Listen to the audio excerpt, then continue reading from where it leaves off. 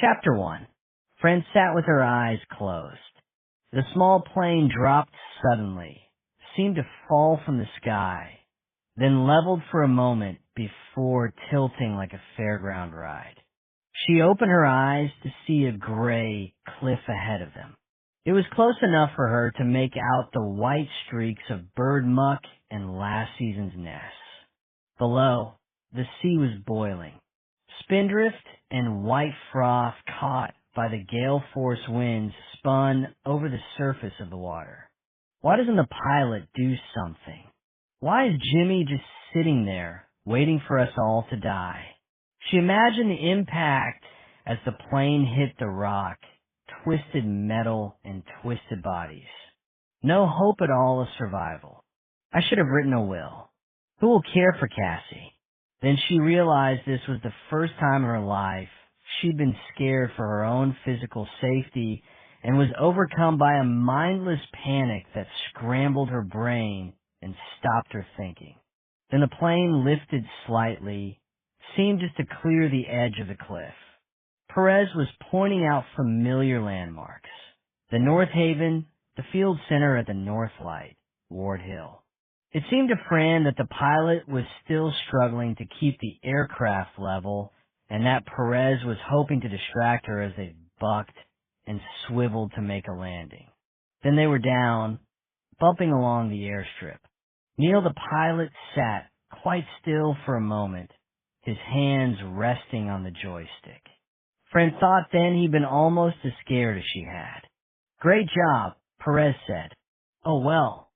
Neil gave a brief grin. "We have to practice for the ambulance flights. But I did think at one point we'd have to turn back." He added more urgently, "Out you get, the pair of you. I've a plane load of visitors to take out, and the forecast is that it'll get worse later. I don't want to be stranded here all week." A small group of people waited by the airstrip, their backs to the wind, struggling to remain upright. Perez and Fran's bags were already unloaded, and Neil was waving for the waiting passengers to come on board. Fran found she was shaking now. It had felt suddenly cold after leaving the stuffy cabin of the small plane, but she knew this was also a response to her fear, and to her anxiety about meeting the waiting people, Perez's family and friends.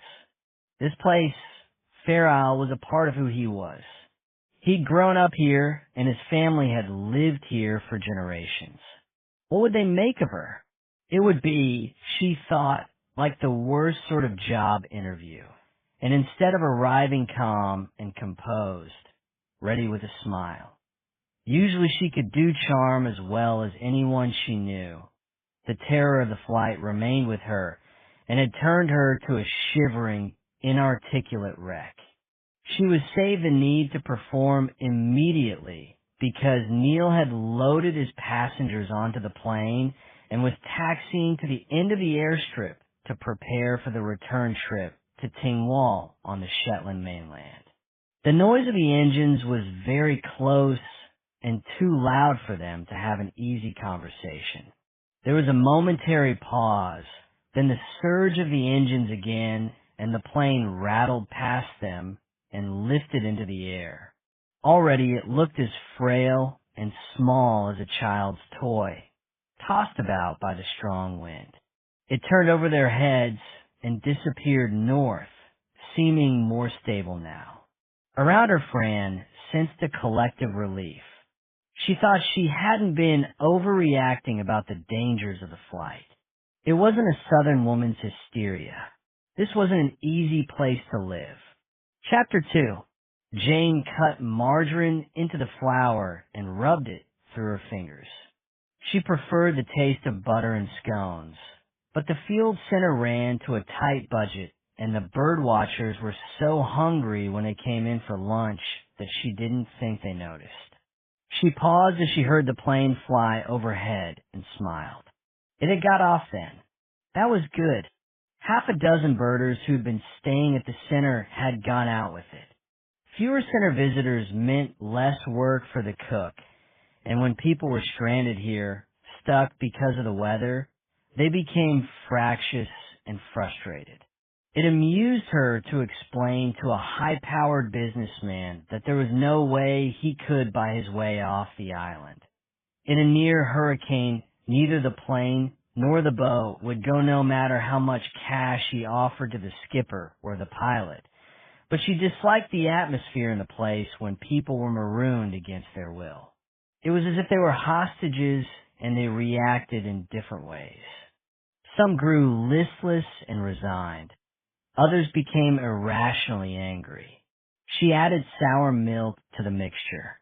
Although she made a batch of scones every day and thought she could do it with her eyes closed, she'd weigh the flour and measure the milk. That was her way, cautious and precise. There was a square of cheese that had been left unwrapped and needed using, so she grated it and stirred it in two. It crossed her mind that if the boat didn't get out tomorrow, she'd have to start making bread. The freezer was almost empty.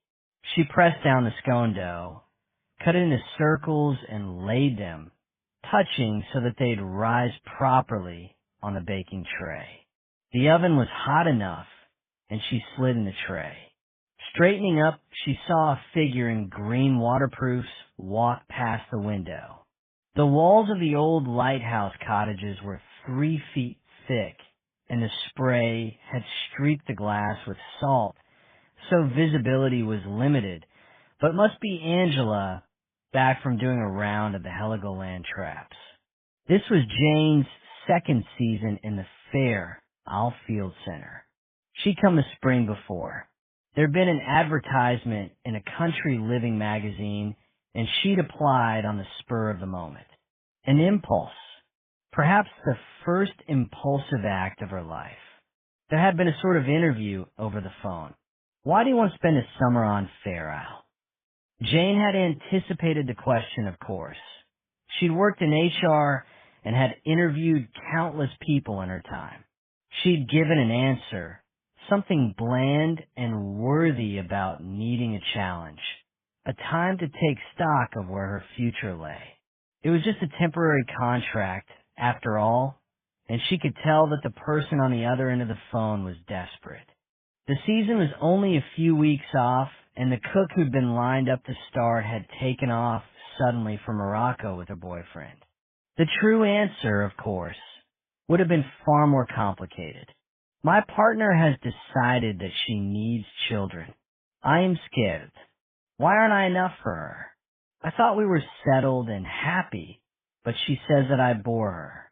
The decision to come to Fair Isle had been the equivalent of hiding under the bedclothes as a child.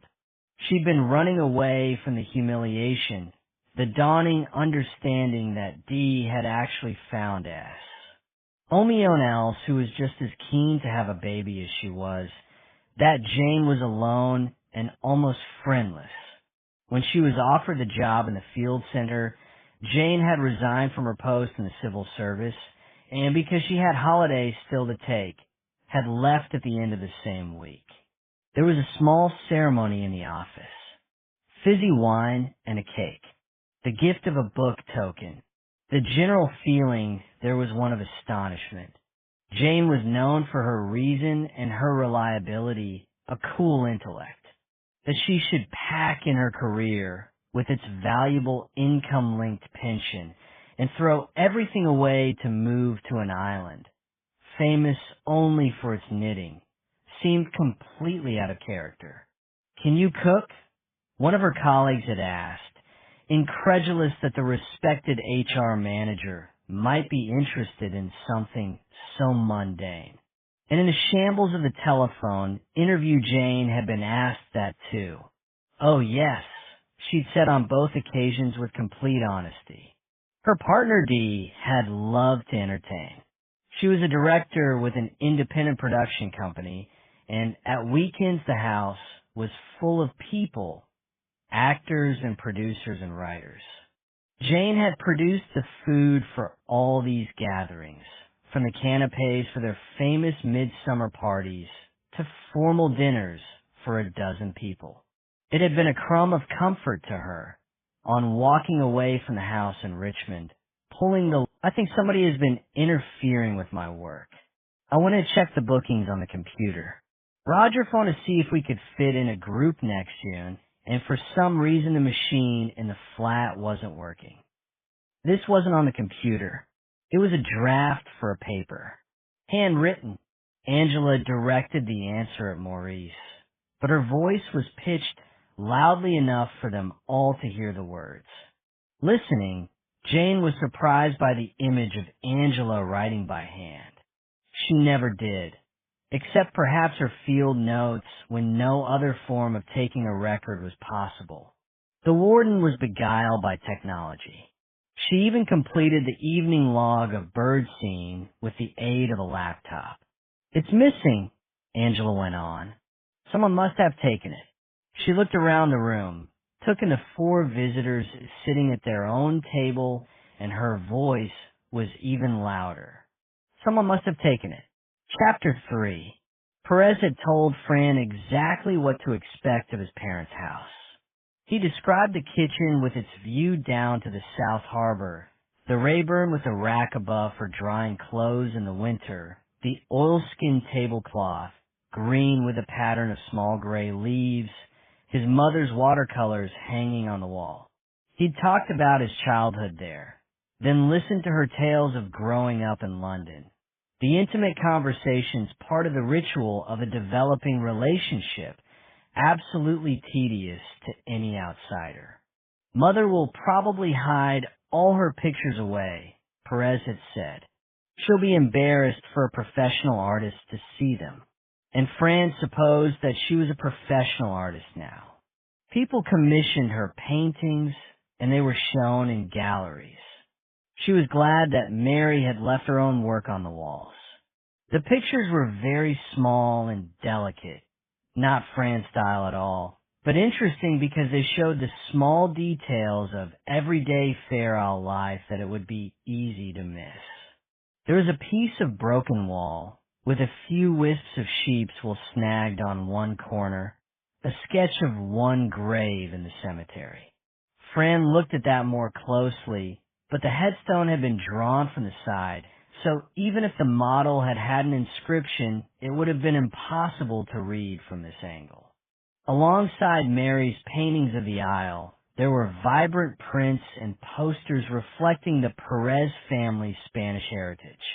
Legend had it that Jimmy's ancestor had been washed ashore from a shipwrecked Armada ship, El Gran Griffin. It was probably true.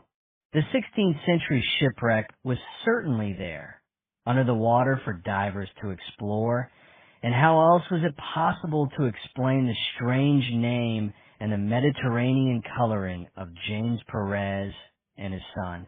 Because the reality of the croft was so close to what she'd imagined, but not exactly the same.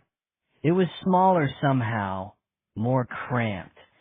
Fran felt rather that she'd wandered into a parallel universe. She sat at the table listening to Mary and James, and it was as if she was an extra on a film set, disconnected, not involved in the main action. Is this how it'll always be here? I'll never quite belong. It hadn't been discussed recently, but Fran thought Perez might want to move back here one day.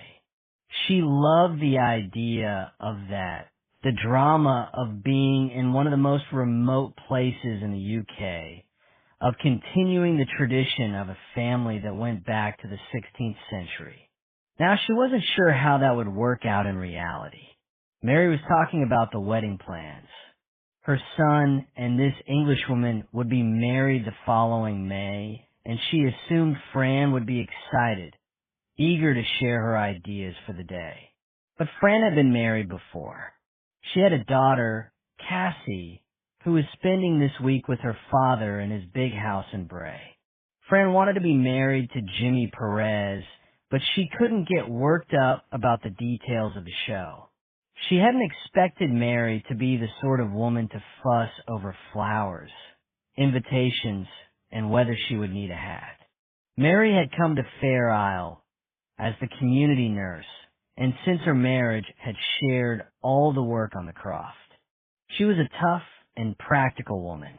But Jimmy was her only son, and perhaps she thought it would please Fran if she showed she was interested in their big day. It seemed to Fran that the older woman very much wanted to be friends with her new daughter-in-law. "We thought we'd be married in Lerwick," Fran said. "A quiet civil ceremony. It's the second time for both of us, after all. Then a party after for family and friends." James had looked up at that. "You'll need something here, too, for the folks who can't get out to the mainland. And your family will want to see the Isle. You'll need a heimfahren. This is Jimmy's home." "Of course," Fran said, though it had never crossed her mind that they would have to bring the circus into Fair Isle. She imagined her parents having to endure the plane ride or the boat. And could she really allow Cassie to face that danger too? And if there were to be a celebration here, she'd have to invite some of her close London friends. They wouldn't want to be left out. What would they make of it? Where would they stay? "We were thinking we'd have a bit of a party this week to celebrate your engagement," Mary said. "That'll be fun, but I wouldn't want to put you to any trouble." Fran looked at Perez for support. He had been completely silent throughout this exchange. He gave a little shrug, and Fran understood that the arrangements would already have been completed. Nothing they said would change things now. "Oh, I wouldn't have it here." Mary smiled. "There's no room in the house. You couldn't have a proper farewell party without some music, a bit of dance. I thought we'd book the field center. There's a good space in the dining room for dancing, and Jane would do the food for us." Jane! Fran thought it was safest to focus on the detail. "She works in the center kitchen. She's a grand cook." "Fine," Fran said. What else was there to say? "Oh, Jimmy," she thought, "I'm really not sure I could live here, not even with you." She turned to his mother. "When were you thinking of holding the party?" "I've booked the field center for tomorrow." Then in a rush, only tentatively, of course, "I wanted to ask you first." "Fine," Fran said again, mentally gritting her teeth. After lunch, she felt as if she'd go crazy if she stayed inside any longer. She'd helped Mary to wash up, and afterwards they'd taken coffee into the living room, where a big window looked south over low fields to the water. Jimmy's father was a lay preacher for the kirk and had disappeared into the small bedroom they used as an office to prepare Sunday's sermon. The three of them sat for a moment in silence, mesmerized by the huge waves that rolled across the South Harbor and smashed into the rocks. It had stopped raining, but Fran thought the gale was even stronger. The noise of it penetrated the thick walls of the house. A constant whining that stretched her nerves, made her even more tense than she would have been anyway. Just outside the window, a herring gull was struggling to make headway against the wind. Fran was reminded of the plane and felt a little sick. She reached out to take her cup and drink the last of her coffee, thinking, what's wrong with Jimmy? He's hardly said anything since we arrived. Does he regret his decision not to come back when he had that chance? We just met then. Does he blame me? Does he want to come home? Perez got to his feet and stretched out his hand to pull Fran up too. Come on, let's go for a walk. I want to show you the island. Are you mad? Mary said, why would you go out in this weather? We'll go up to the North Light, talk to Jane about the catering for tomorrow. A grin to show he knew there was no need. His mother would have done that already. Besides, the forecast is even worse from tonight. If we don't get out today, we might not have the chance. They stood by the kitchen door to put on boots and waterproof jackets. It was sheltered there, but she could still feel the taste of salt on her lips. When they moved away from the house, a gust of wind took her breath away and almost blew her off her feet. Perez laughed and put his arm around her. They walked north, and Perez pointed out the places that meant the most to him. That's where Ingrid, he wondered now whether it had been right to bring her here at all. She was an independent woman, and she must resent the interference in her life by his family. What right did his parents have to make assumptions about their marriage? Soon they would be dropping hints that it was time she considered having another baby. Better not leave it too late. You might not have a boy first time round. He hated to think what Fran's response to that might be. The wind made everything 100 times worse. Even the islanders who were used to the extreme weather started to bicker like toddlers. Most of them didn't leave the place for months at a time, but in fine weather there was the understanding that you could leave if you wanted to. In summer the mail boat went 3 times a week and there were regular flights. In an emergency, it was possible to charter a plane. Now they, like the visitors, were trapped. The children who were studying at the Anderson High School in Lerwick wouldn't make it home for the half-term break, and their parents were missing them. He should have waited until the spring to bring Fran here. Cassie could have come too, and they would have seen the place at its best. The walk up the island seemed to have exhausted Fran, and she was in a deep sleep. He could feel her hair against the bare skin of his shoulder. Maurice had given them a lift back to Springfield late in the afternoon. The 3 of them squashed together in the front of the Land Rover, windswept and breathless, just after the run from the lighthouse to the vehicle. Perez had always found the field center administrator an amiable man, relaxed and unflustered, but today he'd seemed infected by the general tension.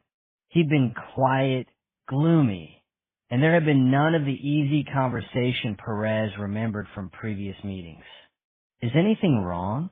Immediately Perez had regretted the question. He was on holiday. If there were problems at the center, it was no business of his. Fran had flashed him a grin as the Land Rover rattled over a cattle grid. You really can't help yourself, can you?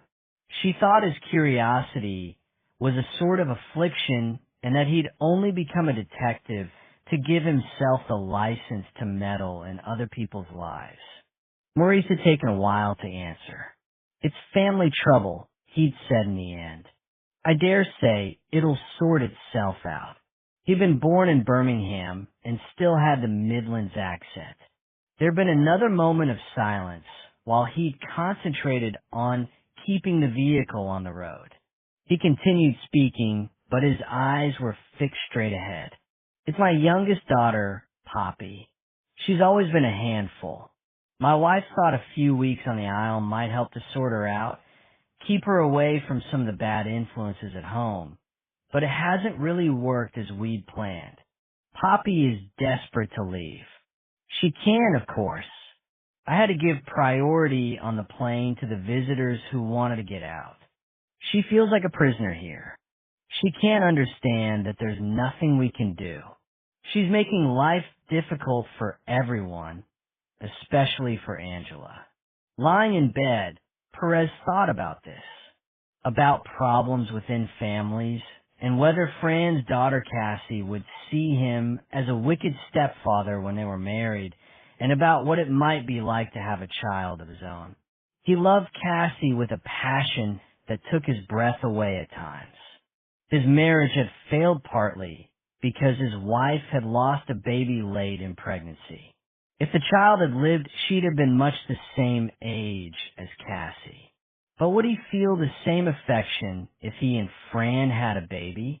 Would the girl feel rejected or put out? He must have slept at last, because he woke in the morning to a gray light and rain like bullets against the window next to him. Later, he and his father went out and looked at the damage. A few slates down, and the roof was right off the shed that had once housed a cow. Nothing too worrying. When they came back into the kitchen, drenched and scoured by the salt, sandy wind, Fran was up. She was sitting in his mother's dressing gown, her hands cupped round a mug of coffee. The women were chatting, and from the porch where he stood to take off his boots, he heard a sudden outburst of giggling. His first wife, Sarah, had never been able to relax like that on visits to the aisle. He felt his mood lift. Perhaps it would be okay. Fran was strong enough to deal with his parents after all. He left aside the question of whether they might one day return to the aisle on a permanent basis. They spent most of the day in the house. Mary worked at the knitting machine that was set up in the corner of the living room. All morning they heard the swish and click as she pushed the wool in its shuttle across the ratchets. Fran was reading. There was a fire made with scraps of driftwood and coal, and the wind roared in the chimney. Later in the afternoon, Fran went to get ready for the party. "Come with me, Jimmy. Help me choose what to wear." And they made love very quietly, with the blue and white curtains drawn against the storm, like teenagers in their parents' home, listening out for the adults who might suddenly come in. Afterwards, she laid her clothes on the bed. "What should I go for, Jimmy? Do people dress up here?" He shook his head, bewildered by her sudden anxiety. She would look lovely whatever she chose. There was hardly a dress code for a farewell party. "It matters, Jimmy. I want them to like me. I want to do you proud." In the end, she went for a long denim skirt and a bright red cardigan, little flat blue shoes. She stared at the mirror before nodding to herself. Not too formal, but dressy enough to show I've made an effort. Mary wanted them to be at the lighthouse early so they could greet all the guests as they arrived. She seemed a little tense to Perez.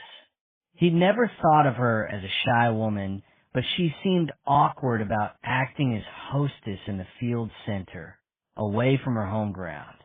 Perhaps she just wanted to make it special for him and Fran. Everyone would be coming by car. This was know whether to take the 3-mile walk north.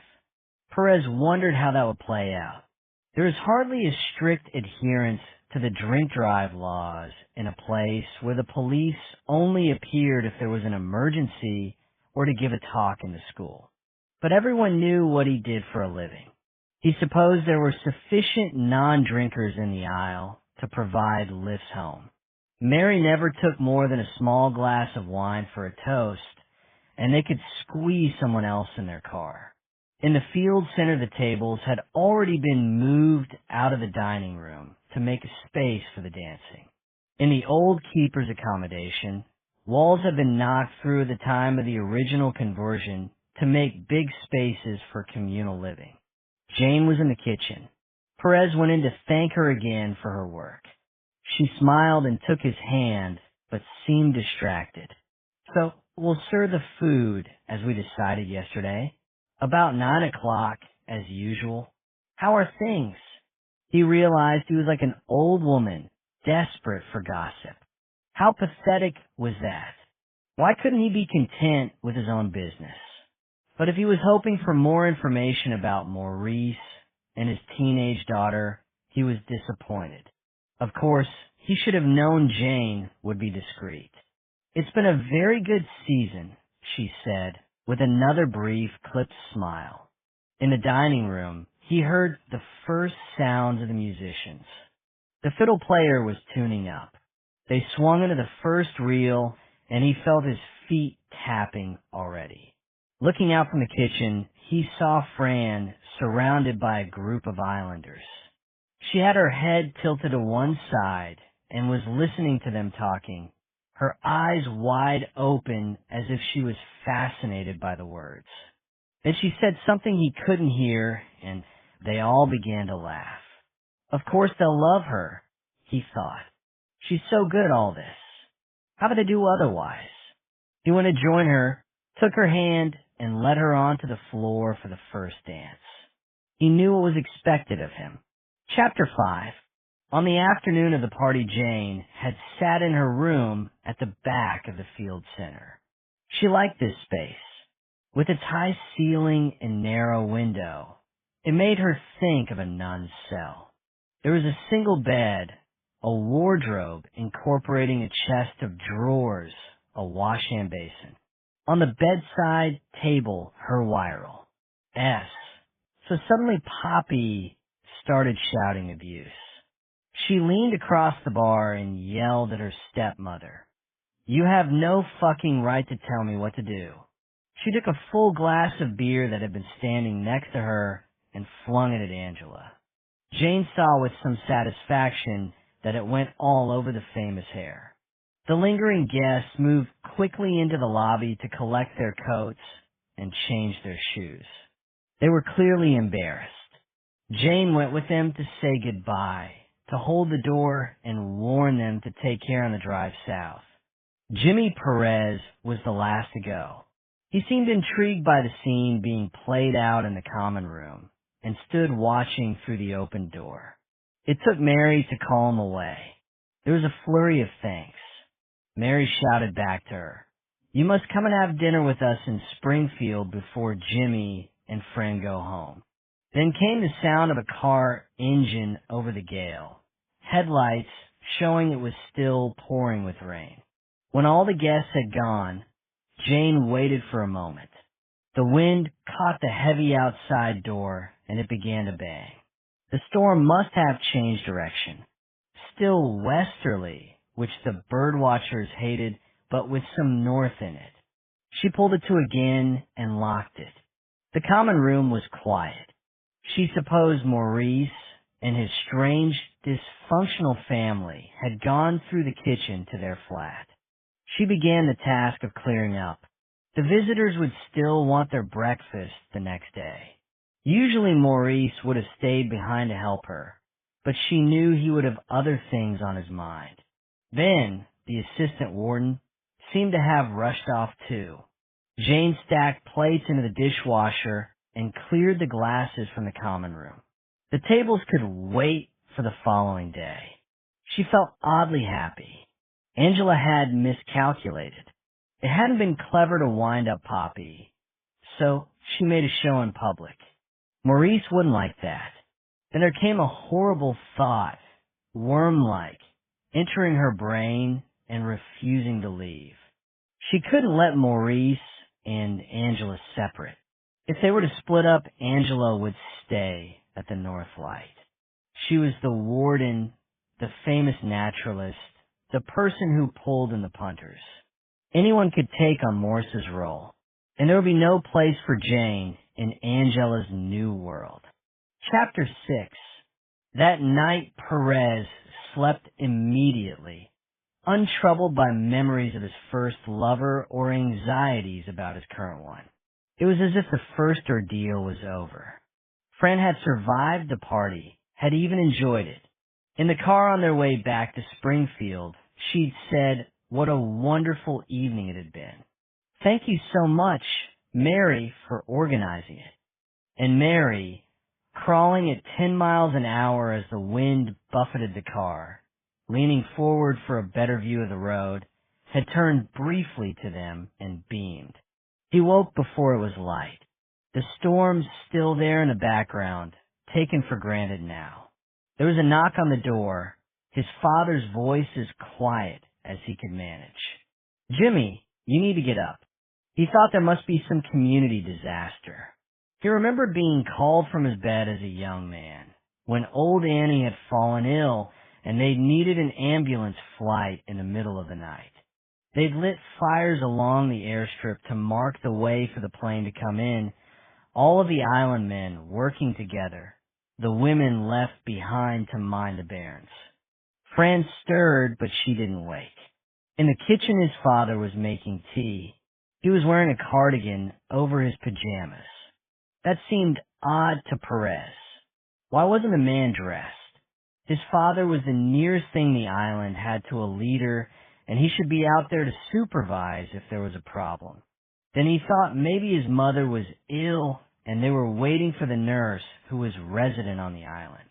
No way would a doctor get in this morning. "They want you up at the field center," James said, breaking into his thoughts. "You can take the car.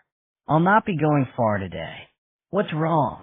Jimmy drank the tea, helped himself to a couple of homemade ginger biscuits. He was still half asleep. "Why do they want me?" "You're the police, aren't you?" James looked up. There's been a murder. Perez had to bang on the lighthouse door to be let in because it was locked. It was still dark, and the beam from the tower circled way over his head. The locked door struck him as unusual, but perhaps someone had watched crime dramas on television and realized it was important to keep people away from the scene. Jane came at once to open up. She was fully dressed in jeans and a sweater, though it wasn't yet 7:30. Inside, all the lights were on. The lighthouse was too far from the other houses to be on mains electricity, and he heard the buzz of the generator in the distance. Jane looked very pale, but quite composed. In here, she opened a door that led directly from the lobby. In the bird room, he stood in the doorway and looked inside. It was a small square space with one window facing east. He supposed all the equipment was to do with the business of ornithology. There were plastic tubes covered with small metal rings of different sizes hanging from one of the shelves, pliers, a set of small balance scales, a pile of small cotton bags with drawstring tops.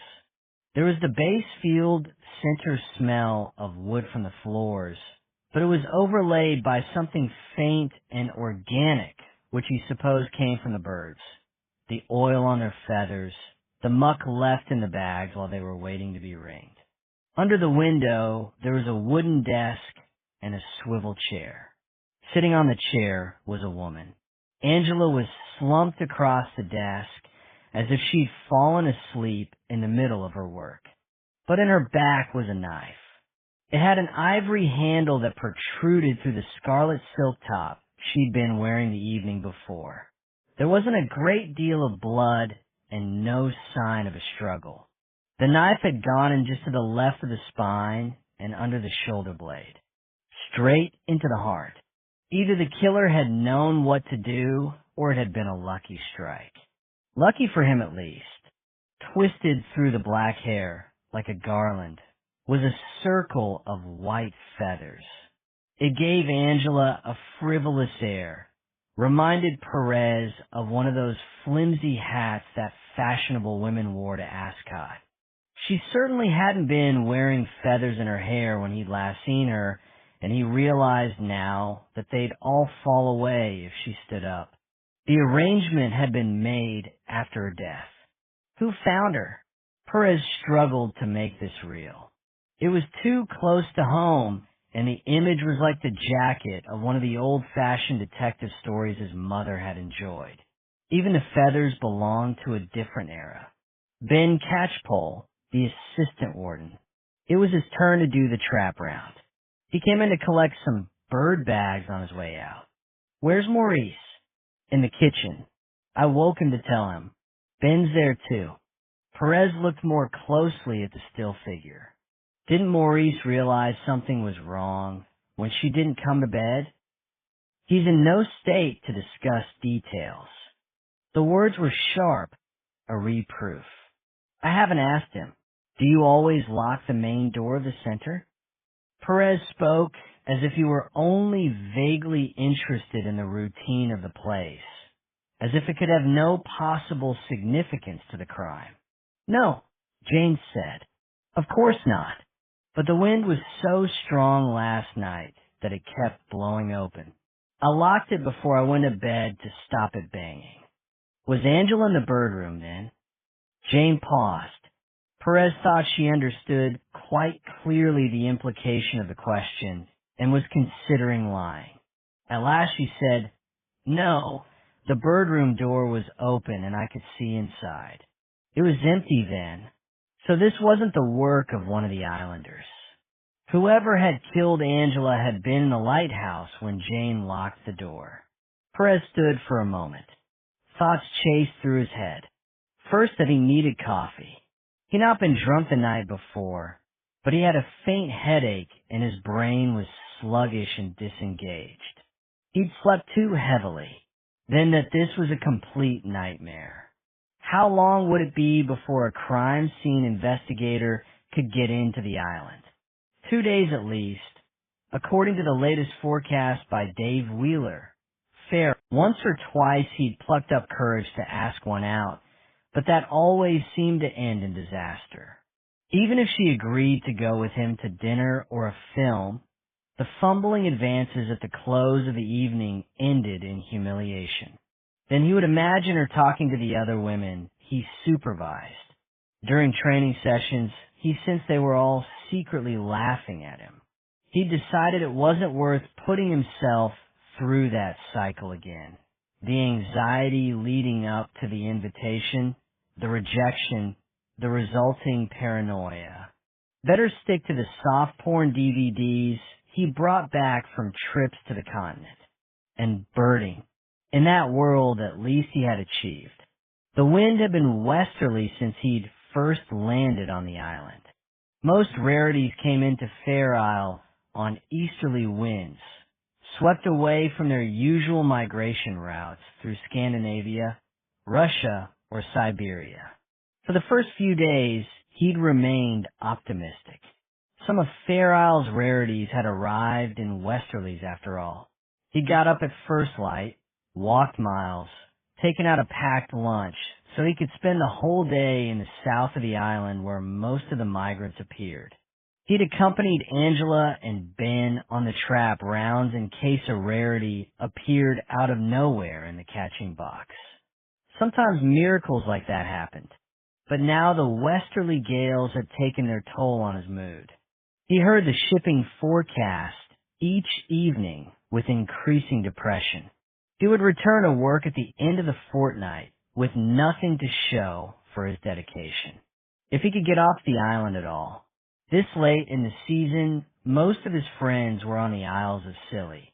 There'd already been a smattering of rare birds from the States, and they were sending him jubilant texts. Dougie found it easier to think about birds than the other parts of his life. He hadn't slept well. These days, he didn't sleep much. Turning on his side, he heard Hugh's breathing. Since the departure of the plane 2 days before, Hugh Shaw was the only other unmarried visiting birdwatcher left on the island, and they shared the dormitory. Dougie lay awake, listening to the young man's breathing, and his thoughts wandered again. Hugh was ambitious, sharp, a brilliant birder for someone so young. Ornithology was all they had in common.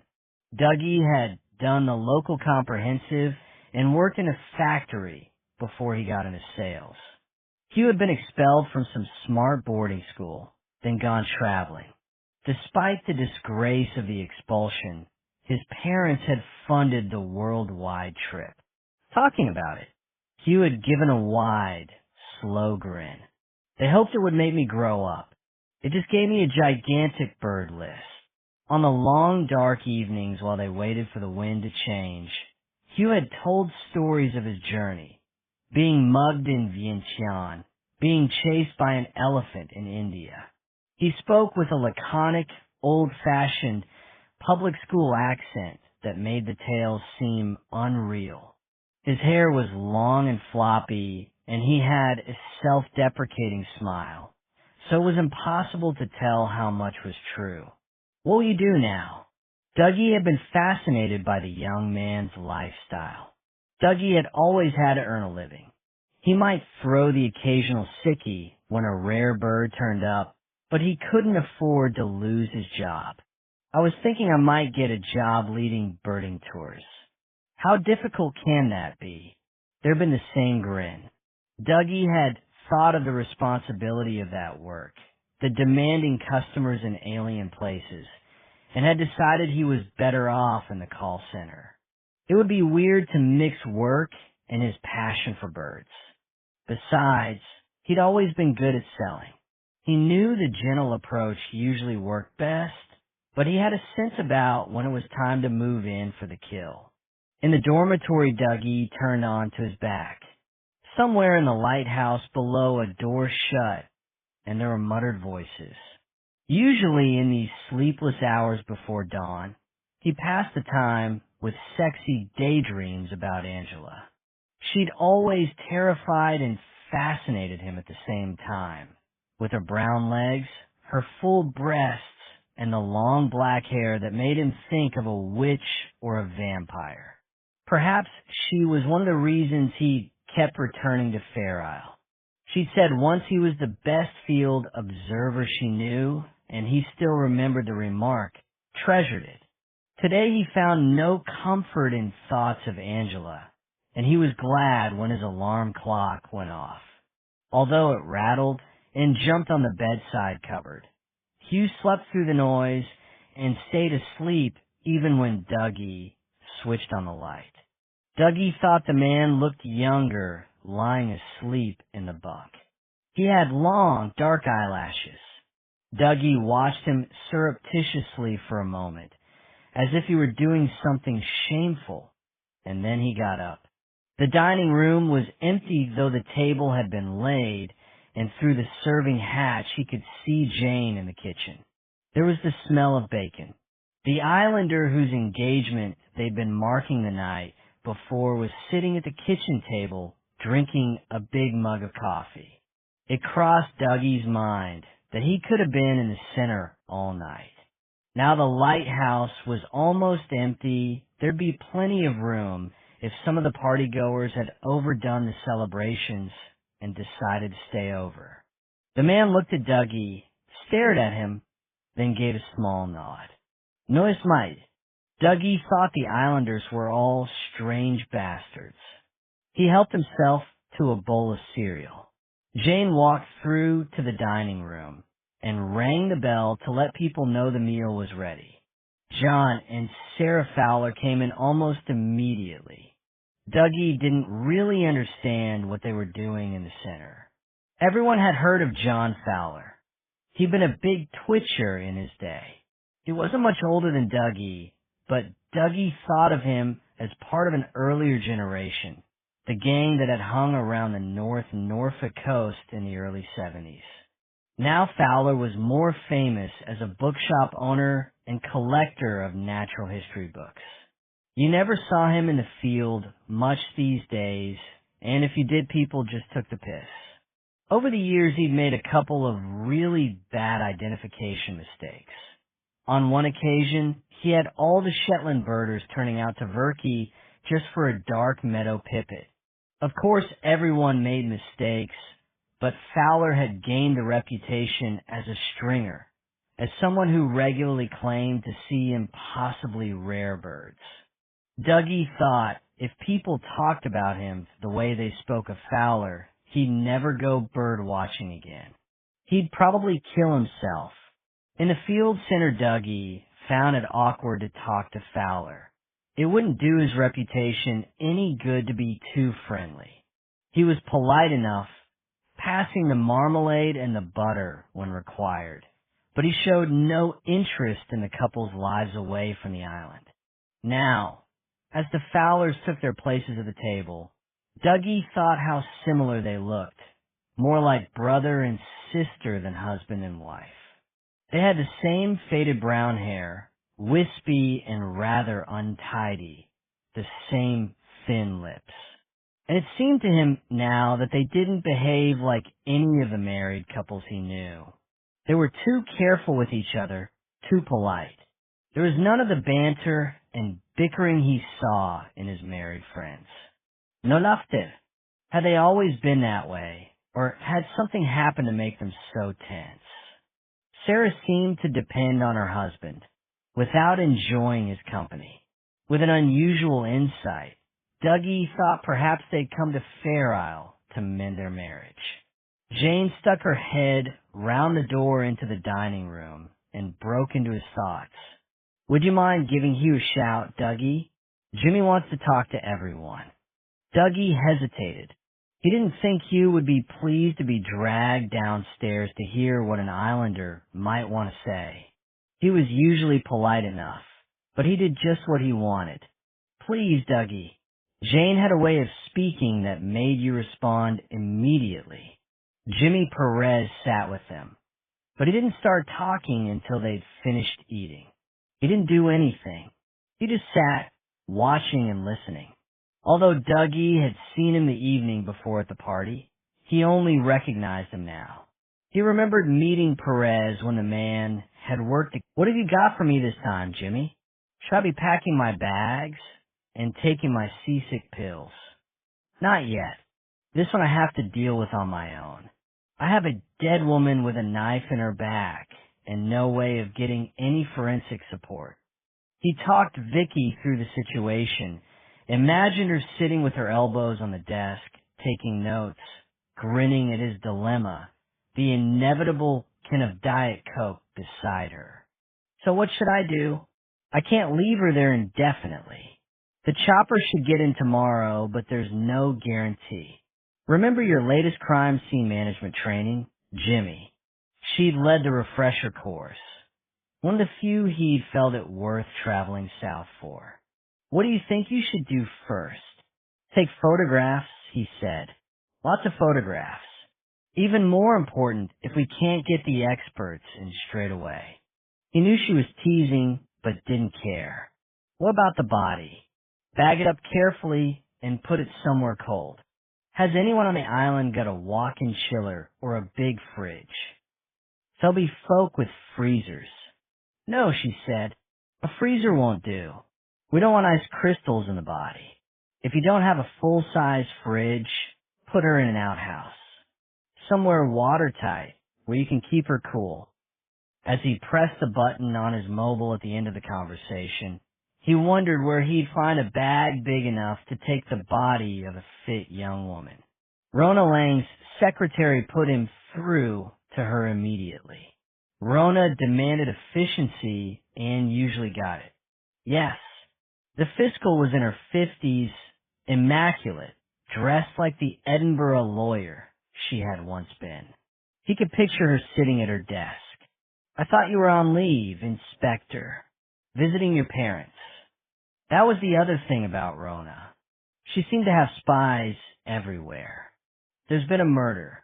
Where? Her voice was measured. He'd never heard her express shock. Here on the Isle. You're like the angel of death, Inspector. Violence seems to follow you around. First Walsey, now Fair Isle. Perez thought that was unfair. His colleague Sandy Wilson had found the body in Walsey. The victim's a young woman, he said. The warden of the Fair Isle Field Center. I'd met her, but I didn't know her well. As I'm here, and there's no chance of the Inverness team getting in, I think I can run the investigation without a conflict of interest. Your victim is Angela Moore? Her voice was sharp. She's a television celebrity. They seem to will her out to talk about everything from Shetland wind farms to the decline of the tiger. There'll be press interest if they get to hear about it. Don't be naive, Inspector. Someone will already have tried to sell the story to the national press. One of the islanders or one of the guests. This has to be sorted out quickly. By the time the weather clears and the reporters can fly in, we need to have made an arrest. His last call was to Fran. In Springfield, Radio 4 was playing in the background. He recognized Kate 80 and from our own correspondent. That would be something else she and Mary would have in common. Both women had on all day a background to their work. I'm so sorry. He realized he'd repeated almost exactly the words and the inflection of Poppy's words to him. I didn't bring you all the way to Fair Isle just to abandon you. It's work. Nothing you could do. What have you been up to? At home, she could occupy herself for hours on her own with her drawing and her painting. She had a concentration that he found enviable. He was too easily distracted, but he didn't think she'd be able to work with his parents around. Mary would want to chat and be full of questions. Perhaps that's where my curiosity comes from, he thought. I'm nosy, just like my mother. I asked Mary to teach me to use the knitting machine. I've always wanted to learn. It's not nearly as easy as it looks. She laughed. Suddenly he felt as if he was as far away from her as when she was visiting her parents in London and he was left behind in Lerwick. It was hard to believe they were only separated by a couple of miles. "I'll make sure I'm home for supper," he said. "Will it all be over by then?" "I don't know." It seemed very simple. Now I'm not sure. Chapter 9. Jane heard Perez talking in the common room while she was laying the tables for lunch. Despite herself, she tried to hear what he was saying, but she couldn't make out the words. She couldn't even tell to whom he was talking. She thought she would have to tell him about that last conversation with Angela. In a place like this, there are no secrets. Someone would inform Perez that Angela had threatened not to renew her contract. Maurice, for example, would say anything to protect his daughter. It was best coming from Jane herself. The smell of baking bread seeped out of the kitchen, reassuringly normal. Lunch would be soup and rolls, oatcakes and cheese, scones and cakes. Today they needed comfort food. It was 11:30. There was time to talk to Perez before she had to serve it. She tapped on the common room door and looked inside. Perez was on his own, his mobile in his hand. He'd finished the conversation and seemed preoccupied. She followed his gaze out of the window. It was more exposed here, north-facing, and the sound of the storm was louder. "I wonder if I could talk to you." "It's about Angela." "Of course." It seemed something of an effort for him to drag his thoughts back to the present. "Could we sit somewhere with a bit of privacy?" She hesitated. "We could use my room, I suppose. It's a bit cramped, but nobody will disturb us." She never invited anyone into her room, was shocked that she'd been the one to suggest it. They passed the door of the bird room on the way to the stairs. "Is Angela still in there?" Where had such a ghoulish question come from? Jane thought it was as if someone else had stepped inside her skin and was talking through her mouth. He looked at her as if he was considering how much he should tell her. He must have reached the same conclusion as she had earlier. There could be no secrets in this place. "I thought I'd go in when the rest of you are having lunch. I'll move Angela's body this afternoon. I'll take it to Springfield. There's a shed we can padlock. She'll be cool there. Then hope the wind drops tomorrow, at least enough to get a helicopter in." He stopped for a moment. "I don't suppose you have a digital camera I could borrow? It would save me going home." Jane was going to ask why he might need a camera, but then she remembered an American TV program beloved by her sister. Beautiful young men and women in designer clothes investigated brutal murders by swimming pools or in grand houses. They always took photographs of the crime scene. How excited her sister would be to know that Jane had been caught up in a real investigation. There was only one chair in her room. She nodded for him to take it and sat on the bed. She saw him taking in his surroundings, the books, and the newspaper clippings. "Do you enjoy crosswords, Inspector?" He smiled. "I don't think my mind works that way. I suppose I have a motive for killing Angela. After all, she hadn't brought him here to make small talk. I thought you should know." He said nothing and waited for her to continue. He sits so still, she thought. It's impossible to tell what's going on in his head. "We had a conversation in the kitchen yesterday afternoon while I was getting food ready for your party. She said she wouldn't want me back at the Northlight next year. And that's a motive for murder?" He wasn't mocking her, but seemed genuinely puzzled. She wondered that he couldn't be as passionate about the place as she was. "I would have killed her then if Dee thought I could get away with it." Jane looked up, gave a little smile to show she was joking. "I didn't. I'm not sufficiently brave." She saw more explanation was needed. "I love it here at the lighthouse. I suppose it's a sort of escape. There are things in my personal life. It was a mess. And Farrell captivated me from the moment I arrived." "Did she give you a reason for not wanting you back?" "Your reputation on the island is high. The best cook they've ever had, my mother says. I'd have thought she'd be bribing you. Everyone remembered Angela because of her hair. Right down her back, sleek and beautiful even when she'd been camping out in the wastes of Alaska for a fortnight or trekking across a desert. But it had been the hands, long and brown, that had stuck in his mind when he'd first seen them on screen. He'd noticed them at once, holding binoculars to her eyes, and later picking up a young razor bill as she prepared to ring it. When she first greeted him in the field center, he'd stretched out an arm to shake hands, and looking down at the grip, he'd been thrilled. The long, strong fingers were just as he'd imagined. He'd thought that handshake had been one of the most intimate experiences of his life. He was finally touching the woman he admired more than any other.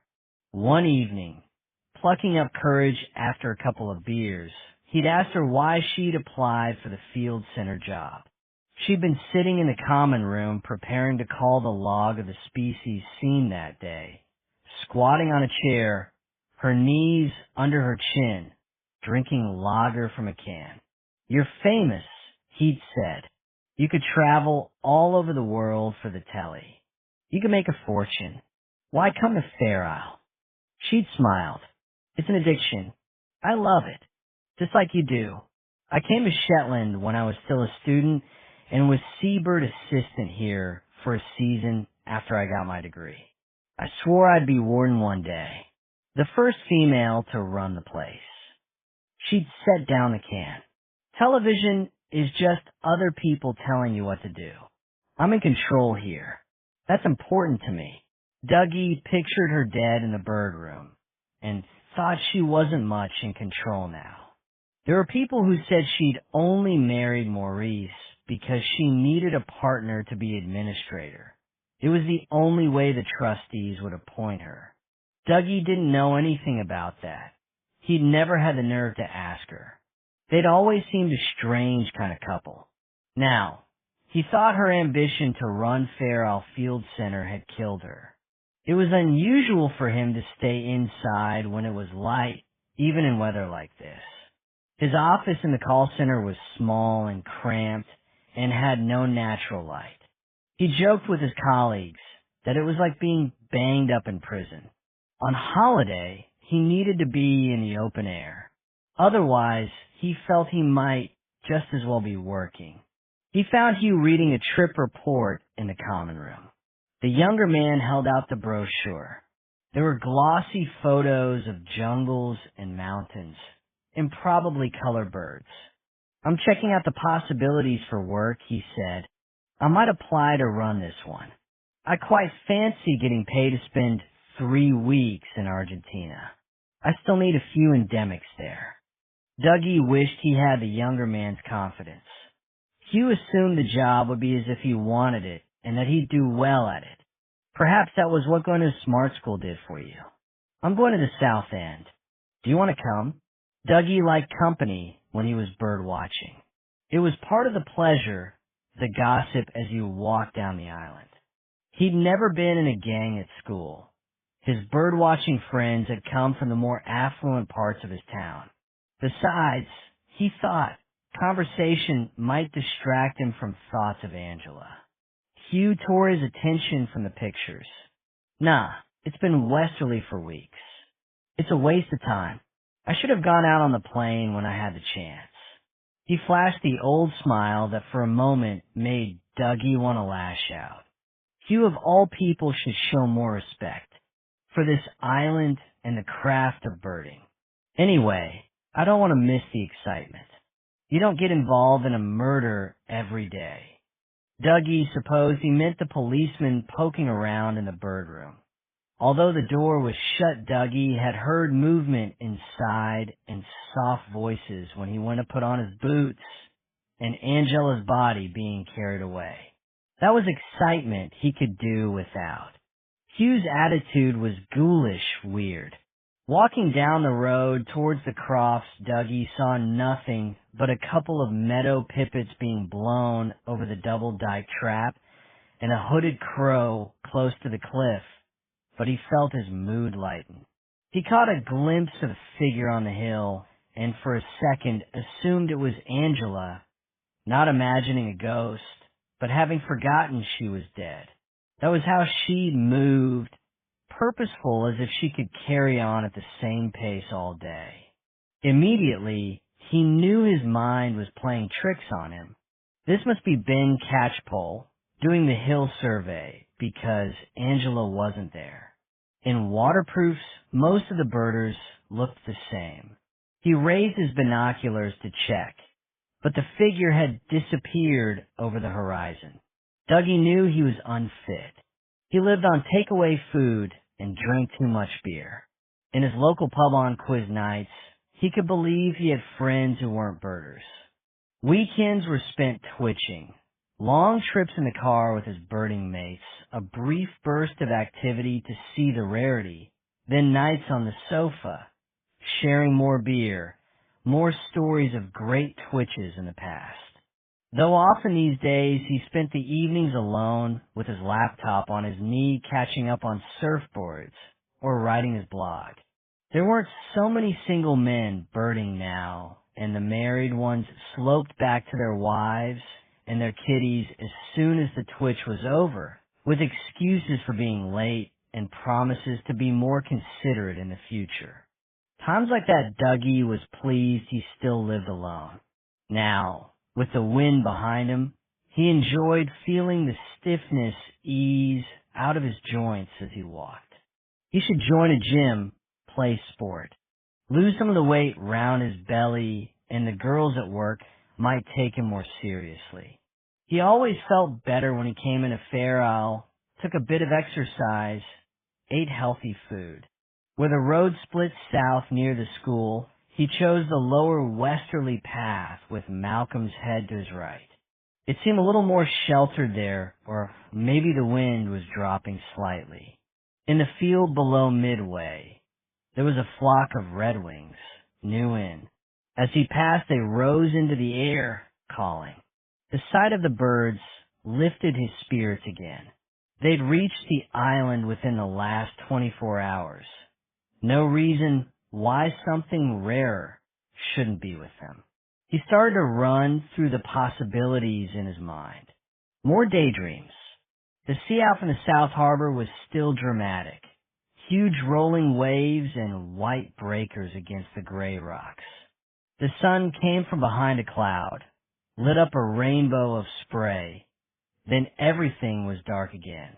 He walked past the small graveyard, which was so close to the sea that Spindrift blew across it, tucked himself behind one of the boulders to catch his breath and keep his telescope out of the wind and the salt. A squall of rain pitted the water a little way out to sea, and he raised his binoculars to look at the storm, then focused again so he was looking closer to the shore. There was a swan near to the beach where the water was calmer. It was back on, and its neck was tucked beneath one wing, so he couldn't see the head.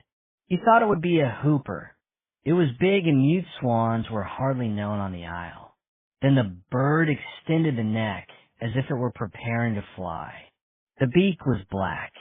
It took a moment for the detail to register, and Dougie set up his telescope, fumbling with the tripod mechanism. God, why had nobody in the world invented a decent tripod? He needed to check this out. Perhaps a piece of weed had become tangled around the bill. Best to limit expectations. He'd been disappointed so many times before. But through the scope the beak was still black. The huge bird flapped its wings slowly and raised its chest. It seemed to be running over the surface of the water. Then it sailed slowly into the air. On one leg there was a thick metal ring. There would be numbers on it. Dougie was muttering a kind of prayer under his breath. Please don't disappear. Nobody will believe this. I need someone else to see it too. Dougie jumped to his feet and followed the swan north through his binoculars. It was flying strongly enough, but not too high. With any luck, it would land on one of the pools at the far end of the island. Hooper swans often settled on golden water. He shrugged. They'll take samples at the PM. We don't have the facilities to do it here, and we can't leave the body here in the center for another night.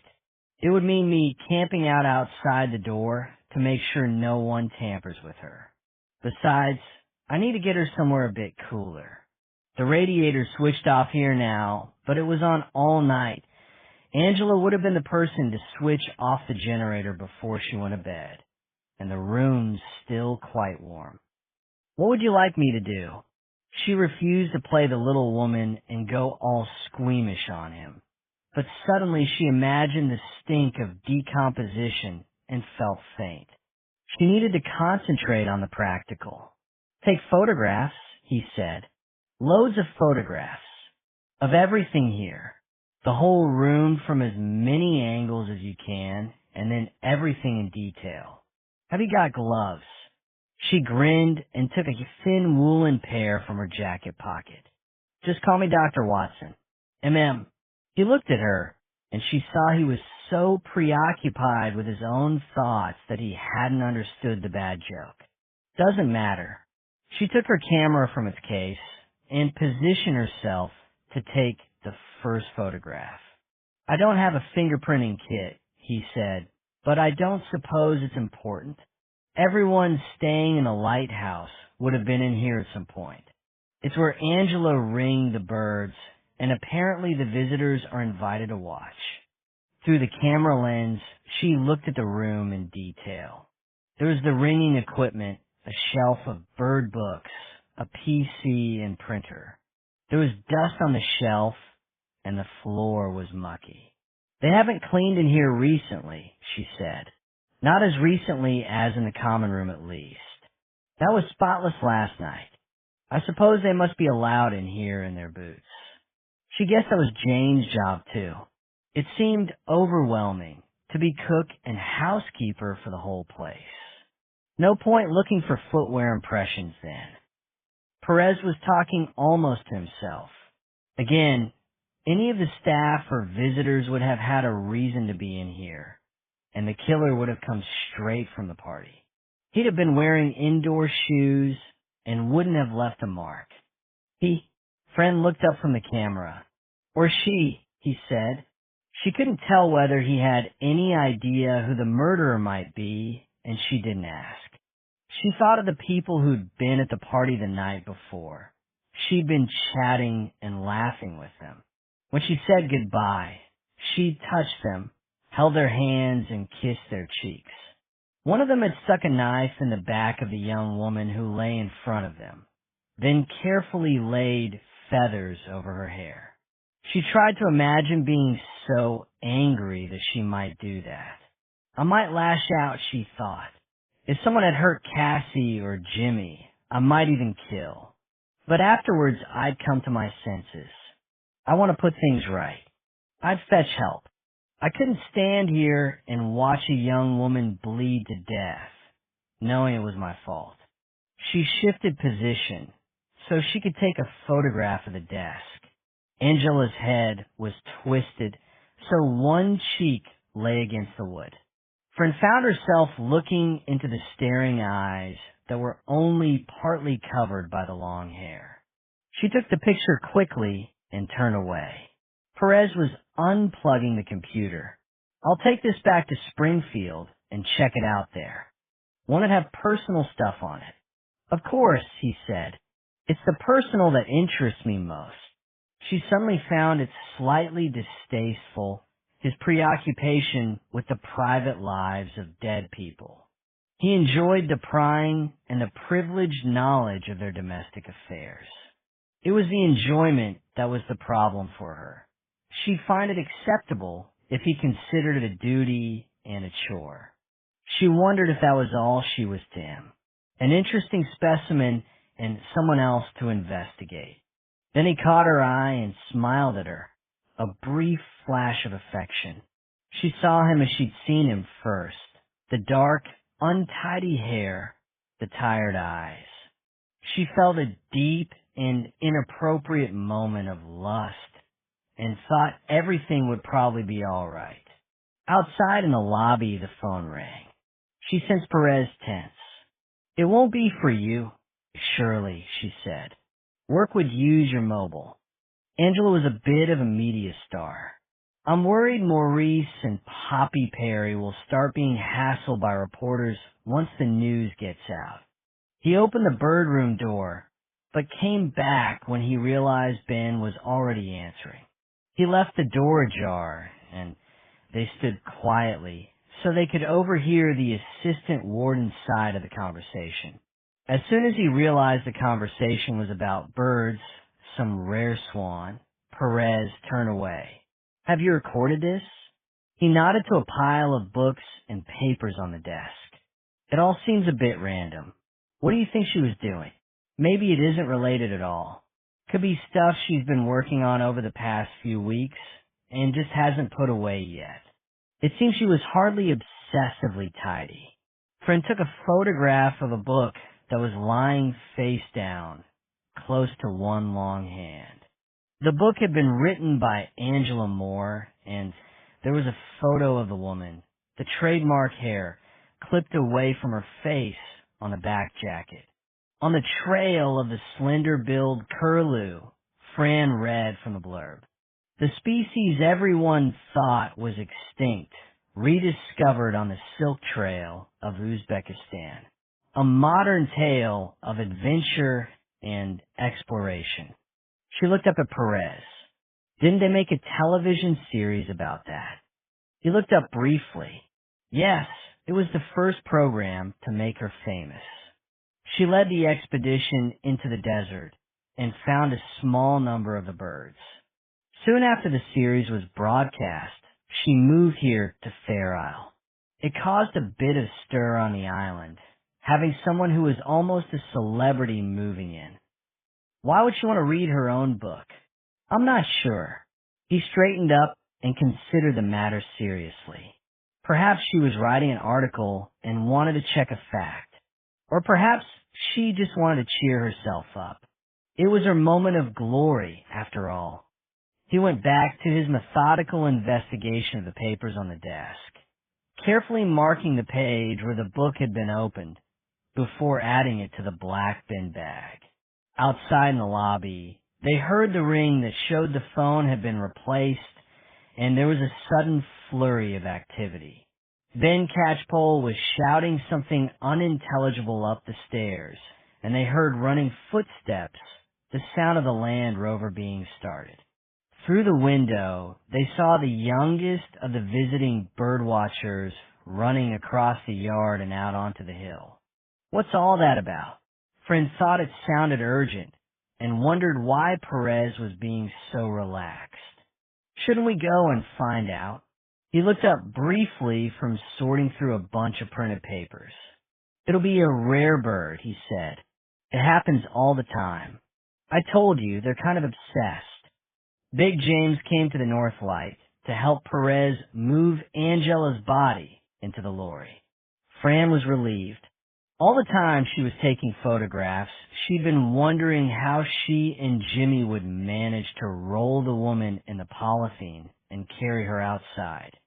She didn't have much strength and imagined spilling Angela on the grass among the sheep droppings and rabbit holes, the indignity of a farcical pantomime trying to maneuver her into the back of the lorry.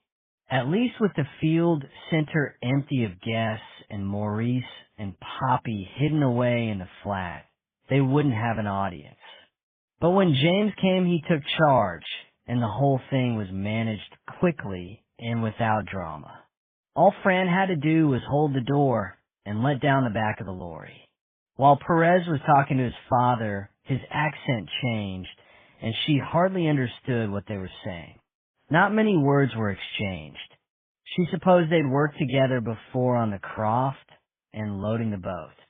James drove the lorry away, and they stood watching at the back door of the field center. "Wait in the car," Perez said. "I need to tell Maurice what's happened." She expected him to be a long time. There would yearly be other questions. Perez was a meticulous investigator. but he came out very quickly. It seemed to her that he was distressed. What happened? Maurice was heartbroken, he said. She went into the kitchen to make coffee. While the kettles were boiling, she stacked the plates in the dishwasher and then spooned instant granules into a big thermos jug. Her evening ritual, the final task before the end of the working day. She thought suddenly that this would be her last year at the center. She wouldn't come back to the aisle once the season was over. It wouldn't be the same, and anyway, she was ready now to move on. By becoming a victim of violence, Angela Moore had done that for her. There was a movement behind her, and she turned, expecting to see one of the visitors, Sarah perhaps, offering to help with the coffee. But Perez stood there. He'd taken off his boots and his coat and was standing very still just by her shoulder. She felt her pulse quicken. Did everyone feel scared when the police arrived? Did everyone remember the misdemeanors, the unkind acts, not criminal perhaps, but inhumane, when confronted by a detective like Perez? We all think he can see right through us. He knows what we're thinking. It's like standing before God on the day of judgment. Carefully, she poured boiling water into the flask. Her hand was quite steady. I'm being ridiculous. It's the weather and the melodrama of the situation. She thought again that she could have walked into a novel. If not Christie, then something else gothic and overblown. I'm sorry to intrude, Perez said. You're not intruding. Come and have coffee with us. He followed her into the dining room. They were all sitting just as she had left them. Another squall had blown up and the rain was hitting the window. Nobody was speaking. Jane felt a responsibility to put people at their ease. It had been the same at the parties in Richmond. Dee had invited strangely mismatched people to her home and then ignored them, and it had been Jane's role to make the introductions and bring the guests together. Everybody's rather excited, she said. There's a very rare bird on Golden Water, a trumpeter swan. It's never been seen in the UK before. Still Perez said nothing. He pulled a chair up to the table and sat between Dougie and Hugh. This is an unusual situation. Perez seemed to be weighing his words. Jane wondered if he already knew who'd killed Angela. Perhaps there was some magic test of technology that had made it clear during the hours he'd spent in the bird room. Was he here to make an arrest? She realized she'd be disappointed as well as relieved if that were the purpose of his visit. She was still intrigued by the puzzle. She felt as she did when she was attempting to complete a crossword and someone leaned over her shoulder and gave her the answer to a cryptic clue. But it seemed Perez was no further forward in the investigation than she was. Usually, in a case like this, a big team would be working it, taking statements, checking the background of the witnesses. Here, there's only me. I'd be grateful for your cooperation. I do need a statement from each of you, and I'd like to speak to you individually. He looked around the table. As soon as possible while your memories are still fresh. What about Maurice and Poppy? Hugh said, I assume you'll be talking to them. He shrugged and gave a diffident little smile to signal he intended no offense. Really, Hugh, Jane thought. You're rather poisonous after all, and I thought you were such a nice boy. I'll be talking to everyone, Perez said sharply, and I'll run the investigation in my own way. I'll begin the interviews this evening. He handed sheets of paper around the table. In the meantime, I'd be grateful if you could write down everything you can remember about yesterday evening. I'll need a timetable of your own movements after the party, but anything else that might be relevant. Perhaps there was an overheard conversation that has become more significant in the light of Angela's death. Or perhaps you noticed someone moving around the lighthouse late last night. Please don't discuss the matter with fellow guests. It shouldn't be the subject of speculation. And be honest. As I said, this is an unusual situation, but it isn't a game. He turned to Jane, and for the first time since arriving, he smiled. Would it be possible to have more coffee? It's going to be a long night. Chapter 13. Perez thought this was the most difficult case he'd ever worked. Here, stranded in the North Light, it was as if he was working in a strange country. It even seemed that the witnesses spoke a foreign language, and he was groping to make sense of the words. He understood for the first time how difficult it must have been for Roy Taylor, his colleague from Inverness, to come into Shetland and take charge of an investigation there. The place would have seemed quite alien to him. Perez knew how Shetlanders thought. He could see the world through their eyes. The field center staff and guests were English and had different ambitions and preoccupations. In a sudden fancy, he thought that the building was like an outpost of empire during the time of the Raj. He felt like a native official bridging the gap between both cultures. He moved everyone from the dining room to the common room. They would be more comfortable there, and he could use the dining room to interview his witnesses.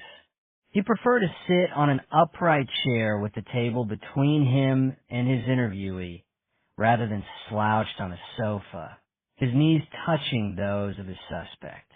Because of course they were all suspects. That was the only way he could consider them at the moment. He knew it was unlikely that the field center residents would sit in silence in the common room. They would discuss what was going on as soon as he left the room. Their written statements would be compromised, but it was the best he could do. Friend had offered to come back to the field center with him. I could help. I'm observant. I could watch them and listen to what was said, make notes without their realizing. But he wasn't sure information gathered in that way would be considered admissible evidence. And one woman had been murdered already. He wasn't going to place Fran in danger again. He asked John Fowler to join him first in the dining room. Why had he made that choice? It was a random decision made partly because quiet people always interested him, and Fowler had hardly spoken over coffee. Also, he seemed amiable and Perez could do without a hostile conversation to kick off the evening. They talked with the churning of the dishwasher in the kitchen as a background to the conversation. Perez set a small tape recorder on the table between them.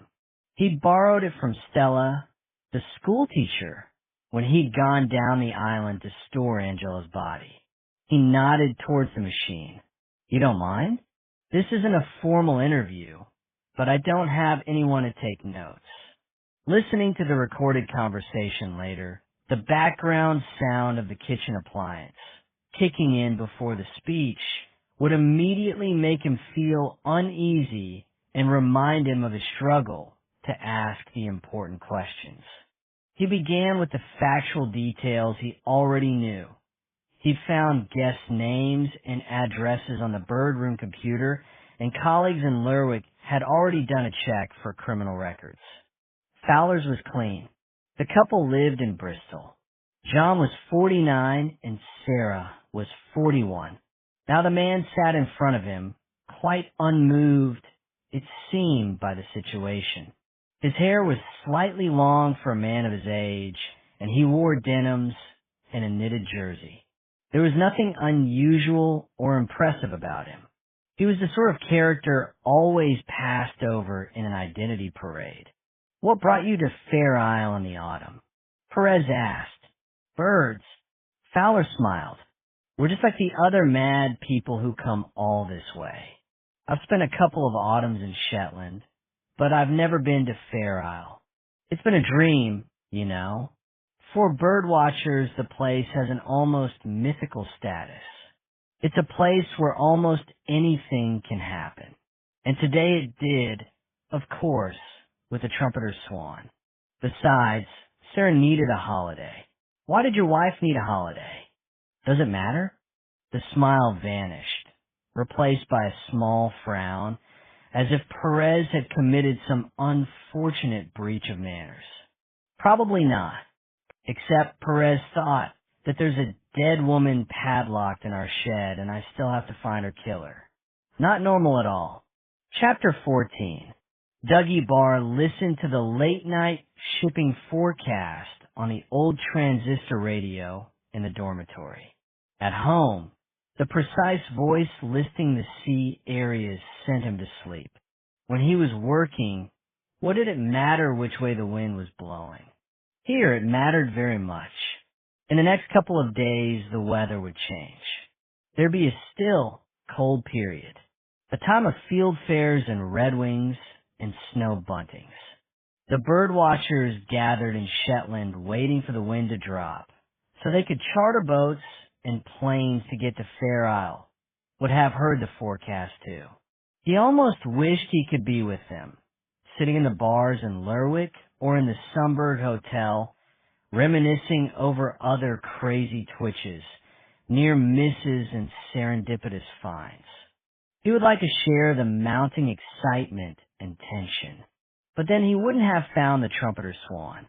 His name wouldn't appear in the British Bird's rarity report. He wouldn't be the envy of every birder in Britain. Sitting on his bed, he unbuttoned his shirt and caught snatches of conversation coming from the common room below him. Ben and Hugh were sitting up drinking. There was a sudden outburst of laughter. Dougie felt excluded, frozen out. The old paranoia. They're laughing at me. Because I'm not as bright as them. Because I have to work for a living. It had been the same since he was a child, the chubby boy in the playground, teased and bullied. He stood up and looked out at the window, had an almost overwhelming impulse to force his fist through the glass. He imagined the noise, the pain as shards pierced his skin, almost to the bone, the sensation of wind rushing through the splintered gap. With a great effort, he took off his trousers and folded them on the back of a chair, climbed under the duvet, shut his eyes very tight, and thought of Angela's silky black hair and long, brown hands. He pictured her naked body, but the image failed to work its old magic. Instead, he thought of her staring through her heavy polythene shroud, because of coarse details of her leaving the lighthouse had leaked out with lifeless eyes. Downstairs, the conversation continued. There was another explosion of laughter. On an impulse, Dougie got up and dressed. He stormed downstairs, just as his mother had done on occasion when he was still living at home and had been foolhardy enough to invite friends round. She'd appear at the living room door in her dressing gown and slippers, her face blotchy with indignation and embarrassment. "Do you mind keeping the noise down, our Dougie? Some of us have got work to go to in the morning." As if he hadn't worked for a living. The big generator had been turned off for the night, and he used a torch to see himself down the stairs. In the common room, a Tilly lamp stood on the table, and someone had put candles on the mantelpiece. The fire had been banked up with peat, but the central heating had gone off, and there was a chill in the room. He'd only expected to see Hugh and Ben, but John Fowler was there too, and Dougie was thrown by that. The man was older than him, and it didn't seem right to make a fuss, to complain about the noise. He'd make himself look bad-tempered, stupid even. Instead, Dougie poured himself a whiskey and went to join them, as if he'd been up all the time. He didn't drink much. He preferred the taste of the soft drink Jane got him specially when she knew he was staying. Perhaps it was the whiskey that made the whole episode seem like a dream when he thought about it later. He thought Hugh must have started the game. It was his style. There was an empty wine bottle on the table, and Hugh turned it on its side and began to spin it. The light from the Tilly reflected in the moving green glass. Have you ever played the truth game? Surely that must have been Hugh.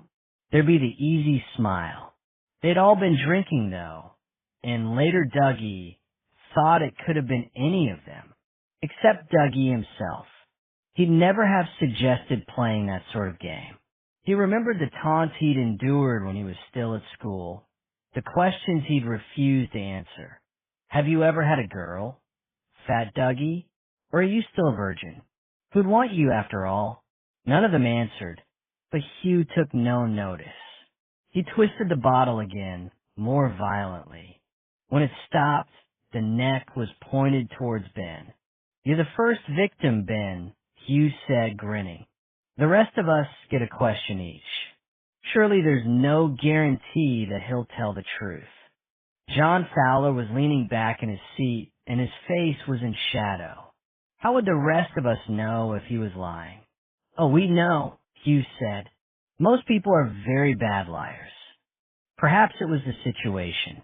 The candlelight flickering in the inevitable drafts.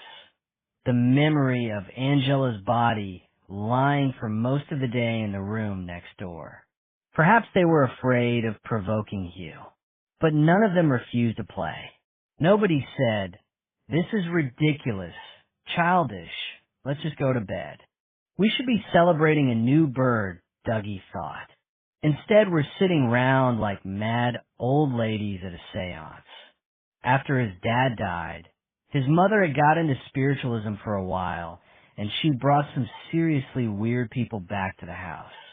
They'd sat with their fingers touching in the dark, crouched in the front room of their suburban council house, believing they were conjuring up spirits. "I'll ask a question," John Fowler said. He leaned forward and the buttery candlelight slid down his forehead and over his chin. "Did you kill Angela Moore?" Ben's head shot up. For a moment, Dougie thought he would hit the man. "No, I never have hurt her." "Your question, Dougie." It sounded as if Hugh was laughing. Dougie didn't look at him, but he knew the smile would be there, the white teeth gleaming out of the shadow. Dougie didn't know what to ask. He was just dreading his turn as victim. "Have you ever done anything you're ashamed of? Where had that question come from?" Ben turned to face him. "Once," he said. "Then, I betrayed some friends." "When was that?" "It was John Fowler." Dougie thought you could tell he'd been a journalist. You could imagine him sniffing out stories. "I've answered the question, haven't I? No need to go into details." In the candlelight, it looked as if Ben's hair was on fire. "What about you, Hugh? What do you want to know? Did you love her?" "Who?" "Angela, of course. We're all thinking about her." No hesitation. "Yes." Oh, Dougie thought. She'd have enjoyed that. Nothing Angela liked better than unquestioning devotion, and nothing she despised more. John Fowler reached out and twisted the bottle, a deft movement that Dougie, in this heightened mood, thought looked like someone wringing the neck of a chicken. He watched the spinning glass, saw it stop. It was halfway between him and Hugh, but he wanted this over. He couldn't stand the waiting. "My turn then," he said. He felt he couldn't breathe. The questions would be about sex, or about Angela, which came to the same thing. Hugh stared at him. "Did you kill Angela Moore?" Dougie relaxed. "No." An easy question, and Hugh was the mischief maker. If any of them was going to turn him into a figure of fun, it would be Hugh. He turned to face the others. Now, the worst was over. He was almost enjoying being the center of attention. John Fowler was watching him. It was out of character for the man to be here, playing a stupid adolescent game. Usually Fowler went to bed early with his wife, straight after the cocoa and the biscuits and the calling of the log. Why was he here? Did he think they'd like him, accept him, and believe his records again, just because he stopped up drinking with them? But Fowler didn't speak, and it was Ben who asked the next question. "Do you know who killed Angela?" Dougie paused for a moment, but suspicion wasn't knowledge. "No." He looked at John again, waiting for the last question. Have you ever strung a bird? Fowler asked. Have you claim? D. A record you weren't sure about. It was the last thing Dougie had been expecting. Fowler was, did she ever make you feel like that? Angry. Nah, I was never worth provoking. Fat Dougie. Too easy a target. She took me under her wing. Dougie struggled to explain the relationship he'd had with Angela. You know how sometimes really fit women have an ugly friend? Someone who's not a threat. Someone to confide in. That's how Angela was with me. I was the ugly friend. Even though you only came to the field center once a year. Dougie hesitated. He wasn't sure how much to tell Perez. He decided to stick to answering the questions, not to volunteer any information, but the questions were more wide-ranging and personal than he'd expected. And he thought Jane had guessed how things were between Angela and him. She'd probably tell Perez anyway. We kept in touch, he said at last. Email mostly. Sometimes by phone. Didn't you resent it? Perez asked. The way she used you, I mean. When Dougie didn't answer at once, he added, or perhaps he didn't feel used. You didn't mind being the ugly friend. I knew I could never be anything else, Dougie said. It was better than nothing. He paused. He had never thought he'd tell anyone about his feelings for Angela. And in 5 minutes, this strange islander with the dark hair had wheedled information out of him that he'd always kept secret. Dougie thought this was what it must be like to be under hypnosis. Perez said nothing. He waited for Dougie to continue, and Dougie felt compelled to speak. I loved it when she phoned me. It was always late at night. I imagined her in the bird room, looking down over the cliffs to the sea. It was exciting. She knew she excited me. Perhaps she only did it when she needed a boost for her ego. I didn't care, even when she just wanted to talk about her marriage, other men. I was flattered that it was me she'd chosen to talk to. Were there other men? Dougie nodded. He expected other questions, a demand for specifics, but Perez didn't follow that line of inquiry. What did she say about the marriage? That Maurice was a sweet man, but sometimes he bored her so much that she thought she would die. She wasn't sure she could stand living with him anymore. And he's crap in bed. That was what she said. Dougie felt he should apologize for Angela. She wasn't malicious, not really. Sometimes she said outrageous stuff just make me laugh. But he had the feeling Perez understood anyway. Do you think she was seriously considering divorce? Perez asked. Nah, Maurice was just what she needed. Someone to look after the domestics, so she could spend all her time birding. He was too convenient to have around, and he was besotted with her. She knew he'd let her get away with anything. Did you go and see her in the bird room the night she died? Dougie was astonished. Was the inspector some sort of magician? Could he read men's thoughts? Because it's the sort of thing a friend would do, Perez went on. There'd been that scene with Poppy. Angela might have been upset. I thought you might call in to check that she was all right. I heard her go into the bird room, Dougie said. I couldn't sleep. I brought a bottle of whiskey to the island with me. I don't drink much, but other people do. And you still feel the need to buy friendship, don't you, Dougie? I took it down. I offered a drink, but she didn't want one. Not for me, Dougie. You have one if you like. I didn't stay for long. She was working. She made it clear I was disturbing her. If we had any sort of friendship, it was always on her terms. Did you have a drink? Was there a glass on her desk? Nah, I didn't bother either. Like I said, I don't really like it. Did she tell you what she was working on? No. We talked about Poppy. Angela said if the wind didn't change soon, so she could get rid of the teenager from hell, there'd be a murder. Dougie looked up at Perez. He didn't want a Shetlander to think he'd made some sort of crass joke, but Perez still focused on the notes on the paper before him. The detective looked at him. Was she alive when you left her? Yes. Dougie felt himself flush.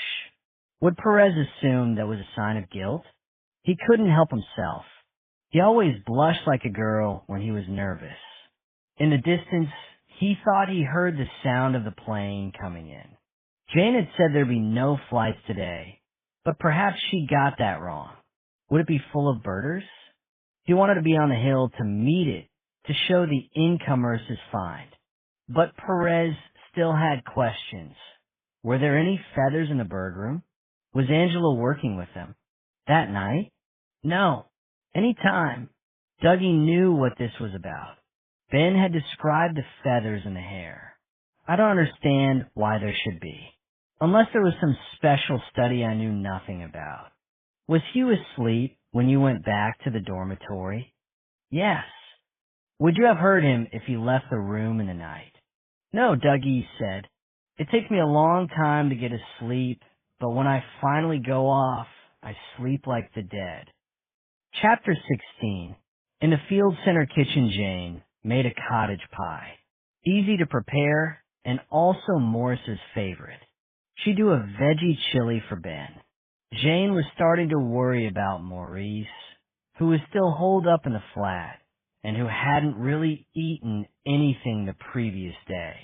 The community nurse had come up to the lighthouse the morning that Angela had been found dead and offered sedatives. But Maurice had refused to see her. I don't need her pills. I don't need tranquilizing. I don't want to forget my wife. Now, Jane wondered if she should get the nurse back. The woman was chatty, easygoing, and she was probably the source of many of the rumors floating around the island about Angela's murder. She'd be happy enough to call in, but it was unlikely that Maurice would be persuaded to see her, and Jane didn't want to provide more fodder for the feral gossip machine. She put the pie in a larder to keep cool and phoned Mary Perez. Mary had been the island nurse before she became a full-time crofter, and Maurice had always got on well with her. No reason why Jane shouldn't invite her to the North Light for coffee and try to persuade Maurice out of the flat to meet her. While she waited for the woman to arrive, Jane went upstairs to make beds and tidy rooms. In the height of the season, they'd employed a young woman from Belfast to do the cleaning, but now Jane looked after all the domestic chores. It wasn't too onerous this week. 2 rooms, the small dormitory where Dougie and Hugh slept, and the twin belonging to the Fowlers. The staff looked after themselves, though sometimes Jane took pity on Ben Catchpole and did his laundry. The dormitory had the stuffy, sweaty smell of men living in close proximity, even though 2 of the beds were empty and the men were sleeping at opposite ends of the room. Jane straightened sheets and folded duvets, cleaned the sink, opened the sash window, just a little to lend fresh air. She wondered if Perez had searched in here. Would that be the normal procedure in a murder investigation? Surely he'd have to get permission first, and he certainly hadn't asked her if he could look around her room. She thought she would have known if he'd been there, looking through her drawers, prying in her things.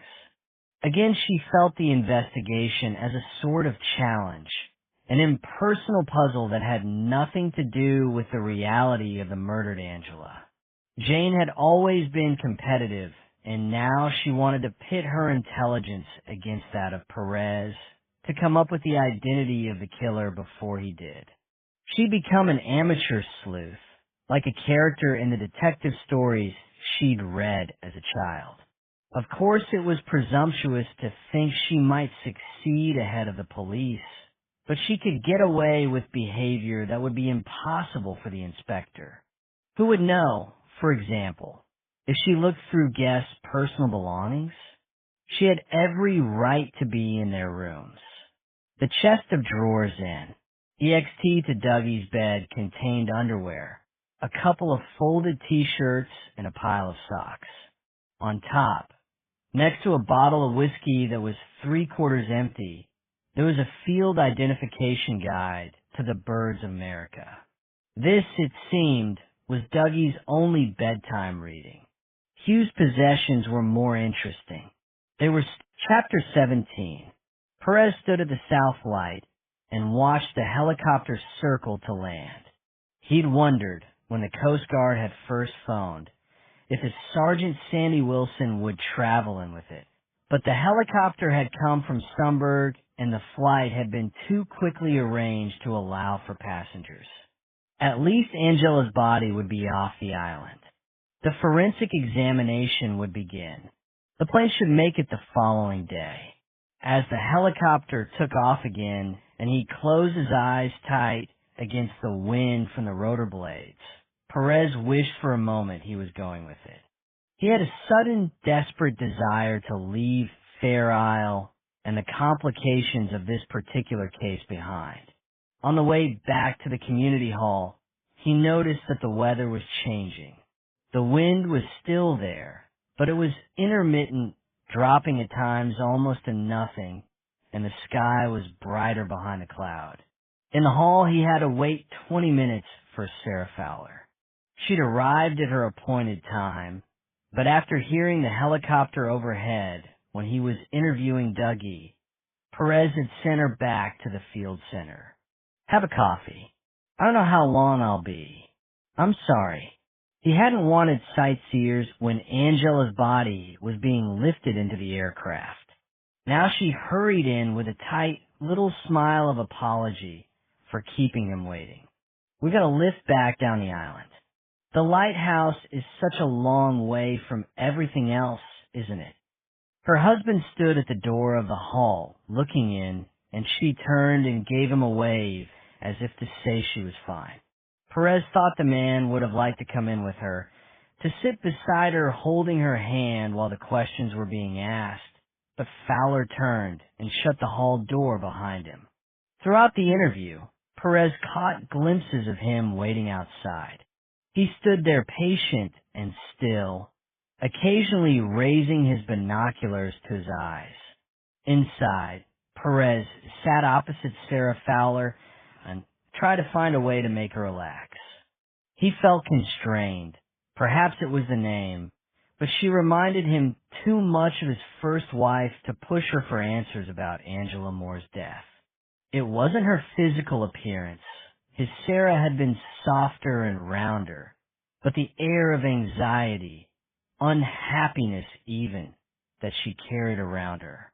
Her tension was contagious, and when he took up a pen to make notes, he saw his own hand was trembling slightly. "I'm sorry to have disrupted your holiday like this." She looked up sharply. It wasn't what she'd been expecting. "You didn't commit the murder, Inspector. You're just doing your job." The words sounded brusque, but he thought she was abrupt only because she was so nervous. He understood why her husband felt the need to protect her. "Has it been very awkward for you to extend your stay? I presume you too have work to get back to. Or are you involved in your husband's business?"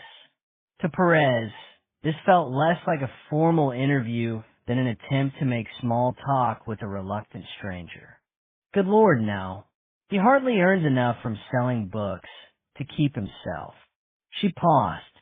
"I manage a Sure Start Children's Center on a council estate in Bristol. Challenging, but I enjoy it." She paused. "At least until recently, when things got on top of me. The management thing is rather stressful, though the children make up for the bureaucratic hassle. I have great staff. They'll cope without me." He stumbled to find something to say.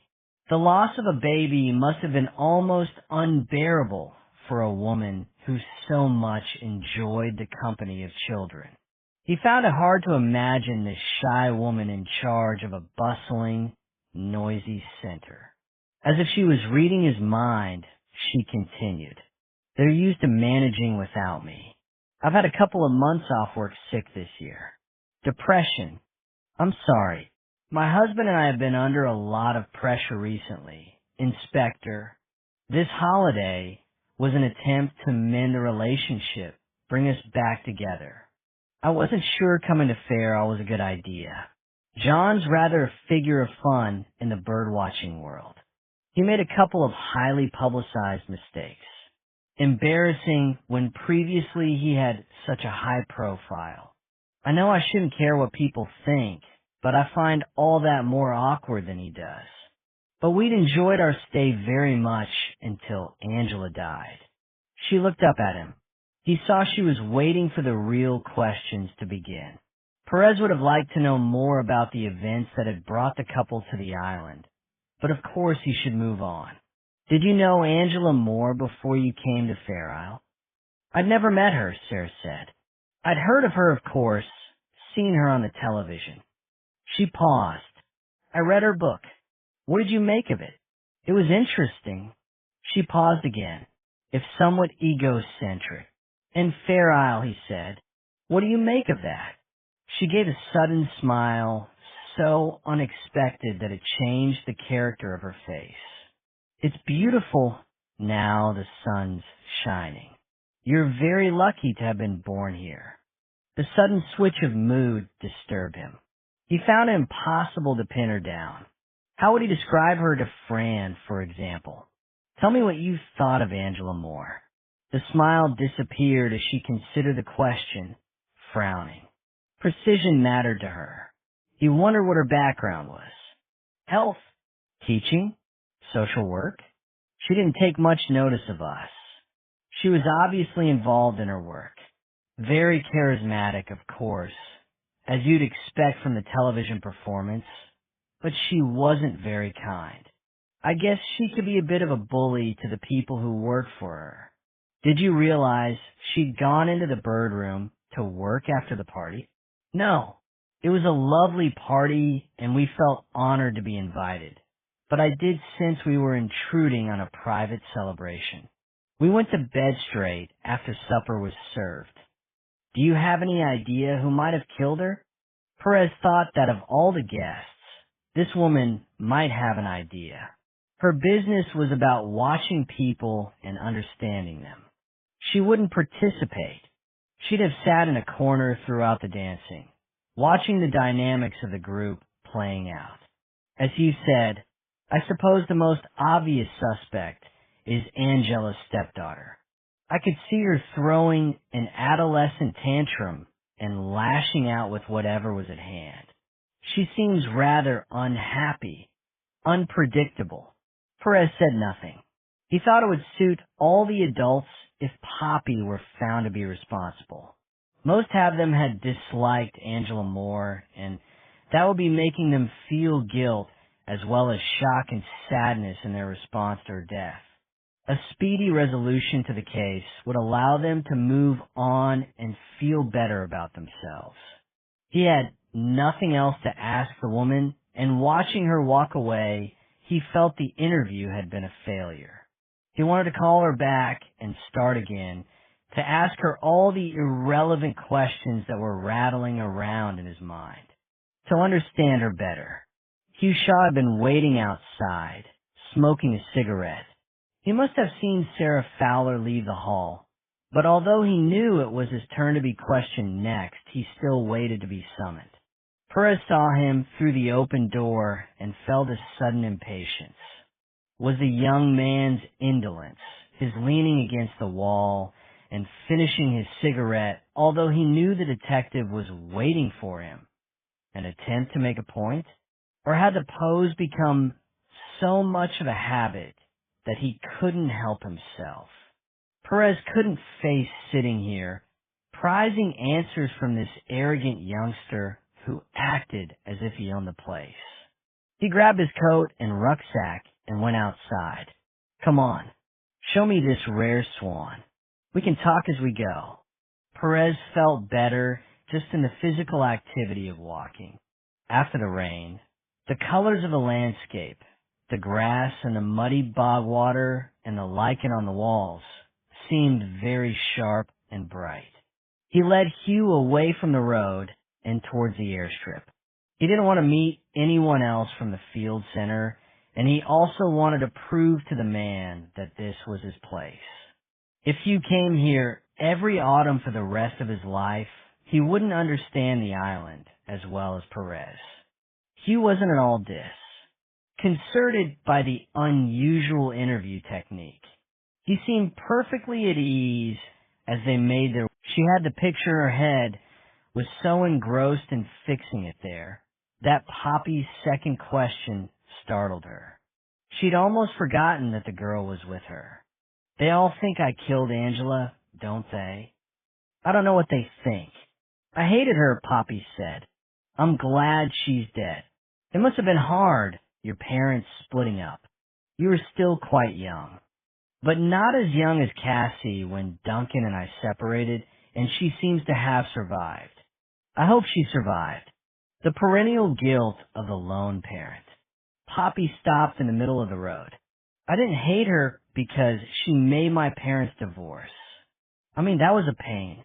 I thought my mom and dad were happy. But it happens all the time. I could cope with it. There aren't many of my friends who live with both parents now. I just hated her. Why? She was a cow, and she treated my dad like shit. Friend didn't know what to say. She was curious, of course. For the first time, she could understand Perez's fascination with the detail of his work. This voyeurism into other people's problematic lives. But really, what right had she to pry? She didn't have the excuse of work. In the end, she didn't have to say anything. Poppy was already continuing. You know, Angela only married my dad so she could get the job on the island. I mean, look at him. What else could she see in him? He's kind, Fran said. Understanding. He's old and worn out. He wears corduroy trousers and cardigans. He's going bald. Fran grinned. Poppy caught her eye and began to giggle too. Fran thought it wouldn't be so bad having a teenage daughter. Mary drove down the road behind them. She stopped and shouted to ask if they wanted a lift back to Springfield. We're okay to carry on walking, aren't we? Fran asked. Sure. Poppy smiled again. My mother's always saying I need more exercise. Just like you. Why were you so desperate to leave the island? Fran asked. Was it just that you didn't get on with Angela? There was a pause. I used to love coming here when Dad first moved up. I mean, it was a sort of adventure. Mom would come with me on the train to Aberdeen, and Dad would meet me there. We'd get the ferry. I was the youngest kid at home and always felt a bit left out, so it made me feel special to have that time with him.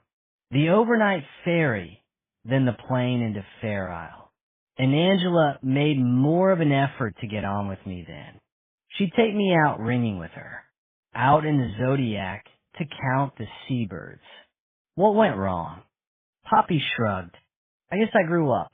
I could see how she treated my father, like he was some sort of servant. He was a senior lecturer at the university, important in his own right, before he married her. She had no right to talk to him like that. So you hadn't wanted to come to the Isle this time? They wanted me out of the way. Poppy's voice was becoming shrill. Who did? My mother, the school. I was becoming a nuisance, so they decided to banish me to the far north. Like it was some sort of Russian prison camp. Like I'm some political fucking prisoner. Friend didn't say anything. This is what Jimmy would do. He'd wait. She's so angry that she'll just keep talking. A raven appeared overhead. Fran heard it croaking before she saw it, and the noise made her shiver and remember past horrors, distracted her again from the girl ambling along beside her. They don't like my boyfriend, Poppy went on. He's older than me. Different background. They pretend to be open-minded, but they look down on him because he gets his hands dirty when he works, and he doesn't talk like we do. Just because his parents couldn't pay for him to go to a smart school. They blame him because I lose it sometimes. But they're the ones who make me angry. They make me want to lash out. Sometimes it doesn't hurt to spend a bit of time apart. God, friend thought. I sound like the agony ant from a tabloid newspaper. I've been trying to text him, Poppy said, and phone him, but he hasn't answered. He's probably found someone else. Francois this was at the root of the girl's misery. It had affected her more than Angela's death and her father's grief. She felt abandoned. She had been desperate to leave the island to find out why her older man was refusing to respond to her. When she was mooning in her bedroom, listening to depressing music and watching endless television, it was the man she was thinking of, not the violence of her stepmother's death. Angela knew, Poppy said. She knew that Des hadn't been in touch. She laughed about it. What would a grown man see in you? She didn't do it when Dad was around, but when we were on our own, she'd pick away at me. Heard anything from the boyfriend yet? Still no news? I think it drove me crazy. In the flat with the wind howling outside. Nobody to talk to. I dreamed of killing her. When it actually happened, I could almost believe I'd done it. I'd wanted it so much. I was drunk, and I couldn't remember much about the night of your party. Perhaps it was me after all. She turned so Fran saw her face and realized how scared she was. She wanted a reassurance Fran wasn't able to give. Fran tucked her arm around Poppy's, and they walked together into the shop. Chocolate, Fran said in a no-nonsense tone she used to Cassie when she woke with nightmares. That's what you need. They sat on the bench outside the shop to eat the sweets they'd bought. Do you have any idea who might have killed Angela? Fran asked. She couldn't help herself. You were there all day, every day. Poppy shook her head. She was in a weird mood all week, she said. I mean, even weirder than usual. Something was freaking her out. She treated them all like she did me, poking and prying. It could have been any of them. Later, Fran and Mary distracted Poppy with long games of Scrabble and Cluedo. They sat at the kitchen table and at last could hear the sound of sheep and herring gulls over the wind. James was at the haven, supervising the return of the Good Shepherd into the water. In the croft, Poppy shrank back in herself, and there were long periods of silence. She could have been sulking. It seemed to Fran that the girl switched from a woman to a child and back again in seconds. She wondered how any parent could deal with these mood changes. She could see why Poppy's mother had needed a break. At 4 o'clock, Fran offered to drive Poppy back to the North Light. She hoped she might catch up with Perez there, even for a few minutes, and thought she was as starstruck about him as the girl was with her unsuitable boyfriend. But Poppy said she would walk. Are you sure? It's a long way. It'll be almost dark by the time you get there. Like you said, I need the exercise. I'll come with you then. Fran was already on her feet. No, Poppy said. I could do with some time on my own.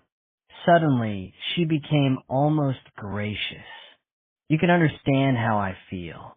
I've been trapped inside with all those people for almost a week. But thanks for today. It's been great. A real help. Fran went out to the track and watched her take the east road past Kenneby. A small dark figure. The hood of her cagoule pulled over her head, disappearing into the distance.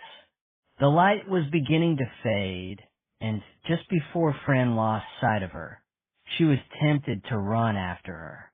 Perhaps she should have insisted on accompanying her back. Perez might disapprove of Fran allowing her out alone. But Poppy needed the chance to make her own decisions, and Fran went back into the house. Chapter 19. While the field center staff and guests were having lunch, Perez walked down to the haven to talk to his father. There was the habitual anxiety before the encounter. He'd grown up with the sense that he'd never matched the older man's expectations. Big James wanted a son who was an islander, who understood the traditions and sensibilities of the PL. Ace. Most of all, he'd wanted a boy who wouldn't question his own authority. The crew were lowering the boat from the slipway into the water. Perez would have been glad to help, but the operation was over before he arrived at the jetty. Old school friends grinned up at him. "You arrived just in time then, Jimmy. Are you volunteering to come out with us in the pond?" "That was our place." Perez nodded. The pond was a ruined croft house. Once it had been set up as a bothy for campers with a loft bed. Aristocratic naturalists had stayed there before the war, but it had fallen into disrepair and was no longer used.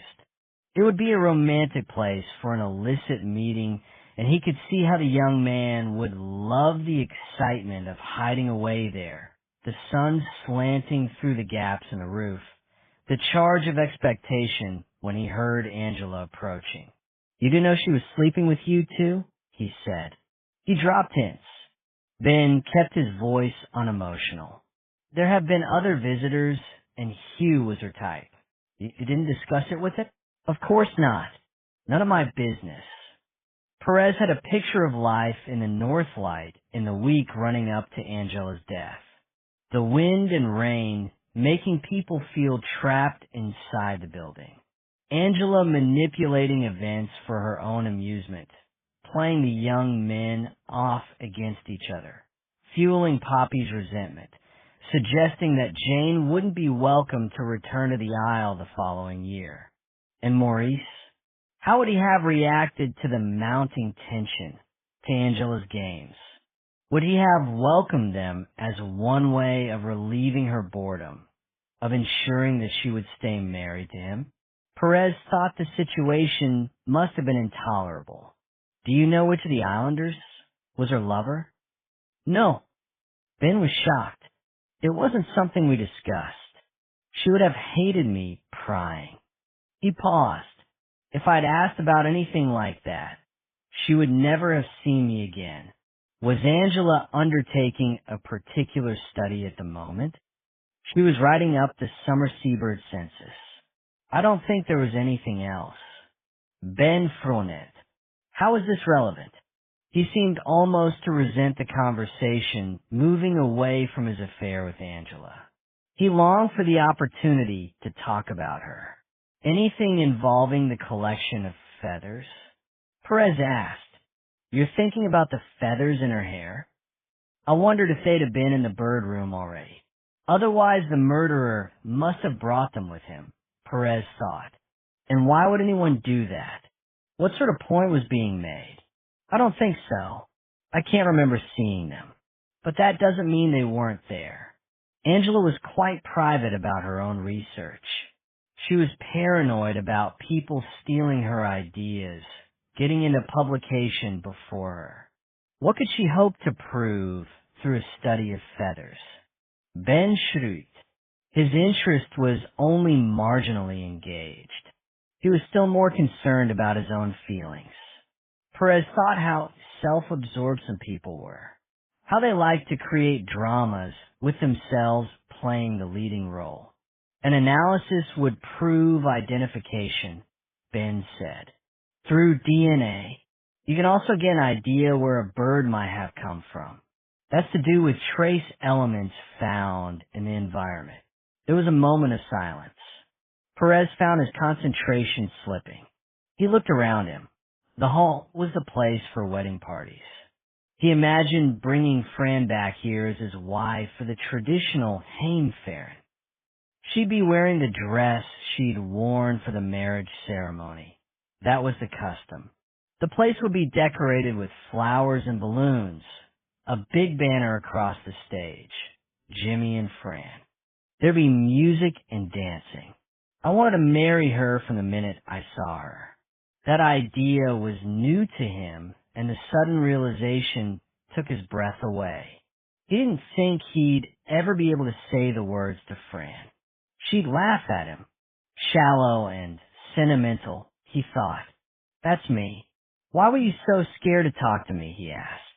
You were scared? Ben shrugged again. It was the waiting. It felt like waiting for an exam to start. I've never been good at exams. I nearly passed out before my Viva. Is that all? I thought you must have found out about us. About her men. I suppose I have a motive for murder. Jealousy. Perez asked. Were you jealous? Horribly. Ben's initial fear had quite gone. He was almost cheerful. Have I missed something? Perez wondered. What was making him so worried, so guilty? Ben went on. I'd have killed Hugh Shaw if I'd thought I could get away with it. But not Angela. I'd never have harmed her. Chapter 20. Perez remained in the hall after Ben Catchpole had walked away. He was thinking about Angela. Her mischief, her games, her meddling with the emotions of the man in the field center. All these could explain the outburst of violence that had led to her death. What am I saying? That she asked for it? The idea shocked him. He'd always been dismayed when colleagues suggested that victims, especially women, had contributed to the crimes against them. But he was curious about Angela more, and he wanted to understand her better. He tried to picture the woman he'd met at island functions. He'd never had the sense that she was flirting with him. Although she'd been lively and confident, he'd never been attracted to her, and he found it difficult to explain Ben Catchpole's infatuation or to see how she caused such chaos in the lives of the men in the lighthouse. Perhaps I wasn't her type. Too old. Too boring. Despite himself, he felt a sting of envy. After a couple of calls, he tracked down the home number of Bryn Pritchard, the officer who'd notified Angela's father about her death. He's the community plod, the station sergeant in Newtown had said. Been there for years. No ambition, but he knows the place like the back of his hand. The phone was answered by a woman. She put her hand over the receiver, but still Perez could hear her shouting. Bryn, it's for you. Work? Sounds like a foreigner. A voice like a foghorn. Bryn would have stayed chatting all day. At one point his wife must have brought him a drink because Perez could hear him slurping in the occasional gap when Perez could insert question. They're not local, not really. They moved to the village when Angela was 11 or 12. There never was a mother. At least, I suppose there must have been once, but we never saw her. Gossip had it that she ran off because the prof was such a difficult bastard to live with, but that could have been speculation. There's a lot of speculation because nobody could find out what had really gone on. They didn't mix. Angela didn't go to school, for instance. The prof taught her at home. Not that unusual here with English families, homeschooling. We tend to attract the hippy-dippy crowd. He paused for breath, a gulp of tea. The prof. That's what he was. A professor, or had been before he retired and moved out to live with us. Professor of Biological Sciences at Bristol University. He must have been quite old then, to be bringing up a daughter of that age. Perez tried to imagine what that would have been like for the girl. Cooped up in a house with an elderly academic. No friends of her own age. Bryn had his own opinions about that. Archie Moore was about 55 when they moved here. It wasn't right.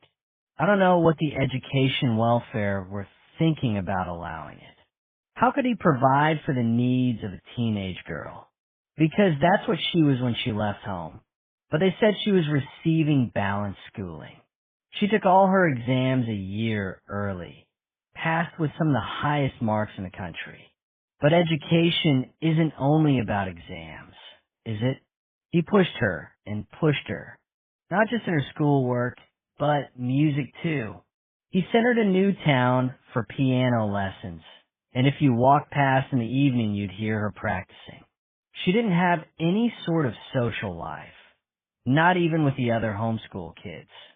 I don't know where he bought her clothes for her, but she dressed like a middle-aged woman. Who knows what sort of monster he was creating? Perez didn't answer, and Bryn continued. No wonder she went a bit wild in the end. Wild in what way? It was the last summer before she went off to college. She hung around with some of the bad lads in the village. The girls never seemed to take to her. There was nothing criminal, not that she was ever done for, at least. But drinking. Probably drugs. One night, Archie reported her missing. I didn't mind, Maurice said. It was Angela I cared about. I hadn't married her family.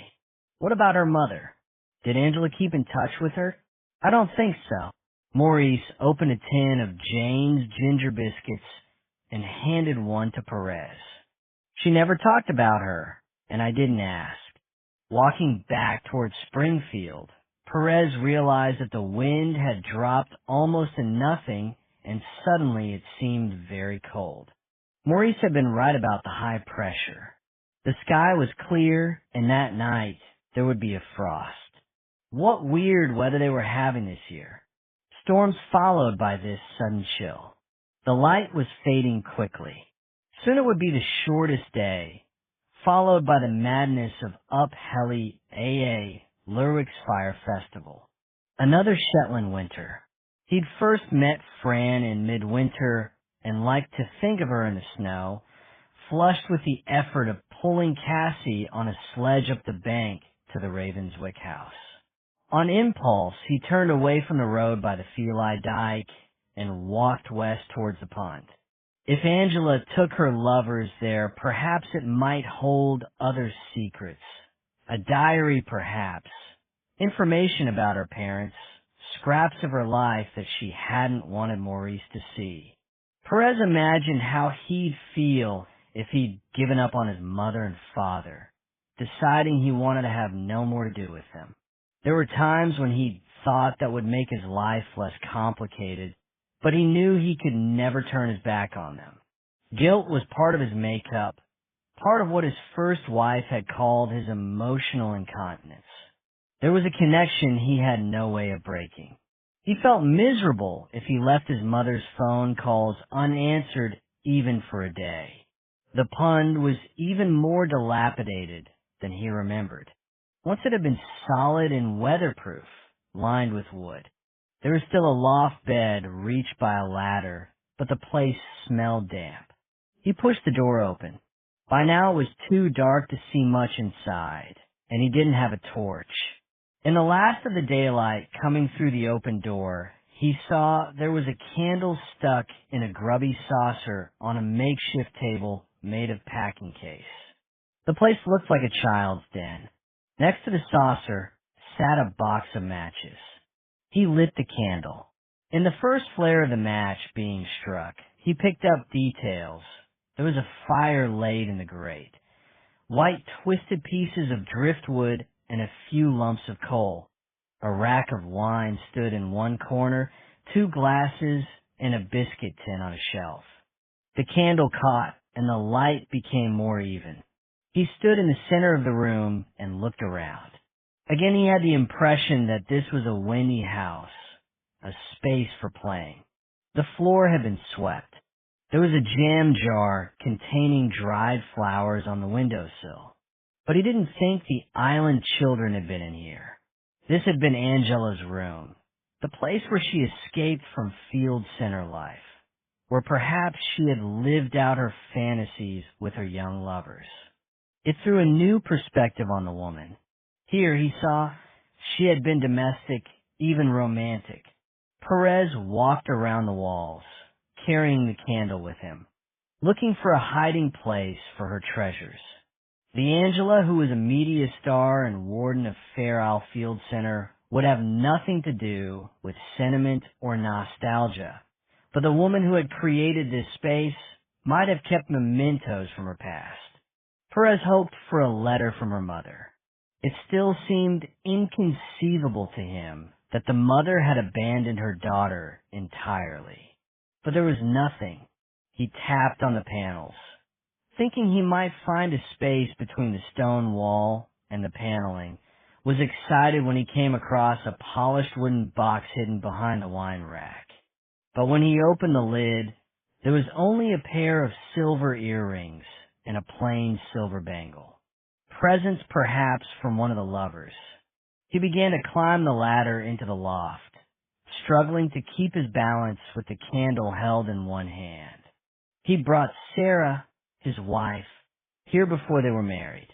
It had been summer, a mild day with the scent of cut grass and meadow flowers coming through the open door. He thought he would never love anyone else in his life. They'd covered the old straw mattress with sheepskins and lain there for most of the afternoon, stroking each other, kissing and whispering. They hadn't made love there. Sarah was religious in an old-fashioned, matter-of-fact way and had asked that they might wait. He thought himself magnificently restrained in agreeing, but in fact the delay had only added to the excitement, to his view of her as the perfect woman. When sex had been allowed, it had been something of an anticlimax. He hadn't been able to admit that at the time, even to himself. Certainly not to her. There were still sheepskins on the bed, white ones and black ones, piled in profusion, more of them certainly than had been there when he'd spent the lazy afternoons here with Sarah. Perez saw them while he was still standing on the ladder. He reached in to set down the candle, so he could use both hands to climb into the loft.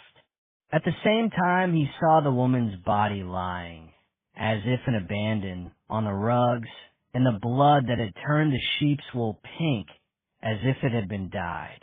He saw the small, white feathers that covered the skin like flakes of snow. Perez stood for a moment, so shocked by the scene in front of him that it was as if his hands were frozen to the ladder rungs. A draft caught the candle flame, made it flicker and then burn more brightly, and he saw the patterns of blood spatter on the wooden walls of the loft. At some point the killer had pierced an artery. This was quite a different murder. The first had been planned and calmly executed. This was wilder. If it had been committed by the same person, the killer was beginning to panic or to lose control. Chapter 22. Sitting at the makeshift table on the ground floor of the pond, Perez made phone calls. His voice was abrupt and urgent. The colleagues on the end of the line hardly recognized it. The Perez they knew was relaxed and softly spoken. He didn't bark out orders or shout down their objections. The first call was to Sandy. "Is Vicky Hewitt in from Aberdeen yet?" "Aye. She's ready for the boat in the morning. I need you to charter a plane and get into Fareham now. Bring Vicky with you. You'll not get a plane tonight." Sandy would have liked the drama of the emergency flight. Perez could tell that. He just didn't see how it was possible. It's almost dark. There's no wind to speak of, and there'll be a moon. We'll light the airstrip. They'd do it for an ambulance flight. What's the rush? There's been another murder. I need the crime scene assessed by an expert before it gets contaminated. This doesn't look to me like the same sort of killing. This victim's been stabbed, but it's not such a clean job. More wounds. More of a struggle, I'd say, though the scene's been posed like the first time. Perez paused for breath. And I want suspects properly interviewed. I can't do that on my own. I need you both here tonight. Within an hour, if possible. Perez switched off his phone before Sandy could argue. He sat in candlelight. The candle was tall and fat. Occasionally a pool of melted wax threatened to douse the wick, so he tilted it to pour out the liquid, but it would provide light for him until the plane came in. Then they'd have a generator and powerful torches, the equipment and the manpower needed to prevent another murder. He phoned Springfield next, hoping his father would answer. He would need a team of men to light fires along the airstrip to guide in the charter plane, and his father would organize that. Just now, he didn't want to speak to Fran. She'd be full of questions, and he wasn't sure what he would say to her.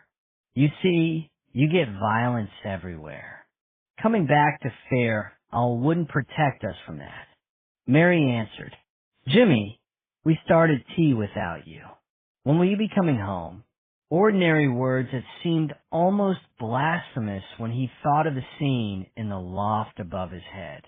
Before he could answer her, she shouted, "Fran, Jimmy's on the phone for you." Suya. Her usual greeting. He struggled to find words, and her response to this, "I've been watching it all day," he said.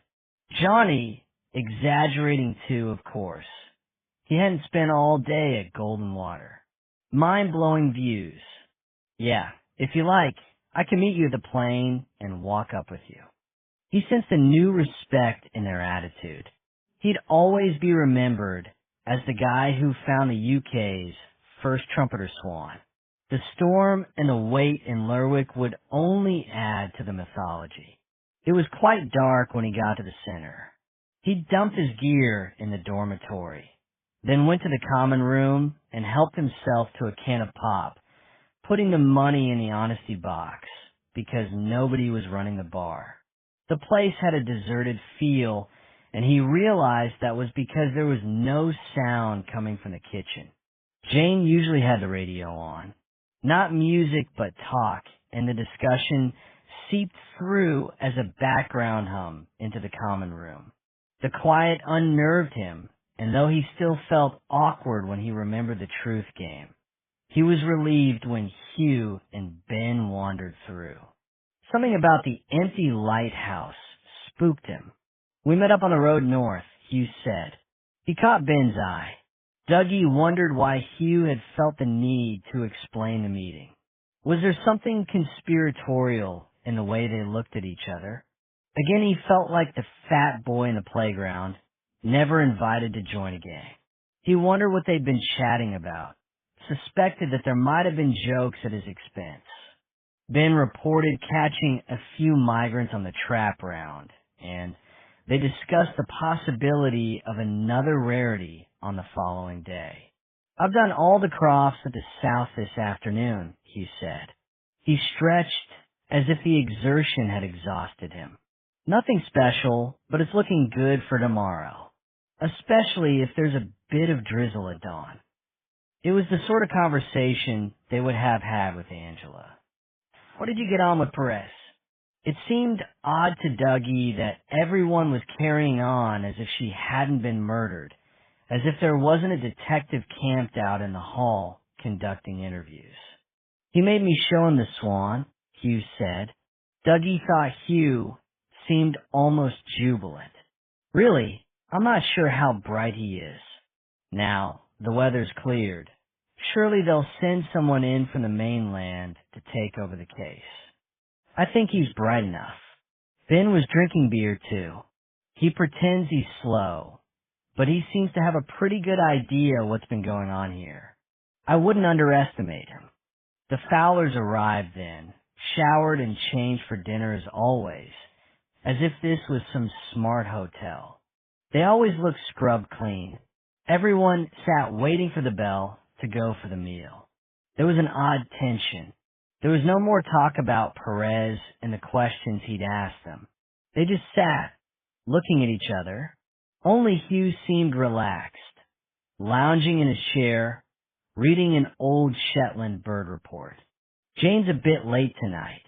John Fowler looked at his watch. "Not like her. It smells good, though." Then they lapsed into silence again. Sitting beside her husband, Sarah had twisted her handkerchief into a ball and was passing it from one hand to the other, incapable, it seemed, of sitting still. The constant movement frayed Dougie's nerves. "If she doesn't stop soon, I'll scream." A couple of minutes later, they heard a noise in the kitchen, the door from the staff quarters being opened, and there was a moment of relief.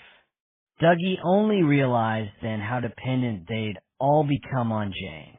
It was the routine of the field center, trap rounds and meal times, the log being taken each evening, that had prevented them falling into panic after Angela's murder. Without Jane in the kitchen, the reassuring ritual was falling apart. Now she was here, all would be well again. But instead of Jane bustling in to lay the table and apologizing for the delay, they saw Maurice and Poppy. We thought we'd eat with you tonight, Maurice said. It's Poppy's last night. Where's Jane? Before they could answer, they heard the plane going over. It seemed very low, even more noticeable because it had been several days since they'd last heard the engine noise. Perhaps she'd been arrested. It was Hugh, making a joke of it. Dougie thought any more jokes like that, and one of them would slap him. That's the plane coming in to take her away. Don't be ridiculous. Morris's voice was more assertive than Dougie had ever heard it. Perhaps the man couldn't bear the thought of life on the island without Jane to make things run smoothly for him. She's probably down at Springfield with Mary and Fran. She needs some time off, for goodness sake. Dinner's all ready. I think we can help ourselves. It occurred to Dougie that none of them had expressed any concern over Jane's safety. She was one of those efficient women who could always look after themselves. And nobody speculated about the arrival of the plane. They assumed it would be police business. They'd watched dramas on the television. Now, it seemed getting fed was the most important thing in their lives. It was at least something to focus on, just as he gave all his attention to bird watching when he was troubled. So they all went into the kitchen, and the Fowlers took control, setting Poppy to lay the table and asking Ben to put out the plates. John Fowler found rice keeping warm in the oven, almost as if Jane had expected to be delayed. Sarah carried the big pot of chicken casserole to the serving hatch and began to dish it out, acting just as Jane would have done, even wearing Jane's apron. They were so quiet when they ate that they heard a vehicle coming into the lighthouse yard. Again, there was a collective sense of relief. Jane must have got a lift back. Poppy said the words unnecessary because it was what they were all thinking. She put on the black eyeliner and the gel in her hair, so she looked almost back to her normal self. They heard the outside door of the lighthouse open and then the door into the dining room. Dougie thought they were all preparing things to say.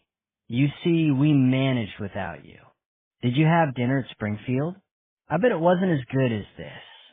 Word so Jane wouldn't know how thrown they'd been by her absence. But it wasn't Jane who came into the room. A strange woman stood there, looking at them. She had the groomed hair and subtle makeup of a television news presenter. Jimmy Perez stood behind her. The woman moved aside and obviously expected Perez to speak. This is Rona Lang, he said, the Procurator Fiscal. She's supervising the police investigation here. The Scottish legal system is different from the English, and she'll be involved through to the prosecution. Have you seen Jane? Maurice spoke for them all. At the moment, Jane's whereabouts seemed to concern him more than the appearance of a lawyer from Lerwick. Who would make the coffee? She seems to have disappeared. We thought she might be at Springfield with you. Dougie saw a look pass between Perez and the fiscal. Jane Latimer is dead, the woman said briskly. That's why I'm here. They all stared at her. What happened? Hugh's smile had disappeared. Dougie thought his face looked quite different without it. We're here to ask questions, not to answer them, Rona Lang said. Her death is suspicious. That's all you need to know for the present. Dougie thought her approach was very different from Perez's, but probably easier to deal with, he thought. More straightforward. He found Perez's silences, his quiet understanding, terrifying. This woman would bluster and bully, but she wouldn't have the detective's ability to read minds. When did you last see her? Rona demanded. She stood at the head of the table and looked at them all. She didn't have to ask them to introduce themselves. Perez must have described them to her. It seemed to Dougie that she was enjoying herself. Perhaps she spent most of the time in an office, and the flight through the dark to the island, this confrontation with possible suspects, was a great adventure to her. She was here for lunch, John Fowler said. She served it and cleared up. I haven't seen her since then, / did anyone see her after lunch?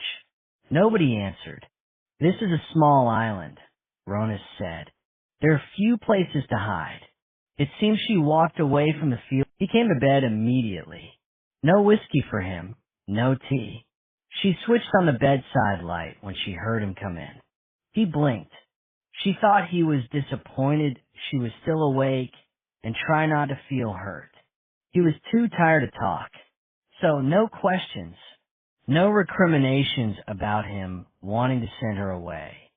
She lay in silence and watched him take off his clothes, opened her arms when he climbed into bed beside her. His whole body was cold. He couldn't have driven straight from the north light. He wouldn't be that chilled. She rubbed his arms to bring the life back into them and twisted her legs around his. She felt herself drifting into sleep, but could sense him lying beside her, rigid and quite awake. It was as if he'd suffered a personal grief. It didn't feel as if he were a professional investigating the death of a stranger. She woke again when it was still dark. There were domestic noises in the house. A tap being run, the clatter of pans. James was up early to take out the Good Shepherd. She was alone in the bed. It was hard to believe that Perez had come back at all, that she had held the cold and silent man in her arms. Chapter 25. In the north light, with Rona Lang after the plane came in, watching the residents reacting to the news of Jane's death, Perez felt disengaged from the process. It had already been a long evening. Perhaps because he hadn't been present to see the arrival of the plane flying in through the darkness and could only imagine the sight. The silhouettes of the men, black against the orange lights. Its appearance seemed part of a strange dream.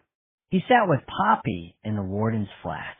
The curtains hadn't been drawn, and he saw the hill lit by moonlight and by the hypnotic regular sweep of the lighthouse beam. At last he was alone with the girl. Maurice was still in the common room with the guests. They sat together on the sofa. The grate hadn't been cleaned and was full of ash and the remains of a piece of driftwood, some charred paper. The room was cold. Poppy had pulled a fleece jacket over her jumper. You walked back from Springfield this evening, Perez said. Did you meet anyone on the way? It seemed that she hadn't heard the question. Jane was really kind to me, she said. I didn't care about Angela dying. It made my life easier. But why would anyone want to harm Jane? Can you think of a reason? Poppy shook her head. Angela was the only person who didn't like her. Why didn't Angela like her?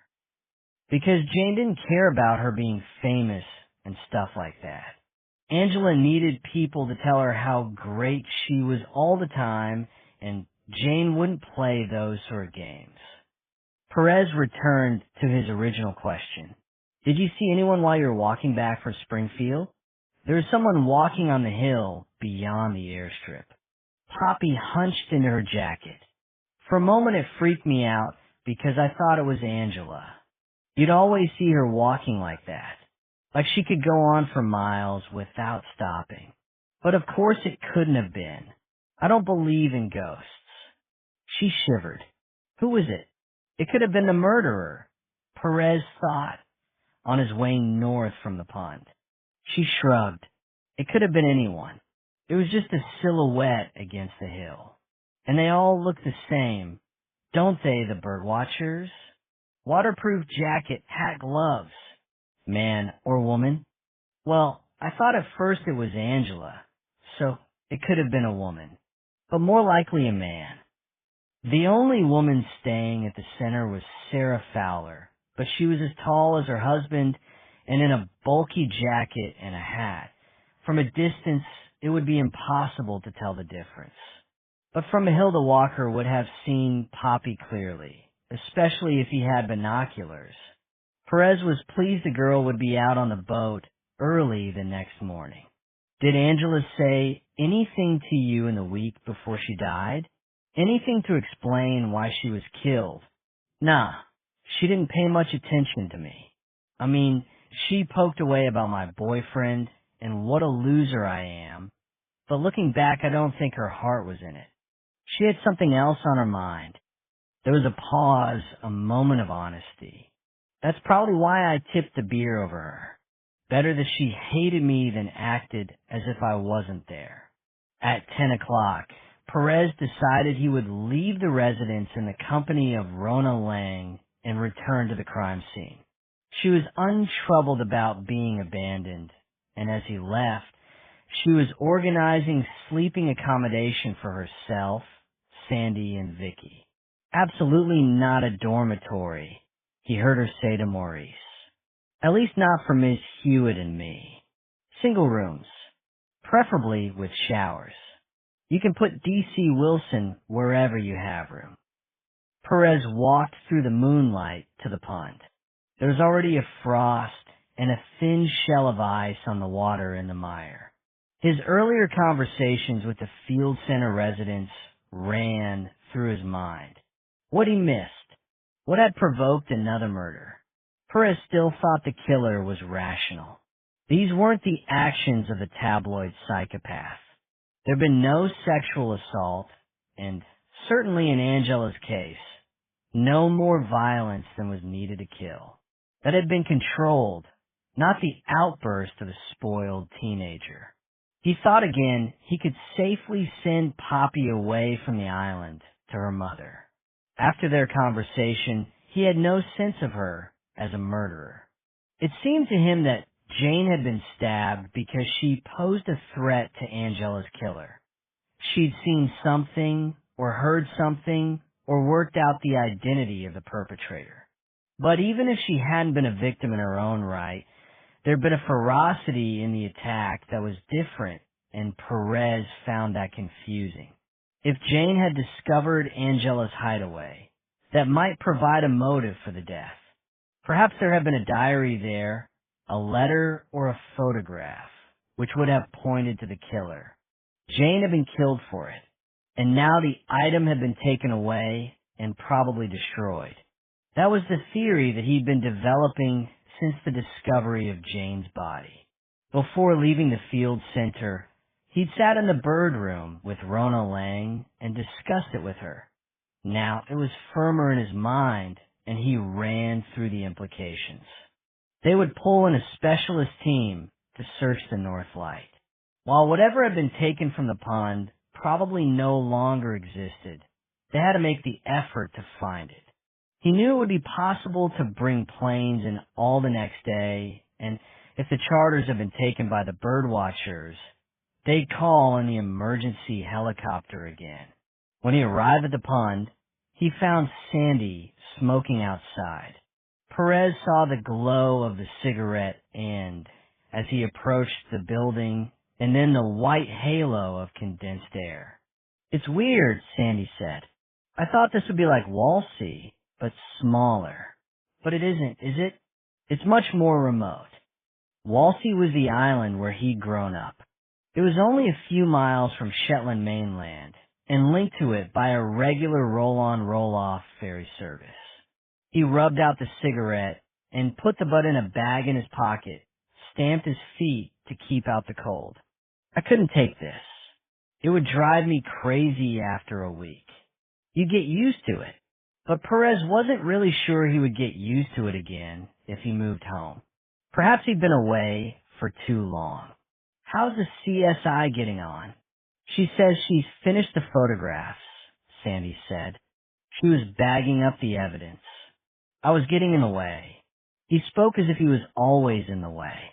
Perez left Sandy where he was and stood at the pond door. He couldn't see Vicky, so she must be in the loft. He shouted into her, "Is it okay if I have a look up there?" "Yeah, I'm about finished. Just put on a suit and walk between the tapes. You don't need to bother with the boots. I'll need to take a print of your shoes before I leave anyway." Perez found a paper scene suit just inside the door, put it on, and climbed the ladder. He stood halfway up and looked inside. Jane's body remained just as he remembered it, lit up by the fierce white light. Vicky was crouched in the corner of the loft to avoid an outstretched arm and was kneeing her hands under the sheepskins. I was looking for the murder weapon, and James had always liked younger women. He'd been flattered by their attention. He liked to dance with them. They liked him too, were taken in by the old-fashioned courtesy. Even Fran, the most discerning of people, had been seduced by his charms. How many women have there been? Perez thought now, watching the sky lighten over Sheeprock. How many lies has he told my mother? Then it came to him that Mary must surely have known about his father and Angela Moore, guessed at least that something was going wrong. She was a perceptive woman, and they'd been married for more than 35 years. James would be the worst sort of liar. Perez wondered that he hadn't realized there were problems in the marriage. Between them, his parents had managed to keep the crisis secret from him. He saw that Sandy was already at the ruined croft. He was sitting on the threshold watching Perez approach. Perez hoped that Vicky was still in the lighthouse, catching up on some sleep. He'd ordered the helicopter in with the search team at 10 o'clock. She could take the body and her evidence back on that, and would be in Aberdeen by lunchtime. Now he wanted to talk to Sandy alone. Again, he had coffee in his bag, and bacon sandwiches and sticky date slices. His mother had got up before James to prepare food for him and the crew, and had made up a parcel for Jimmy too. Every boat day was the same. Why would you do that if you knew he'd been sneaking here to the pond and having sex with Angela Moore? Perez thought it would be about pride and presenting a united front in the face of island gossip. She must still care for his father and wouldn't want him to look a fool. Perez sat on the doorstep next to Sandy. How were things at the field center? Fine. The fiscal said she'd be here to see the body away. She'll borrow their Land Rover. Vicky will make sure it's all done right. I need your advice. Despite himself, he smiled at the surprise and pride on Sandy's face. People usually offered Sandy advice, whether he wanted it or not. They didn't often ask for it. Perez told a story about finding the silver earrings and bangle in the wooden box while he was searching the pond before finding Jane's body, about the implications of their disappearance. What does your father say about it? Sandy had lit another cigarette. Nothing. I've not asked him. Maybe you should. You could have got the whole thing wrong. Do you not think you could be jumping to conclusions? I wasn't sure how that would look if we were to charge him. Alex. Sandy blew smoke into the cold air, watched it rise above him. You're not saying the man's a murderer? No. That at least was something Perez had discounted almost immediately. His father had been at Springfield when Angela Moore had been killed, and if he'd stabbed Jane Latimer to prevent her from talking about his affair, he could have taken the jewelry out of the wooden box then. Besides, the show with the feathers wasn't his style. Then charging doesn't come into it, Sandy said. But if he knew the woman, then he might have something useful to tell you. It would be wrong not to ask him about her. He's an important witness. He's tampered with a crime scene, Perez said, perverted the course of justice. Maybe, Sandy said, if you got this right, he's trying to save his marriage. He paused, and his son from embarrassment. They sat in silence and watched a huge orange sun rise over the sea beyond Sheeprock. In the distance, there was the sound of an approaching plane. Perez went to the airstrip to watch the plane arrive. It must have left Tingwall at first light, and it certainly wasn't a regular scheduled flight. He met Dougie Barr, the fat birder, on his way. The man was flushed despite the cold and out of breath. I've just been up to Golden Water, he said, the words coming out in short, painful bursts to check that the swan's still there. And is it, after a night of anxiety about his father, Perez saw the bird watchers now as an amusing distraction. He'd always found the obsession of these men faintly ridiculous. He realized that they were mostly men.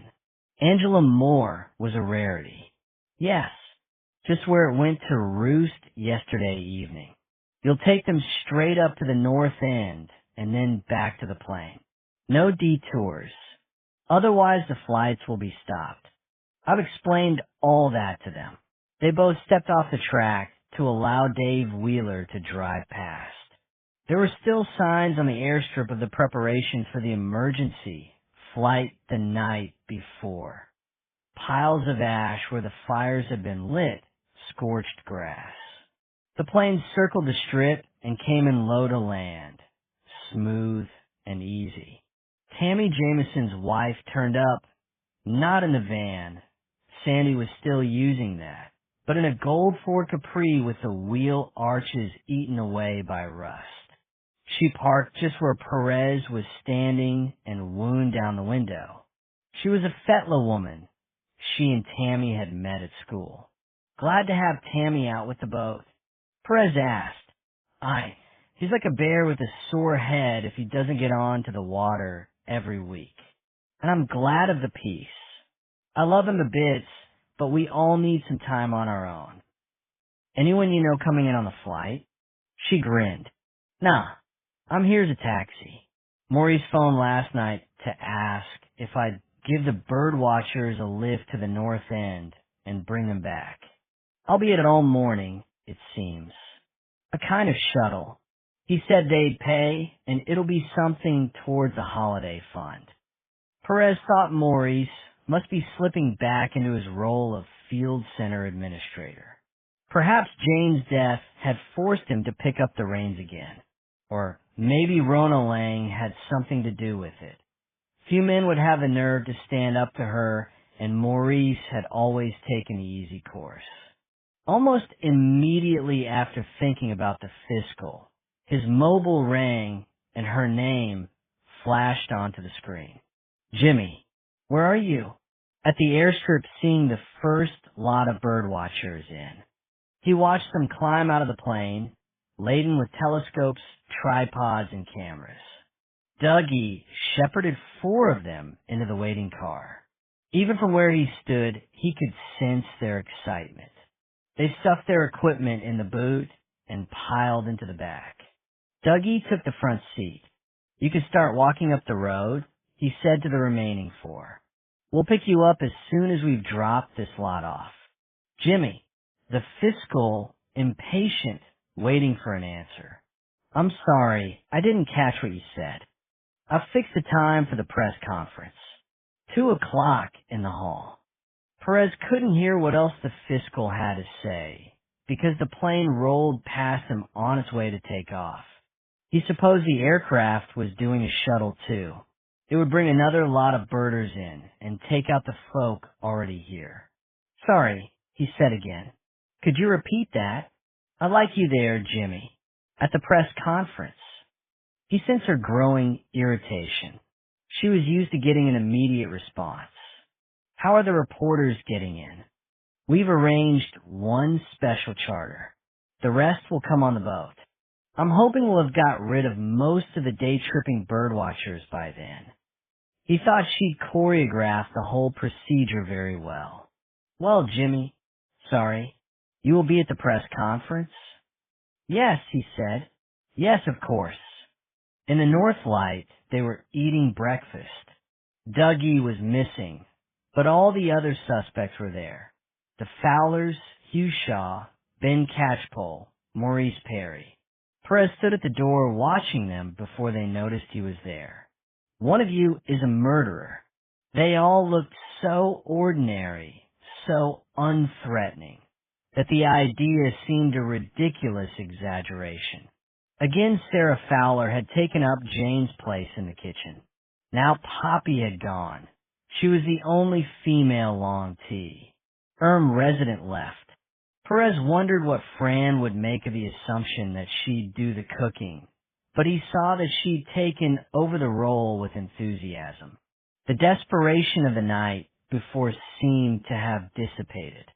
She stood behind the counter, just as Jane had done, sliding bacon and fried eggs from the warm tray onto plates, looking up occasionally to talk to the other guests. This time he replied to the question before Rona could step in. "We have informed Mrs. Moore's father, but we still have to trace her mother. I'd be very grateful if she could contact me through Highland and Islands Police." He was surprised by a camera's flashlight and felt foolish. There were no further questions. Perez thought the media wanted to be away from the island as quickly as possible. This might be a huge story for them, but they didn't want to be stranded on a lump of rock for the night. He thought they were less concerned about there being a murderer on the loose than the fact that there was no pub here. As they waited at the airstrip for the planes to come in, the main topic of conversation was where they could get their first drink. Rona Lang went out with them, pushed her way past the reporters to get on to the first plane back to Tingwall. Perhaps she'd rearranged her dinner date at the Busta House Hotel and wanted to get home in time to change. "Keep in touch, Jimmy." A little regal wave. No last-minute instructions. No insistence that he wrap up the case quickly. She realized he understood the pressure. Another couple of days, and the press would be demanding that someone else, someone from the city, should take over. The second plane took off just as it was getting dark. He watched it disappear across the horizon. Now all the day visitors had gone. Apart from the Northlight residents, the only strangers on the island were members of the specialist search team. They would stay at least for another day. He decided to get home and speak to his father. The Shepherd would have been long unloaded and Big James would be at home, in front of the television, waiting for the football results. Perez felt a brief moment of pleasure at the thought of disrupting the sacred household ritual of final score. He was walking down the track to pick up his borrowed car and wondering where Sandy was when his mobile rang. He was so certain that it would be Sandy reporting on the results of the search that he didn't check the screen and was surprised to hear Maurice. "Are you busy, Jimmy? Could you spare a few minutes?" Maurice was waiting for him in the flat. The place was untidier than Perez had seen it. Untidier, certainly, than when he'd been there with Poppy the night before. Maurice might have cleaned up his act for public appearance, but in private things were still falling apart. With Poppy gone, perhaps he no longer felt the need to put on a show. On the table in the living room, there was an ashtray full of cigarette ends. Maurice shrugged. I'd given up. Angela hated it. Now, he went into the kitchen and came back with a bottle of whiskey and 2 glasses. "Have a dram with me, Jimmy. I'll drink alone if I have to, but I don't like it." Perez nodded. Had Maurice called him back to the Northlight just because he was lonely? He sipped the whiskey and waited. "The mail came in on the boat today," Maurice said. "You know what it's like when the weather's been bad. You get a heap of the stuff and most of it junk." Perez nodded again. "And some of it's for Angela? Of course I should have realized it would be, but it threw me, seeing her name on the envelopes. I'd like to take the mail with me, if that's okay," Perez said. He should have thought about it and asked Joanne at the post office to set Angela's mail to one side. "I'll bring it back. Have you opened it?" "Not the letters addressed to her." Maurice sounded shocked. "But there was something that worried you? That's why you phoned." "It was the bank statement." Maurice stood up and pulled a sheet from the pile of paper on the table. "Our joint current account. I don't understand it." "What don't you understand?" "I don't usually deal with our personal account. Of course, I manage the field center budget, but most of our joint income came from Angela, from television, and from her books. So really the joint account was always hers, and she dealt with it. Perez wondered what that might be like, to have a partner who earns so much more than you. It might happen to him when Fran became really famous. He told himself that of course he'd be fine with it, but deep down he wasn't sure. And it occurred to him for the first time that Angela might have been quite wealthy. The couple had no real expenses. They lived rent-free, and the trust paid all their living expenses. Money was a powerful motive for murder. Maurice was continuing. Angela went off for the day just before the weather closed in. A dentist appointment. She had dreadful toothache one night and arranged it urgently. The statement says she took £3,000 in cash from our joint account.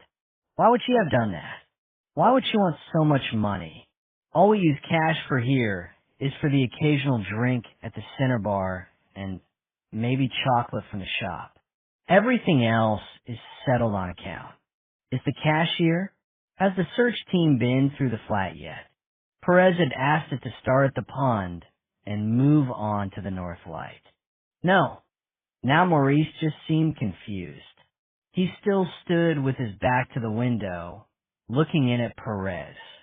Where would Angela have kept money? Handbag? Wallet? There had been no handbag in the bird room when the body was found. She used a small rucksack instead of a handbag, Maurice said. Her purse would probably be in that. But he made no move to find it. Should we look? Perez spoke gently. Again he thought that although Maurice was managing to hold himself together to keep the field center running, he was struggling to cope when he was alone. Where might the rucksack be? In this cupboard with the coats. Maurice was already on his feet, scrabbling through a pine cupboard that stood in the entrance to the flat. He threw out odd boots and shoes and emerged with the sack. By the time Perez got to him, it was too late to suggest that it should be bagged up and regarded as evidence.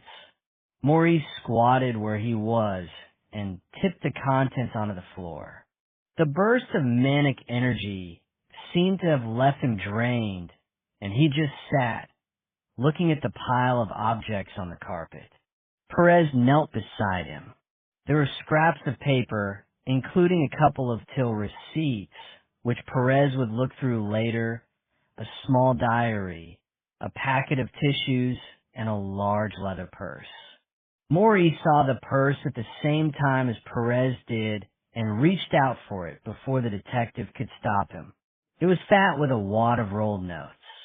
Maurice counted them out. 350 pounds, he said, and a bit of loose change. What did she do with the rest of it? Maybe early Christmas shopping? Perez suggested. His mother always went into Lerwick in November to stock up. Most of the islanders bought presents online, but she said she enjoyed her trip out to the shops. As much as anything, it was a time to catch up with old friends. Angela? Are you joking? Angela didn't do Christmas. But we will, Perez thought suddenly. This year it'll be me and Fran and Cassie in the house in Ravenswick. He was ashamed then of thinking about his own happiness in the face of the man's misery. Maurice looked up at him, his eyes bright and feverish. I need to find out what was going on here. I know I said I didn't care, but it's making me crazy. The speculation, the possibilities. It just goes round and round in my head. Perez replaced all the items in the bag. I'll take this with me too. It'll help me sort this out for you. It's probably got nothing to do with Angela's murder. All kinds of things come to light during an investigation. As soon as I know anything, I'll be in touch. He stood up. Maurice remained on the floor. Perez bent down and carefully helped him to his feet. Sandy was using the bird room as an office, and Perez found him there on the phone. He must have been talking to one of his girlfriends, because as soon as he saw Perez, he ended the conversation quickly. Did the search team come up with anything? Perez asked. Not yet. I need you to get back on the phone. Apparently Angela Moore went out too. Lerwick to the dentist just over a week ago. Find out if she did see her dentist in town. I got a feeling the toothache was just an excuse to allow her off the island. She also withdrew £3,000 in cash from the Royal Bank of Scotland. She wouldn't have been able to get that What do you mean? Big James's face was dark and impassive. No reaction other than a slight frown. Did you show much self-control when it came to Angela Moore? His father stopped suddenly in the road. What had Perez been expecting? Bluster and denial?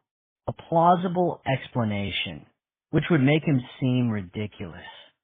Certainly not this stillness. He stopped too, waited for a moment for some response, then looked into the man's face. James was struggling to compose himself. There was no sign now of the fluent preacher, the spiritual leader of the island. James could find nothing to say. Perez waited. All his life he'd been scared of this man, and now his father was stuttering like a child caught in some petty mischief. You were having an affair, Perez said at last. No. You slept with her. Once, James said, his voice high-pitched with stress. Then, more controlled. Yes, I slept with her once, but there was no sort of relationship. You gave her presents, jewelry. I fancied myself in love with her. The man paused, but it was lust. I see that now. He began walking very quickly down the road. Perez followed until they were marching in step. And what did my mother make of that? She was happy, was she, that it was only lust. James stopped abruptly. You have no right to pry into another man's marriage. I have every right. Perez realized he was yelling so loudly that the back of his throat hurt. I'm investigating a murder and you're a witness. You've corrupted a crime scene. Always a detective, aren't you, Jimmy? Can't you leave the police out of this for once?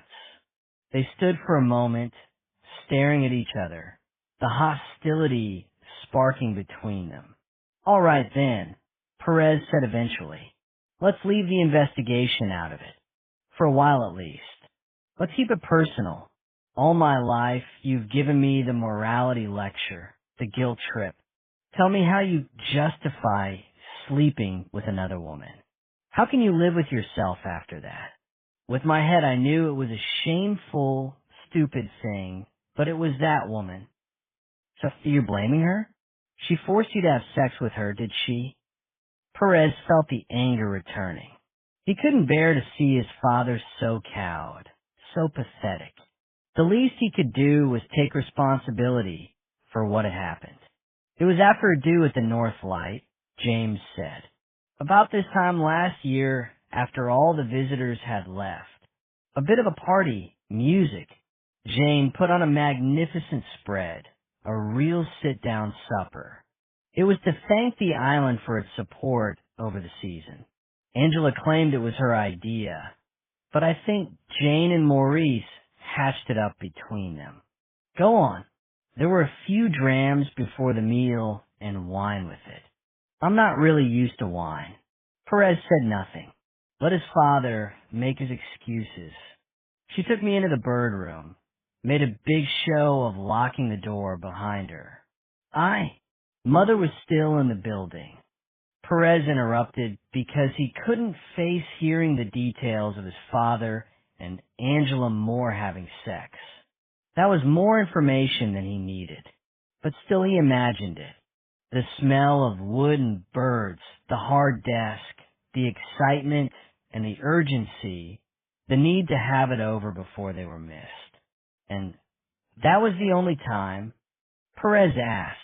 He supposed his father was right. One hurried encounter hardly counted as an affair. Fran and her London friends would probably dismiss it as a trivial mistake. I dreamed about it happening again, James said. I wanted it to, but never did. You try to persuade her? I made a fool of myself. I see that now. He looked at Perez. We'd chatted at parties before it happened, flirted a bit. I hadn't thought she would do that with me if she didn't care for me. Perez saw for the first time that his father was an unworldly man. Throughout his childhood, he'd thought of James as having great knowledge and experience. But of course his father had never lived away from the Isle. He'd been too young for national service, had never been to university. Angela would have found him an easy target. Perez found his anger was already starting to fade, replaced by the inevitable understanding. He didn't want to understand. That was for social workers, for weak, indecisive people who made excuses for criminal behavior. But he could never quite find it in him to condemn. Perez saw that as a failure, a kind of cowardice. Now he began to see how his father had been tempted. A long marriage, a life of routine, the rhythm of the croft, the boat, the kirk, and along had come a young woman, sexy and famous, appearing to find his father attractive. Of course he deluded himself. James continued. She was all games. This was a boring place for her. She needed more excitement in her life. I told her I loved her, bought her presents. I suppose it was a kind of amusement for her. Maybe she was flattered by it. Did she ever talk about her other men? Silence. You must have known there were others. It seems that I knew nothing about her. James paused, turned to Perez again, his face scarlet. I told her I'd leave my wife for her. Just like Maurice, Perez thought. He'd said all those things too. Had he come to his senses finally? Had he decided he could no longer live with a woman who made a fool of him? And what did my mother make of all this? Perez asked, keeping his voice cold and hard, because Mary had been tempted in the past too, but had never betrayed his father. She forgave me, James said. She said it might even have brought us closer together. We'll get over it in the end. Perez wondered how his mother could do that. James had made a fool of her. Surely no woman could forgive that. She'll live with you and even be happy with you, but she'll never forget what you did. Chapter 30. Driving north with the Fowlers after the church service, Fran found herself intrigued by the middle-aged couple. John was full of questions about her family and Perez and why she decided to make her life on Shetland, and about her art. She was flattered that he'd seen her work and could talk about it with such knowledge and enthusiasm, but found it odd to be the object of his attention. Why all the questions? She asked at last, laughing. Are you planning to write a book? You never know. Perhaps one day I will. I'm interested in the nature of celebrity. Despite herself, she felt a thrill that he considered her famous. It was only when she was on her way home, after dropping them off at the lighthouse, that Fran realized Fowler's wife had hardly spoken at all. Fran had female friends who were much the same age as Sarah, but she could have belonged to a different generation. Fran's middle-aged London friends dressed flamboyantly, held strong opinions, laughed a lot. There was something almost Victorian about Sarah Fowler's dependence on her husband, in her anxiety and her timidity. After lunch, Fran and Perez went out for a walk, an island Sunday ritual, it seemed, because on their way north they met other families promenading in the sunshine. A middle-aged couple, arm in arm, then a child with a bicycle, wobbling, the stabilizers off for the first time, and a girl pushing a doll's pram, followed by their parents, all still dressed for church. Frank could tell that something had happened between Perez and James, but Perez wouldn't talk about it. Fran's parents were liberal, generous, easygoing. There'd been times as a teenager when she'd wished there'd been more rules, boundaries to batter against when she wanted to rebel and to hold her up when she was floundering. She thought Perez's childhood had all been about rules, James's rules, and wondered what had happened now to shift the balance of power. Over lunch, James had seemed subdued, almost penitent. Earlier, she'd had a long telephone conversation with Cassie. Not long now, sweetie. Only 2 more days till I'm back. Fran had decided she'd go out on Tuesday's boat as planned, weather the White cotton, certainly. A pillowcase, do you think? You're thinking it might have held the feathers scattered over Jane's body. It's possible. Even the automatic lights are kept immaculate. The guys who come to check the working wouldn't have left that here. The search team haven't found the pillowcase yet, and I asked them to look. I'll get them up here to check the place out. Don't touch more than you have to now. There might be fingerprints. Fran expected Perez to climb immediately down the stairs to fetch Sandy and the other officers, but he didn't move. I think the murderer has been up here spying, he said. I wonder how he tracked down Jane to the pond. From here, you can see everyone's movements at least in the north half of the island. He knows exactly what we're all doing and where we are. She reached out and took his hand. As they walked south again, the late afternoon sun was almost warm. Almost. They were still holding hands like 7-year-olds pretending to be grown up, exchanging a few words. All about themselves, how lucky they were to have found each other, plans for the future. Sentimental stuff that had nothing to do with the investigation. Fran had assumed Perez would want to stay in the tower to supervise the search, but he decided to leave them to it. Fran was grateful for that, and for the knowledge that the murderer could no longer be up there looking down at them. She felt ill whenever she thought that their intimate moments together could have been observed. Perez's phone hadn't rung all day. Too good to be true, Fran thought suddenly. Is your mobile actually switched on? His phone was a standing joke. An alternative form of contraception, she said, always ringing at the most awkward time. Shit. I turned it off for the Kirk and forgot to switch it back on. He pulled a face, pressed a button. 5 missed calls, and the romantic walk through the warm autumn light was over. He was a cop all over again. So tell me.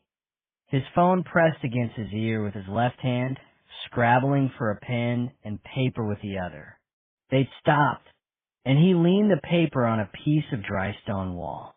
She squatted on a flat rock, looked back towards Sheep Craig, remembering the perspective of it from the tower, thinking again about the painting she'd make. His words were like background music in a bar. She heard them, but didn't take in the meaning.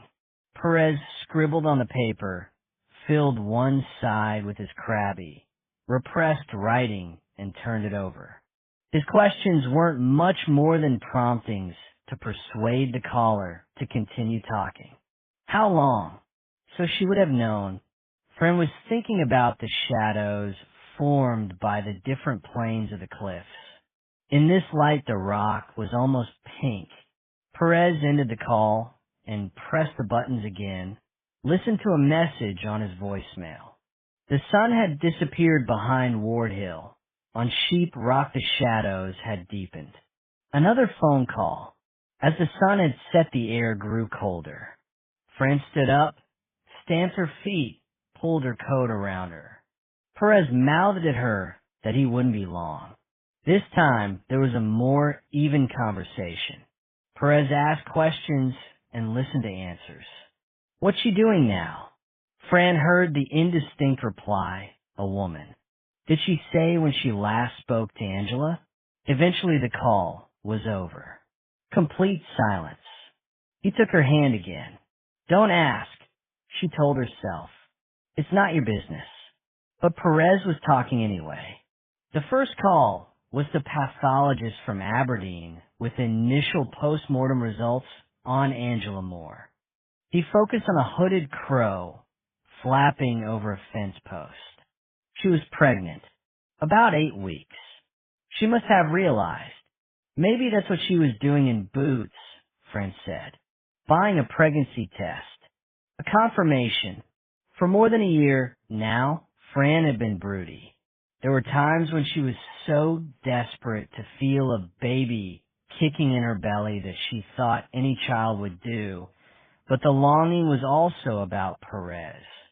She imagined a baby with black hair, strong limbs, a tight grip, looking like his father. She had brought up the subject with Perez, elliptically, not wanting to put him under pressure. Of course, a child, he'd said. He wanted nothing more than that. But let's wait until after the wedding. The wedding night, if you like. And she'd agreed, because she understood his need for rules and order. And besides, how romantic would that be, to conceive on their wedding night? But the longing had become a quiet and aching frustration, always with her. Now, she thought of the body she'd seen in the bird room, cold, the color of putty. Inside it, a dead baby. Had Angela been feeling broody too? She'd been of an age when the most unlikely women can become obsessed with the notion of motherhood. Maurice had no idea, Perez said. I'm sure of that. Are you? I don't feel I know him at all. And it might not be his child. I suppose it's a motive, Perez said uncertainly. Though we don't know she was planning to keep it. Perhaps the trip south was something to do with that. She wasn't drinking at the party, France said. I wondered if she had some rule about drinking on duty. If she was planning a termination, why would it matter? The color had seeped out of the landscape. They walked together down the middle of the road. Another piece of news, Perez said. Morag has tracked down Angela's mother. Chapter 31. Back in Springfield, Perez spoke on the telephone to Angela's mother. He wished he could go to visit her, but she was still living in the southwest of England, a small village in Somerset. She was called Stella Monckton. Perez didn't know if she'd remarried after her divorce from Archie or gone back to using her maiden name.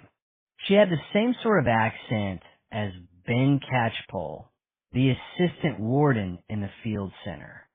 Soft, round vowels, but educated, Perez could tell that. There was precision in her words. She made every one count. You didn't see about your daughter's death in the media? He was still surprised that it had taken Morag to find her, that the woman hadn't approached them for details. I belong to a choir, she said. There was a week's music school in Brittany. It was rather a wonderful experience, and in the evening the last thing one wanted was to look at the television news. He was curious about her work, how she'd earned her living after running away from her husband, abandoning her child, and she told him without his having to put the question. I work in a school for children with special needs. I was fortunate that the trip with the choir happened in half-term. I understand that Angela has made contact again with you recently. There was a moment of silence. Look, Inspector, I find this extraordinarily difficult to discuss over the telephone.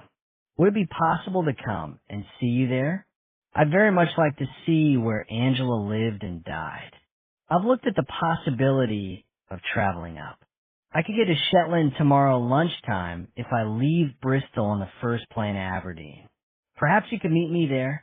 There's a small plane and a fare out tomorrow afternoon, if you'd like to come to the field center.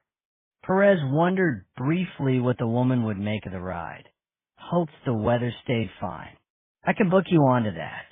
Another silence. Thank you, Inspector. That would be very kind.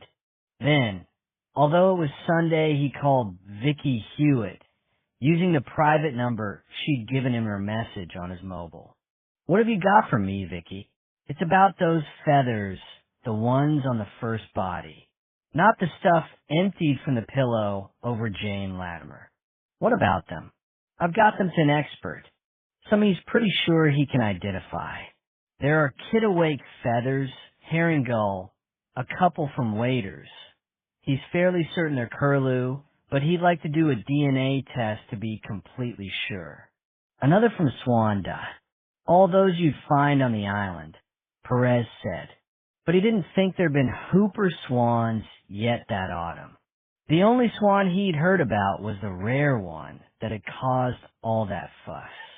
And Angela had been dead when that was discovered. Can you get your chap to get a DNA test on the... So all it would take, Perez thought, would be one piece of forensic evidence linking a field center resident to the Lynn's room, and we'd have our murderer. What do your drinking pals say about Angela Moore? Perez wondered if the three men had considered themselves rivals. They'd all been bewitched by the woman. Had the spell been broken now? She was dead? That she was a cruel and wonderful woman. Specifics would be good. Sandy. I have the feeling that they're all relieved she's dead. Like they say how fantastic she was, but I think they were a wee bit scared of her. They didn't know how to stand up to her. Do they all feel like that? Maybe Dougie, the fat one, a bit less than the others. Why do you say that? Sandy shrugged. I think he enjoyed her company. He wasn't so intimidated. He wasn't having sex with her, Perez said. It was more about the shared interest. The birds. But occasionally she got things wrong. Sandy had brought his beer with him and took a swig from the can. That's what Dougie told me. She was a great birder, but not quite as great as she thought. He didn't tell me that. Well, he'd not have wanted to look disloyal. He said it wasn't unknown for her to take credit for identifying a bird found by someone else. And the others agreed. Not really a motive for murder, but you said you wanted the detail. Perez considered, tried to imagine this flawed, driven woman. She wouldn't bear being wrong. She would hate it. Perhaps that was a motive for murder after all. What did they make of Jane Latimer?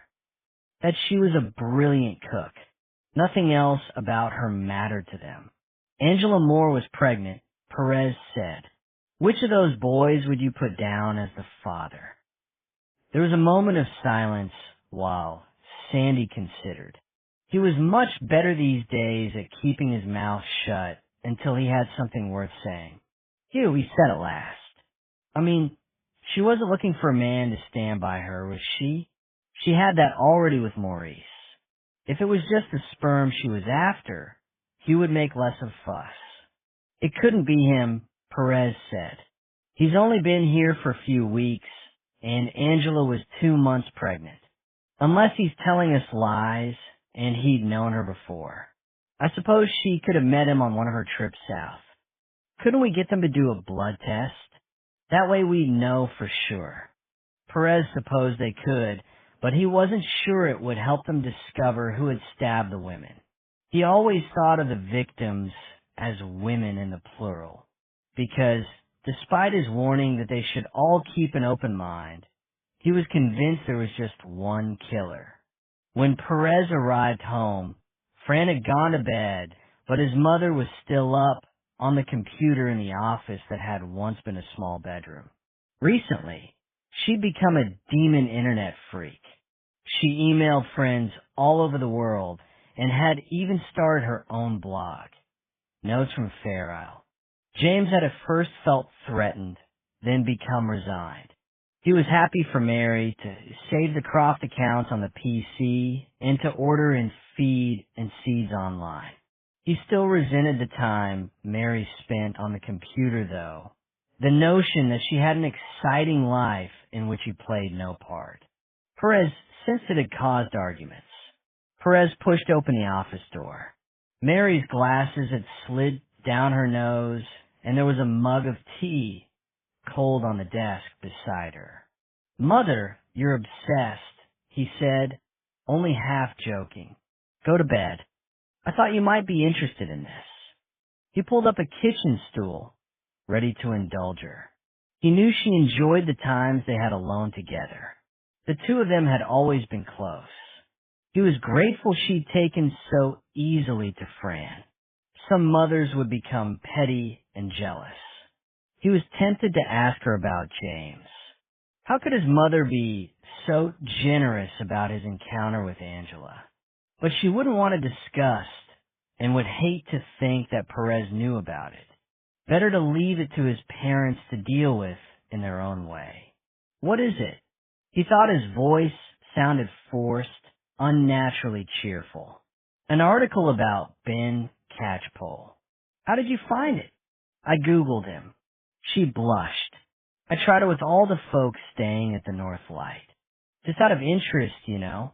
You can't blame me for that. Did you come across anything else? Some bits and pieces, she said. I'm surprised you've not tried it yourself. But this seemed the most important. She pushed her chair out of the way so Perez could read the screen. The article was in the Scottish edition of the Times Online and had been written 6 years before. The piece ran, Green activist arrested in Brer protest. To commemorate the environmental disaster caused by the running aground of oil tanker the Brer in southern Shetland 10 years ago, Benjamin Catchpole, research student and green activist, broke into the oil terminal in Sullom Voe and caused tens of thousands of pounds worth of criminal damage. He received a suspended custodial sentence when he appeared in court earlier this week. Police sources say they believe Catchpole had help within Shetland to carry out the crime, and it seems likely that other charges will be brought. I know about the conviction, Mother. It's one of the first things we do. Check the criminal records of suspects.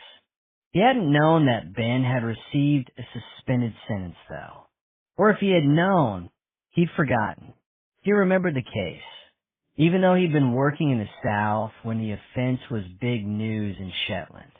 The protesters had had some support locally, the effect of the Brer still fresh in people's memories. He read on to the end of the article and couldn't prevent a small gasp when he saw the byline. John Fowler. So all these apparent strangers turning up in the North Light for the same week in late autumn had been in contact in the past. Catchpole was quoted in the article, so Fowler must have spoken to him at least over the phone. Coincidence? Bird watching was a small world. Or had the autumn gathering in the Fair Isle Field Center not been random at all, but planned for the purpose of murder? Chapter 32. Monday. Fran's last day on Fair Isle. She found herself looking forward to being back in the small house in Ravenswick. Her own space and her own rituals. Working in the early morning while she was still in pajamas. Catching up with her friends over more than the one glass of wine she felt she could take in front of Jimmy's parents. Cooking for herself and for Cassie. And being free to swear when the mood took her. They decided they would sell Perez's place and the Ravenswick house and buy somewhere bigger before they got married. Fran had enjoyed driving around Shetland mainland looking at prospective homes. The west side was so pretty, she thought, but if they moved somewhere like Walls, it would be a long trek into work for Jimmy and a school for Cassie when she started at the Anderson. Now she wondered if she could bear to leave Ravenswick. Maybe they could build on to the small house there. She imagined something wonderful, very light and spacious to contrast with the original space, new and old Shetland together, and a purpose-built studio. Would that be too much of an indulgence? It would be a project, and she loved projects. She discussed it with Jimmy when this case was over. Now it would be pointless. He'd never concentrate. He'd been back late the night before, and when she'd asked how things were in the center, he'd been noncommittal. Not uncommunicative, but not sure himself what to make of events surrounding the case. It seemed to her that he brooded about it all night. She woke to find him already up and dressed, a shadow in the room, though it was dark still outside. Shall I bring you tea? Usually she adored tea in bed. It was his way of pleasing her. No, I'll get up, she said. Our last day before I go back. They had the kitchen to themselves. They giggled and whispered, supposing Ari and James to be still in bed. Again, she thought there was something exciting, illicit in their being alone together in his parents' house. She fancied herself like a heroine in a 19th century novel maintaining the proprieties. But not like Sarah Fowler, what exactly do you do in the real world? Fran asked. I run an early years center working with babies and parents. Sarah looked up. Her face was flushed from the heat of the room. She switched on the machine and it started to churn. Interesting. How did you get into that? I trained as a nurse, then worked as a health visitor. I always enjoyed the community stuff most. So she would make a natural confidant for Angela. But if the field center warden had told Sarah she was pregnant, why hadn't Sarah passed on the information to the police straight after the woman's body had been found? The door opened and Perez was standing there. So this is where you've been hiding. His voice was light, but Fran could tell he'd been worried. He didn't like her being on her own in the North Light. Well, tough. No way was she going to spend another day with his parents. I'm just going to fetch Angela's mother from the airstrip, he said. Do you want to come? No, thanks. She grinned at Sarah. All this domesticity, I think we deserve a coffee. They had coffee in the kitchen to the background smell of yeast from the rising pizza dough. Did Angela ever talk to you? Fran asked. She didn't get on with Jane or Poppy. You'd have thought she'd be glad of another woman around the place. I don't think she liked women very much. A pause. I don't think she liked anyone. Outside, the sky was dark and another storm of sleet passed over, rattling against the windows, bouncing inside the chimney breast. Is your husband out in this? Jimmy said the birders were obsessed, but they must be mad. John loves being out. Sarah looked at her over the rim of her mug. Even in bad weather. Bird watching has been his passion since he was a child. Sometimes I resented it. It took up so much of his time. It was as if he were defined by it. I felt rather excluded. And now, do you still resent it? You're here after all. I suppose if you love someone, you don't stop them doing the things that make them happy. That's just what I think. Fran looked up, smiling.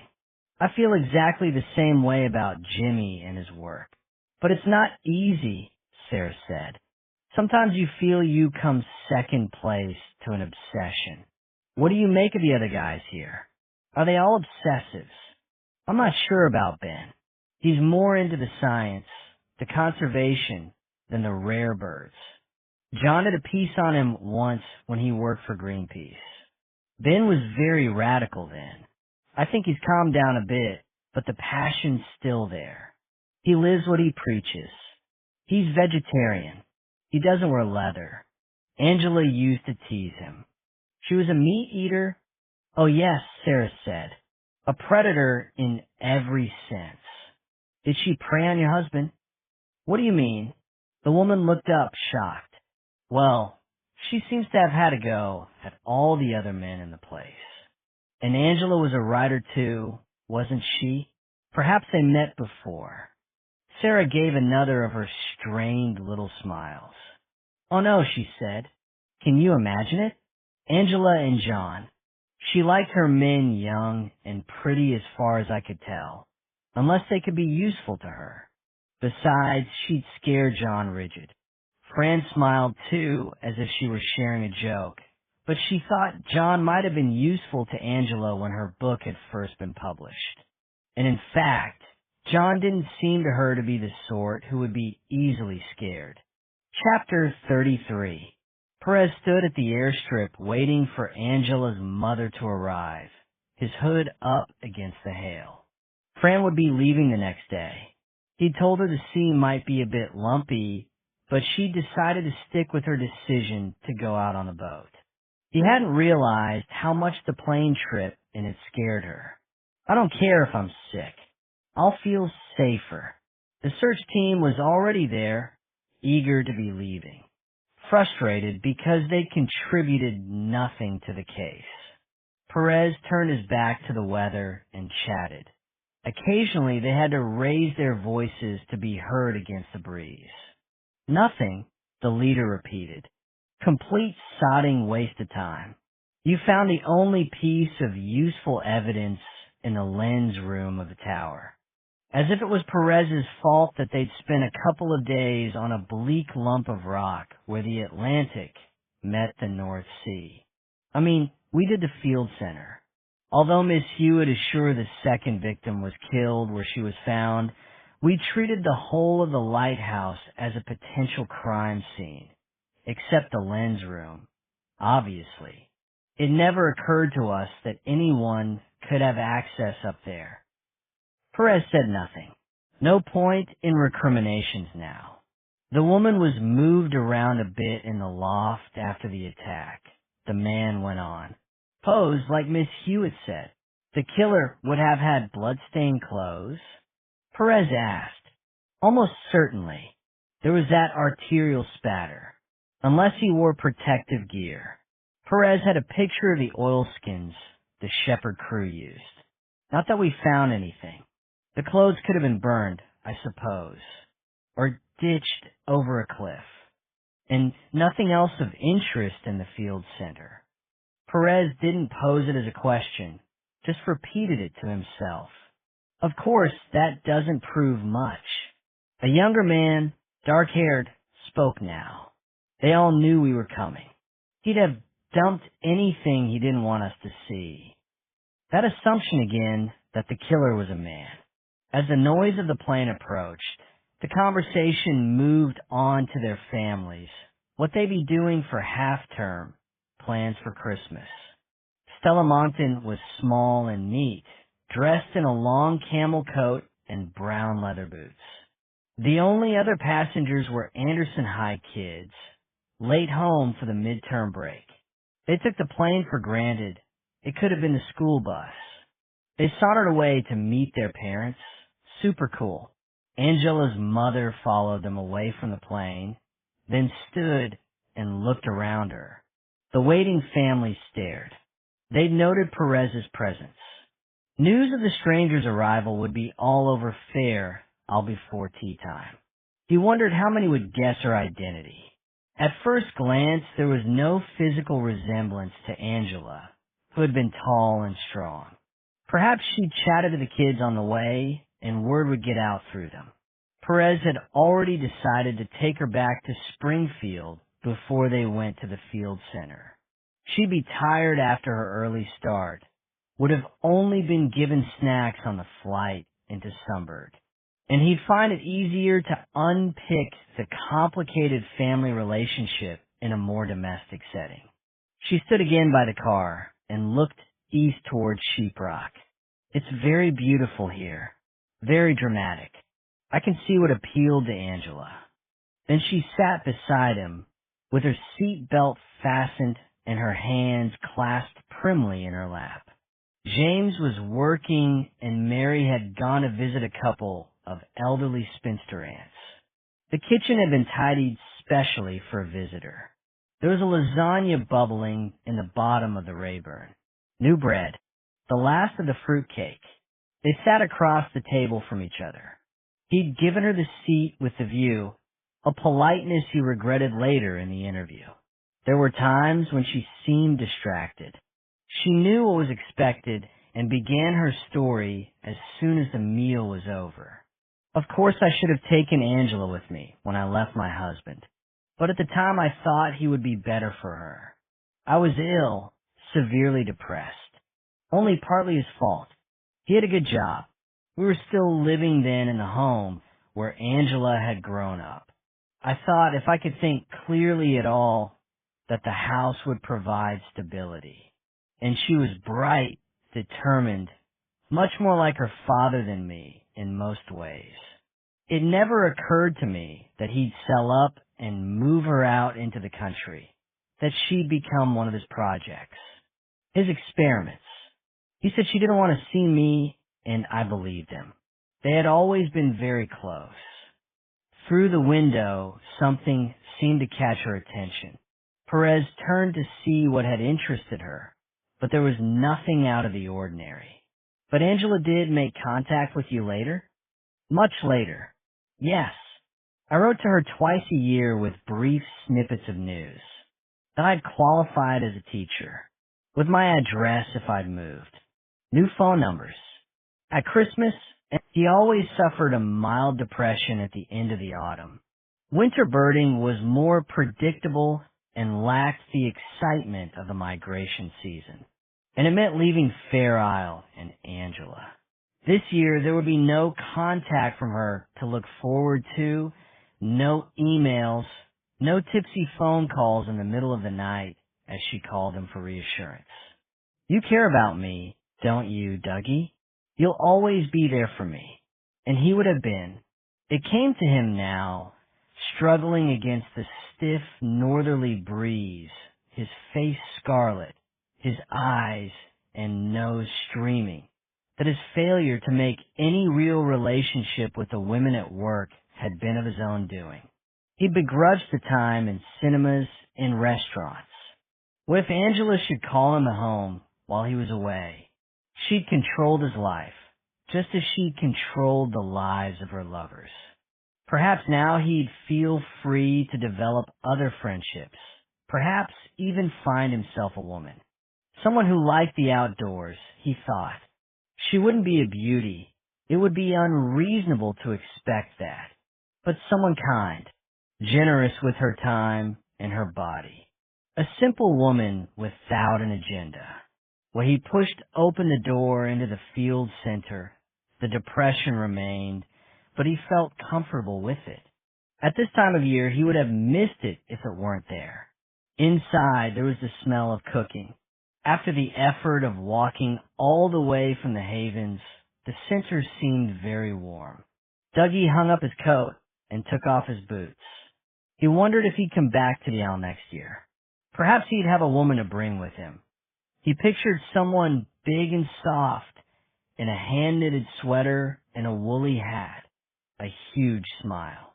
He'd show her the common birds, start a list for her. Or perhaps she'd prefer somewhere gentler for a holiday. It had been years since he'd been to Scilly, and he still needed on his list some of the American migrants that turn up there in strong westerlies. They could rent a little cottage. She'd cook for him. John Fowler was in the common room, a laptop on his knee, tapping away. Fowler had made a fuss when the police team from Inverness had insisted on looking at it. This is my livelihood, all pompous, as if none of the rest of them had to earn a living. And this is a murder investigation, the leader had said. If you prefer, I can get a warrant, and we'll take it south with us. Fowler had handed over the machine quickly enough then. Dougie couldn't see the point of paying to go away on holiday if you were just going to work. Fowler looked up when Dougie walked into the room, logged off, and shut down the computer. Don't mind me, Dougie said. As usual, Fowler looked very clean, as if he'd just stepped out of the shower and put on clothes fresh from the washing line and the iron. He had looked very dapper recently, too. Who was he trying to impress? Dougie didn't really do ironing, and he'd been here so long that all his clothes were dirty anyway. He'd need a trip to the laundrette first thing when he got back. He didn't mind the laundrette. A couple of back copies of British Birds or Birding World, and he was sweet. No problem. Fowler shut the computer, put it away in the case. I probably won't sell it anyway. What are you writing then? A book? No, just an article. A travel piece on the field center. It seems in poor taste now Angela's dead. I don't see why. Dougie thought the place would need all the visitors it could get after 2 unsolved murders. Because it seemed to him that the police were no closer to finding out what had happened to the women. Or were people such ghouls that they'd want to come just to see where Angela had died? He'd done his bit for the island anyway. There'd be birders who'd be attracted to Fair Isle because he'd seen the trumpeter swan there. Lunch was pizza. Dougie liked pizza and positioned himself on the seat nearest to the serving hatch so he could be first in the line for seconds.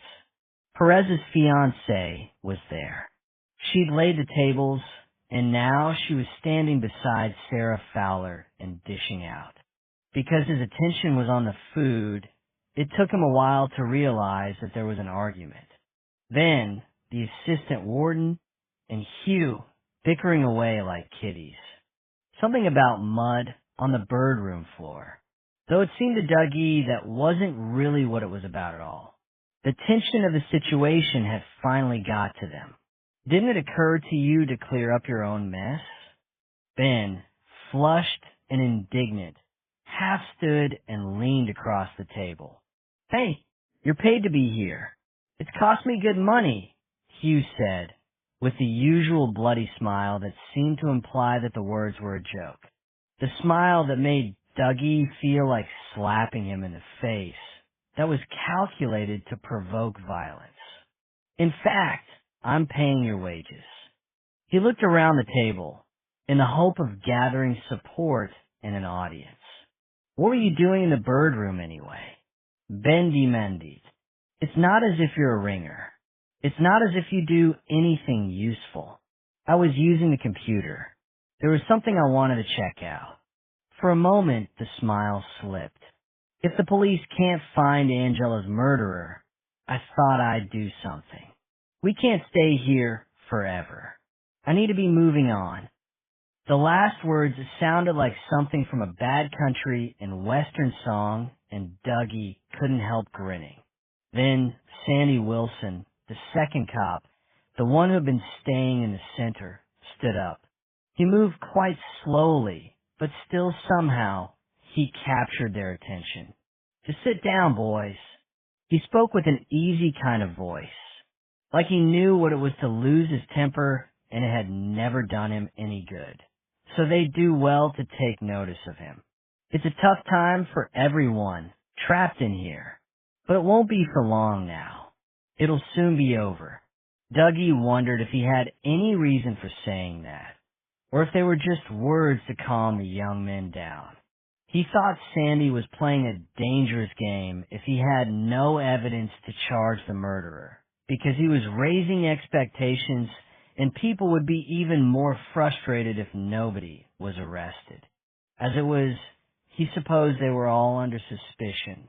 It wouldn't be easy, Dougie thought then, to find a kind and respectable girlfriend if she believed he might have stabbed 2 women. After lunch, people scattered. Dougie had eaten far too much, and after the exercise of the morning, all he really wanted to do was rest. He liked to sit in the common room with a field guide and a cup of tea. Soon he knew he'd be snoozing. But John Fowler was back there with his laptop, and the sound of it, the staccato and irregular tap-tap of the keys, really got on Dougie's nerves. Anyway, if this was going to be his last day, maybe he should make the most of it and get out into the field. He found Ben in the bird room. He was still angry, Dougie could tell. Still kind of smoldering. Want some company on the trap round? Sure. Not exactly welcoming, but that was because of the mood he was in, not because he resented Dougie asking. Ben gave Dougie a pile of bird bags, and they went out to the Land Rover. Just driving away from the North Light, they had to pull into the side of the road to let Perez pass. He was in Big James's car, and there was a strange woman in the passenger seat. What was all that about at lunchtime? Dougie asked. Nothing. Hugh's really starting to piss me off. That's all. Fine, Dougie thought. Bugger you then, if you don't want to talk. He'd always thought the tabloid papers were right when they said prisoners had it easy. A warm cell with a telly and someone to bring you food. What punishment was there in that? Now he thought the hard bit would be keeping sane, surrounded by all those strangers. No privacy. No wonder living in the center had driven Angela crazy. Dougie had only been stuck here for a few weeks, and he was already going mad. They parked by the double dike and did the rest of the trap round on foot. In the gully trap, Dougie walked through the vegetation, pishing and knocking against the stunted sycamores to push any birds resting there towards the catching box. There was always a chance of something unusual, but today they only caught 2 meadow pipits that had already been ringed. They came almost immediately to the whitewashed walls surrounding the lighthouse. Although it wasn't dark, the lights were on in most of the rooms, but the curtains hadn't been drawn. Perez sat for a moment in the car looking in, allowed himself a moment of relief when he saw Fran in the kitchen. There was Dougie Barr standing in the common room, drinking something soft and sweet from a can. In the flat, Maurice was sitting at his desk, reading through a pile of papers. Perhaps the routine of running the center was helping him come to terms with the death and the life of his wife. Upstairs, Ben Catchpole looked out from his bedroom, apparently deep in thought. The lives of the Field Center residents were spread out before him, and watching them as a voyeur, Perez understood why Jane might have been killed. Again, he saw a motive of a sort. It was all about what she knew about the first murder. Now he had to replay in his head the events running up to her death. It was the day the gale had begun to blow itself out, the day he'd interviewed the residents in the community hall. The Coast Guard helicopter had come in to carry out Angela's body. He forced himself to concentrate on the detail. The timings were important. But Angela? He still couldn't pin down the motive there. Are we staying here all night then? Sandy opened the door. I don't know about you, but I could use a beer. Perez sat for a little longer, looking up at the symmetrical squares of light on the first floor of the building, and then he followed Sandy in. Perez went to the kitchen first. He wanted to see Fran, perhaps because he knew she'd be back in Ravenswick the following day. He was desperate to hold her, to feel her body against his, a lust that reminded him again of his passion for Bada, the German student. What was happening to him? Usually so controlled and measured in his emotions, within 10 minutes he'd experienced dislike and desire with equal intensity. She had her back to him, bending to lift a tray into the oven. She was wearing a thin scarlet scarf to hold her hair away from her face, and her neck frayed jeans. No apron. As she leaned forward, her jersey rode up her back, and he could see her bare skin. He waited until she'd set the dish, some sort of sponge pudding, on the middle shelf, and closed the door. Then he came up behind her and kissed her neck, put his hand inside her clothes. She turned and kissed him on the mouth. Her hands were useless, still wrapped in oven gloves. Jimmy Perez, you'll get me sacked. Where's Sarah? She's gone up to grab a shower before it gets too busy. Why don't you go home? You could take my car. I'll get a lift later. Mother will be expecting you home for supper. She'll be expecting us, Fran said. I know what you're like, Jimmy Perez. If I leave you here, I won't see you for the rest of the evening. Besides, she frowned, we should talk. Not here. Sarah will be down in a minute. Has she said anything to you? Nothing specific. I think she's scared. Who's she scared of? Everyone. He thought immediately, then wondered if he'd got that quite wrong. Perhaps she wasn't as timid as she seemed.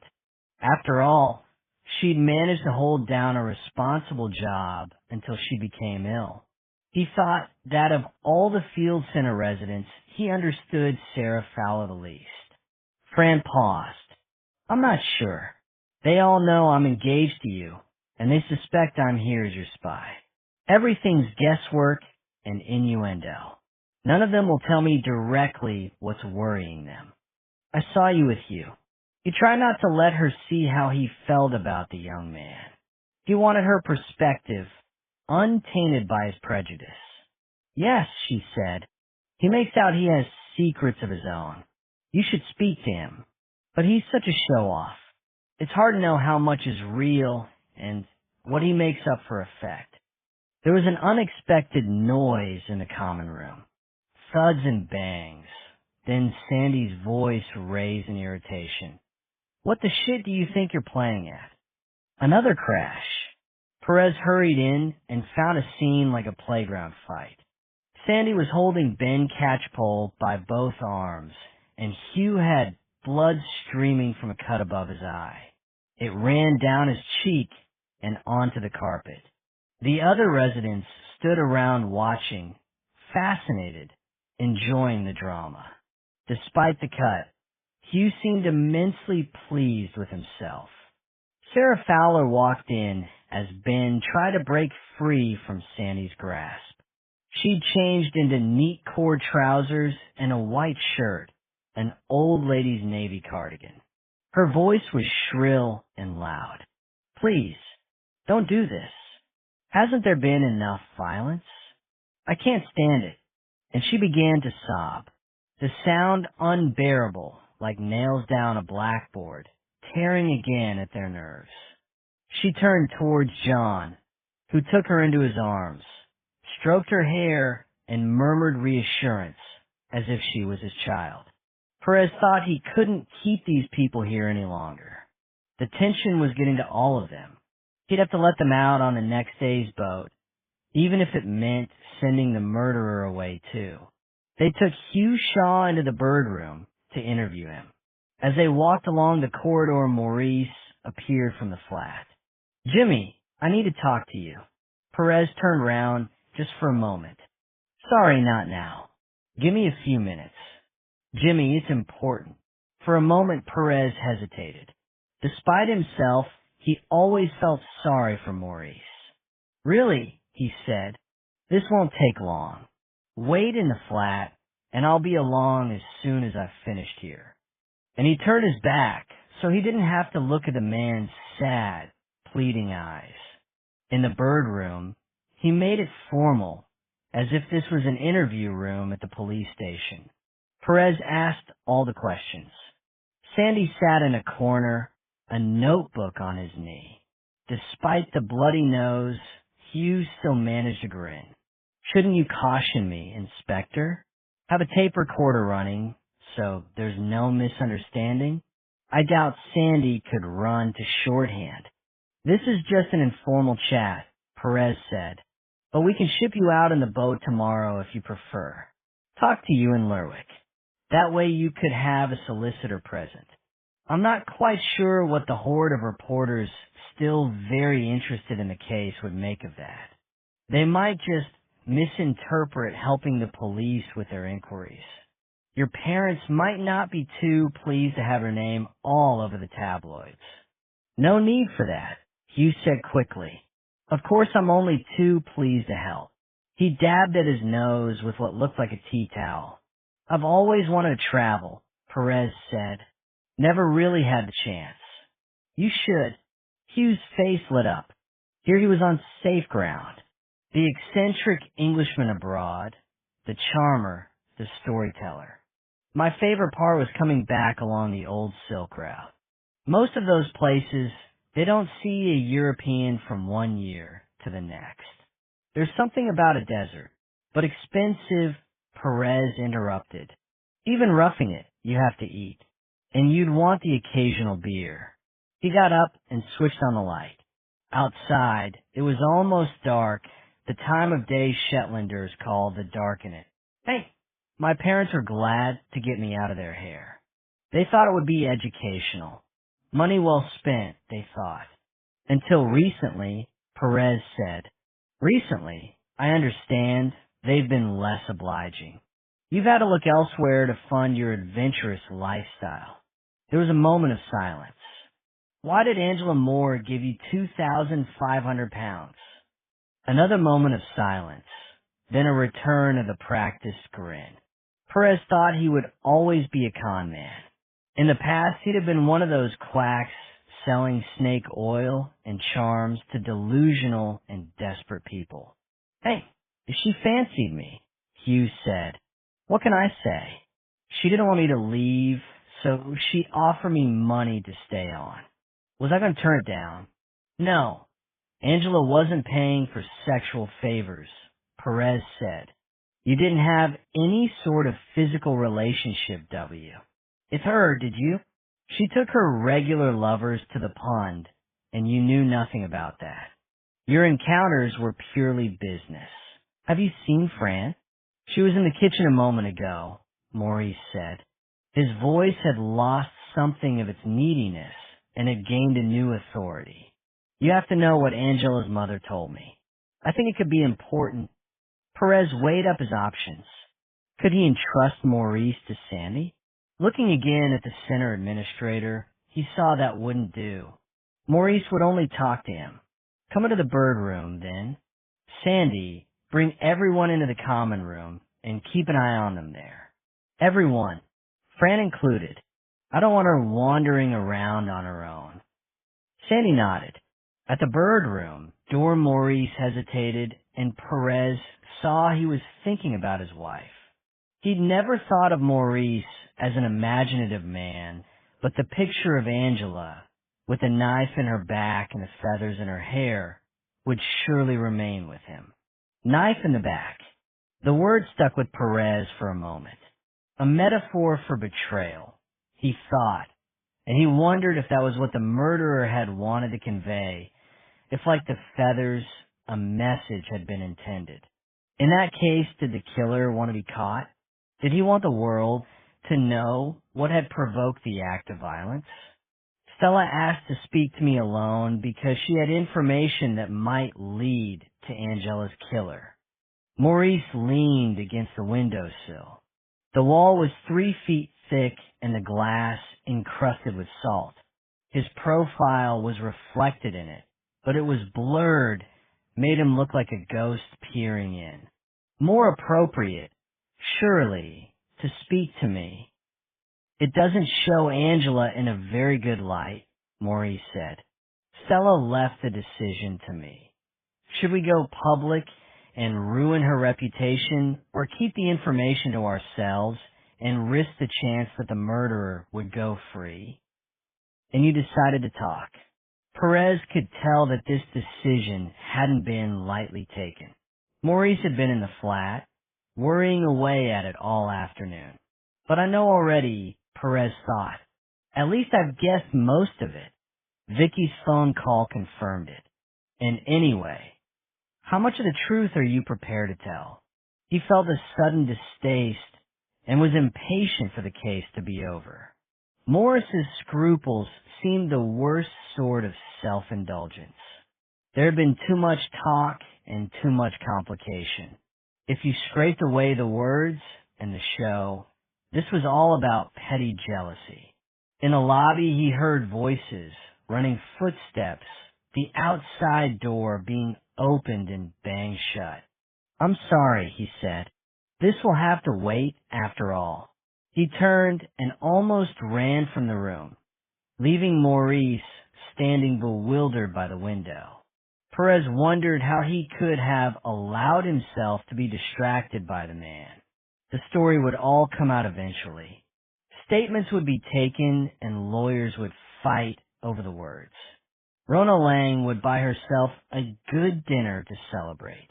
But tonight he had an arrest to make and the evening to spend with the woman he loved. And then tomorrow he would go out with her on the boat. He'd spent too long cooped up on this lump of rock. How could he have thought he might make his life here? There was nobody in the lobby. He rushed through to the common room. Still it was empty, so quiet that he heard the background chug of the generator. The world outside was briefly lit up by the lighthouse beam, then it was dark again. Perez had a sudden panic. This was the stuff of nightmares.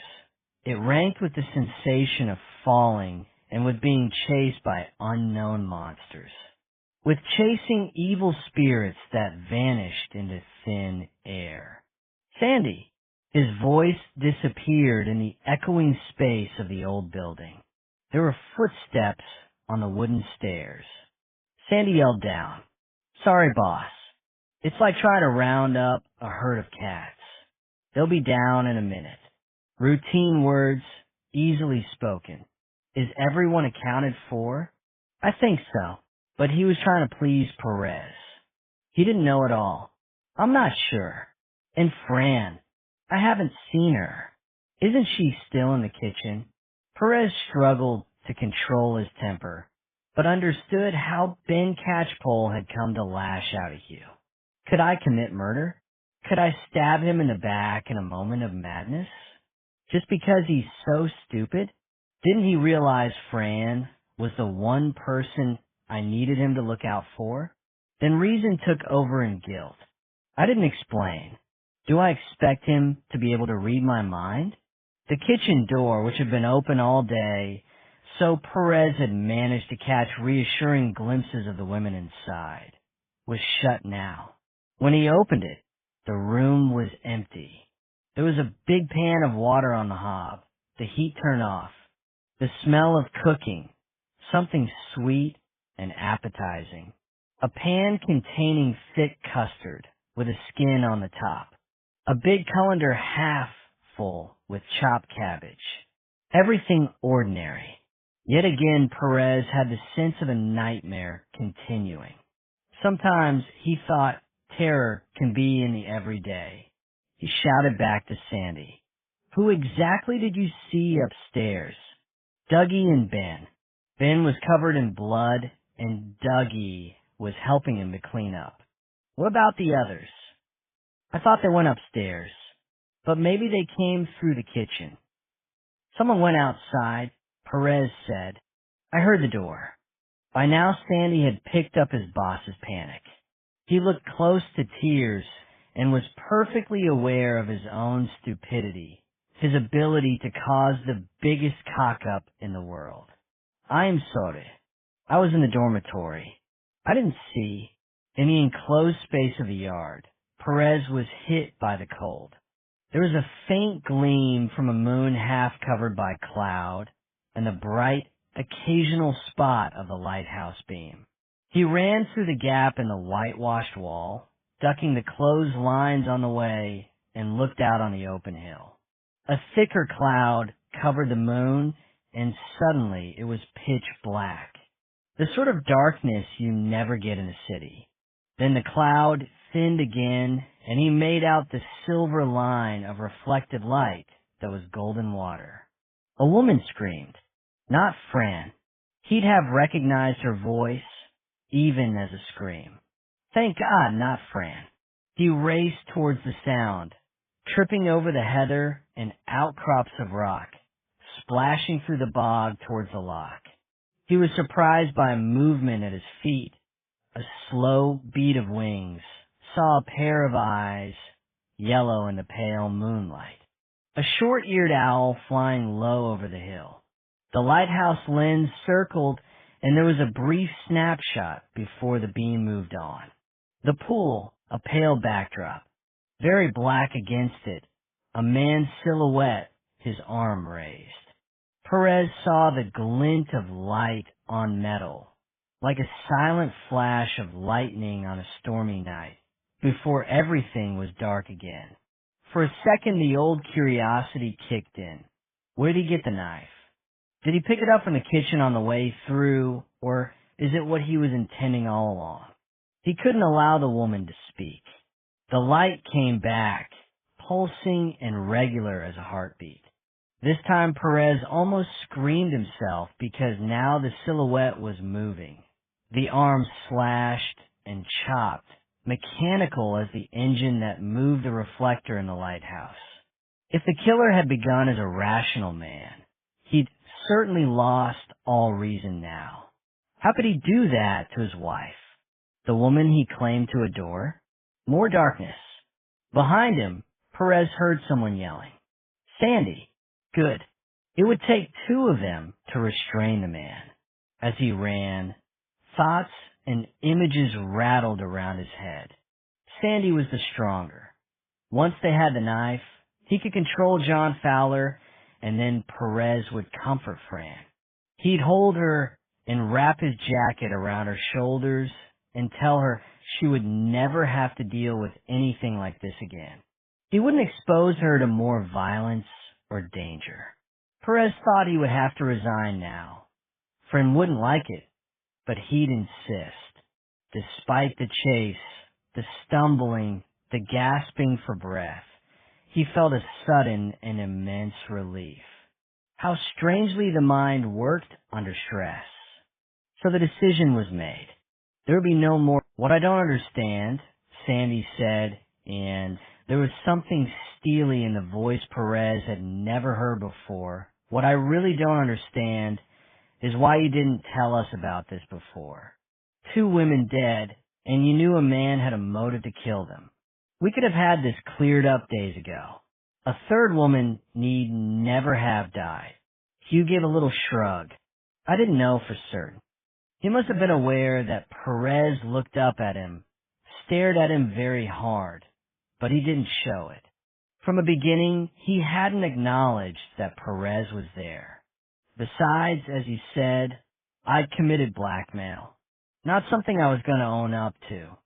So it wasn't that you considered Fowler another target? Sandy said, Angela was dead. She was no more use to you, but Fowler. He'd committed murder. He'd go on paying for the rest of his life as long as he was free. The smile returned. Really, Sandy, that's guesswork, isn't it? Speculation. You'll never ever know. Ben Catchpole had a graze over his eye, covered by a sticking plaster. He saw Perez immediately and made a move to go over. He would have offered his condolences, said kind words about Fran, but something in the detective's manner deterred him. Not hostility, but a new indifference. Perez felt it in himself. Jimmy's just sitting in, Sandy said easily. I take it you don't mind. He spoke it such a way that it would have been impossible for Ben to object. What was it with you and Shaw? Sandy went on, scrapping like bairns in the schoolyard. I thought nonviolence was your thing. Eating lentils and seaweed. Saving the planet. It was the tension, Ben said. All of us on top of each other in the lighthouse. But more than that, Sandy said. Surely it was more than that. He looked up. Did you know Angela was carrying your child? It was true then. Who told you? Sandy asked. Not Angela. She didn't say a thing. The words came out hard and bitter. And Perez thought that was what Catchpole minded most. Being excluded from Angela's life, completely disregarded. She'd have got rid of the baby without even telling me she was pregnant. So who did tell you? Sandy was gentle, prompting. Shaw. He said he heard the Fowlers talking. Sarah's a nurse. Perhaps she guessed. Perhaps Angela talked to her. Perez thought then that Hugh Shaw was like some kind of snake, slithering through the lighthouse, listening at doors, spreading his poison. Catchpole looked up at Sandy. Was I the father? We think he must have been. It certainly wasn't Hugh Shaw. Theirs was a purely, Sandy hesitated, financial arrangement. He told me he'd slept with her. Oh, well, he would. There was a moment of silence. You never told us, Sandy said, that you'd met Fowler before. He wrote that article for the Times about the Brer protest. It confused us for a while. Was that him? Ben looked surprised.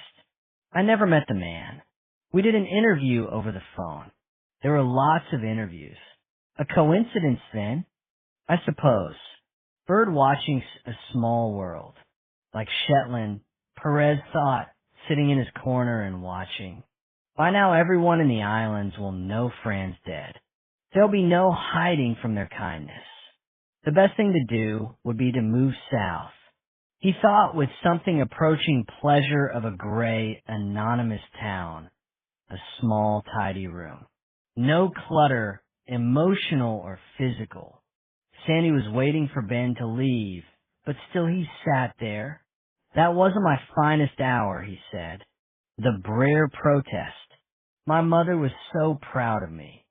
I'd stood up for what I believed in. She came to court, took me out for a grand meal when it was all over, paid the compensation order.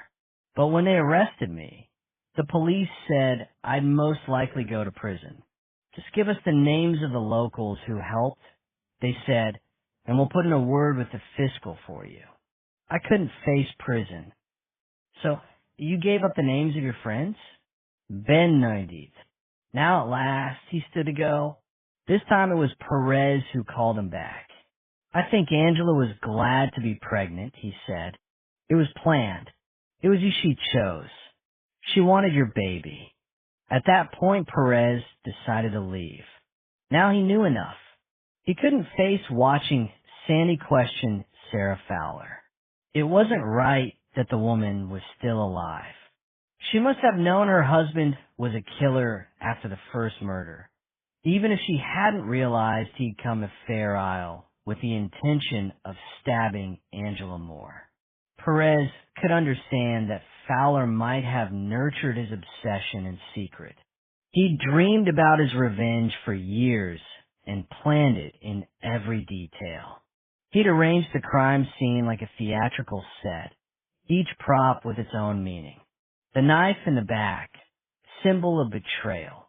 The slender-billed curlew feather, the one he'd collected in the desert of Uzbekistan, which would be his proof and his ticket to glory before Angela had stolen the possibility from him. But once Angela was dead, Sarah Fowler must have known. She'd stood beside her husband in church, singing hymns and pretending to pray. Had she convinced herself that her imagination was playing tricks? That John Fowler was a good man?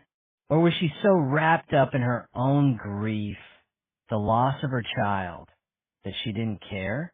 Hurrying down the corridor away from the interview room, Perez caught a glimpse of her in the distance. She was wearing a long gray cardigan with a hood, which gave her the appearance of a nun. He supposed she was another victim, but at the moment he hated her more than he hated Fowler. Outside, he was surprised to find that it was still light and that there was pale sunshine reflecting on the water in the harbor.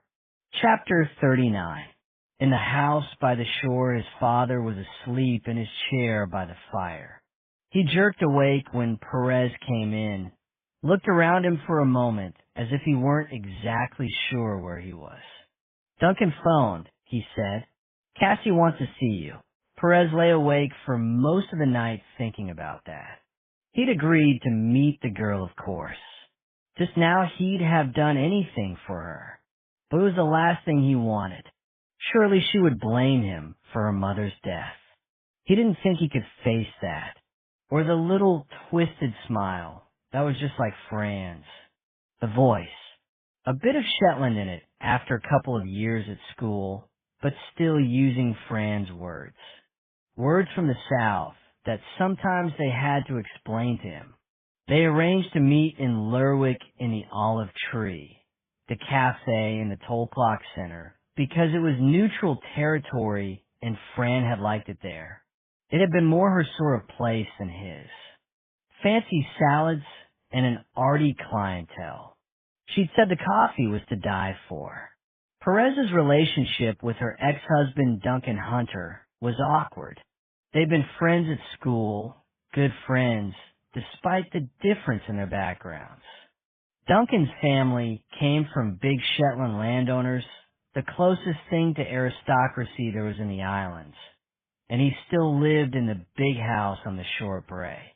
They'd fallen out before Perez had taken up with Fran, and since then had maintained an uneasy truce for Cassie's sake. Perez worried sometimes when the girl stayed with her father. Duncan drank too much, had a chaotic life of parties and diverse, and sometimes dubious business interests. More skeletons in his cupboard than a professor of medicine. Fran had said Cassie needed contact with her father. You're not jealous, Jimmy, surely? That twisted grin again. and Perez had admitted that maybe he was jealous, just a bit. He'd be proud to be considered Cassie's father, and there were times when he'd wished Duncan lived anywhere other than Shetland, so the three of them could form their own family. Today, Perez arrived at the cafe half an hour early. The least he could do. He wouldn't want Cassie to have to wait for him. He bought coffee. He didn't recognize any of the patrons. They were probably visitors waiting for the ferry to start boarding. The terminal was just down the road. Lifting the cup to his lips, he found his hands W. Air shaky, so he found this curlew before Angela Moore did, but she claimed the credit. Rona looked at her watch. Her sympathy hadn't lasted for long. Perez thought the fiscal just wanted the facts. She'd never been much interested in the background. That's what social workers were invented for. Jimmy. He worked out where he thought the birds might be breeding, said Perez.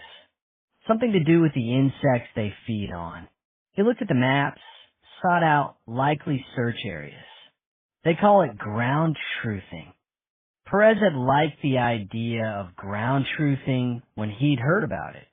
Thought it was a useful concept in policing. It was about testing theories, keeping it real. Now he wondered how it could have excited him. It was an irrelevance. It must have been galling for him to miss out on the credit. Lang said, showing some understanding at last. She would understand about professional jealousy. Perez had never met anyone quite so ambitious. The woman became a real celebrity as a result of that book. Of course, Perez imagined Fowler trying to keep his business afloat, but everywhere he was hearing of Angela Moore's success, while he scratched a living taking orders for books over the internet, meeting up with the occasional eccentric in his shop. Angela was on the television every 5 minutes, warden of Fair Isle, the most prestigious field center in the UK. Of course, it ate away at him. That should have been him. He woke up thinking about it, and he dreamed about it at night. Rona raised her eyebrows. Perhaps she was thinking that Perez knew something about obsession. He must wake up thinking about Fran dying in the dark on Fair Isle, and no doubt he dreamed about it too. Did the wife know what was going on? I still haven't decided how we should charge her. I've been thinking about that, and it was true. Of all the aspects of the case, this was the one that haunted him most. Sometimes he saw Sarah as a figure like Lady Macbeth, the malign influence behind Fowler, feeding him poison, persuading him with her words, and her unhappiness that Angela deserved to die. Had she lured Fran out of the lighthouse so Fowler could kill her? At other times, he saw Sarah as a victim. I don't think she was unhappy when Angela died. She was desperate for a child. They'd been through the stress of IVF and then lost a baby late in pregnancy. Angela was pregnant. Sarah was jealous too. What a couple the Fowlers must have been, Perez thought. Both of them wrapped up in their disappointment and envy. How do they live their lives? By making small efforts at conversation and normality? Bizarrely, he found himself wondering if John and Sarah ever had sex at the end. There was something almost sensual in the way the women's bodies had been displayed. Another example of John Fowler's oppression. Sarah Fowler knew about Angela's pregnancy. Rona's questions startled Perez, brought him back to the tasteful room, with the high ceiling and the photographs of old sailing ships on the walls, the immediacy of the investigation. I think so, he said. Hugh Shaw claims he heard the Fowlers discussing it. She trained as a nurse. And she'd be hypersensitive, wouldn't she, when she longed so much for a baby for herself? He found himself wondering if Rona Lang had ever wanted a child. Do you know who the father was? Ben Catchpole, Perez said. The timing doesn't work for anyone else. I can understand why Fowler killed more. Rona reached out and took a piece of shortbread from the white china plate. She seemed disappointed in herself, as if she'd given in to a terrible temptation. It seemed to Perez that she had a strange attitude to food. Did she maintain her figure because she was on a perpetual diet, or was it all about self-control? She went on, "At least I can just about understand it as an elaborate act of revenge conceived by a twisted mind." But he had nothing against Jane Latimer. That was to do with survival, Perez said. It was clear from the beginning that Jane was killed because she decided Fowler was the killer. I think she was playing detectives. She liked puzzles. A dangerous game. The fiscal licked her index finger and scooped up a biscuit crumb from the plate. The keys to the lighthouse tower were kept in the kitchen, Perez said. That's where Fowler went to watch people moving around the island. Jane might have seen him take them or replace them. She searched his room. There was the draft of his original article about the possible search areas for the curlew. He brought it with him to confront Angela. She'd been reading it in the bird room and was frantic when Fowler took it back. Of course, she didn't want anyone else to read it. It meant nothing to us, but Jane had spent a season in the field center and understood the implication of it. He paused. He tried to imagine Jane's exhilaration when she'd thought she'd put together the pieces. When was she planning to tell him? She wasn't foolish enough to confront Fowler with her suspicions. Rona looked at her watch again. How much time had she allowed him? When was her next meeting due to begin? No. Fowler went back to the North Light when Jane wasn't expecting him. I think he saw her searching his things. It was partly my fault. It was the morning Angela's body went out on the helicopter. I sent Sarah and Fowler away from the hall where I was conducting the interviews and told them to come back later. You can see into all the bedrooms as you come into the center. The ground's a bit higher there, and there's a perfect view into the rooms of the first floor. Jane wouldn't have expected them back so soon. He killed her, Rona said, just for that. By then, Perez said, he'd lost all reason and all perspective. Perhaps she gave something of her suspicion away. The bookshop name would have intrigued her too, and I'm sure she would have looked it up. Perhaps in his mind, she was implicated in Angela's betrayal just by being part of the field center. The fact that the crime scene was decorated with feathers would indicate that. Fowler watched her from the lighthouse tower and saw her go towards the pond. Jane knew Angela used it as a place to take her men and to keep her secrets. I guess she hoped to find more evidence of Fowler's guilt there. He picked up a pillow from the laundry room, stuffed it into his day sack, and hurried over the hill after her. At least, I'm guessing that's what he did. You know more about it than I do. What does Sandy's report say?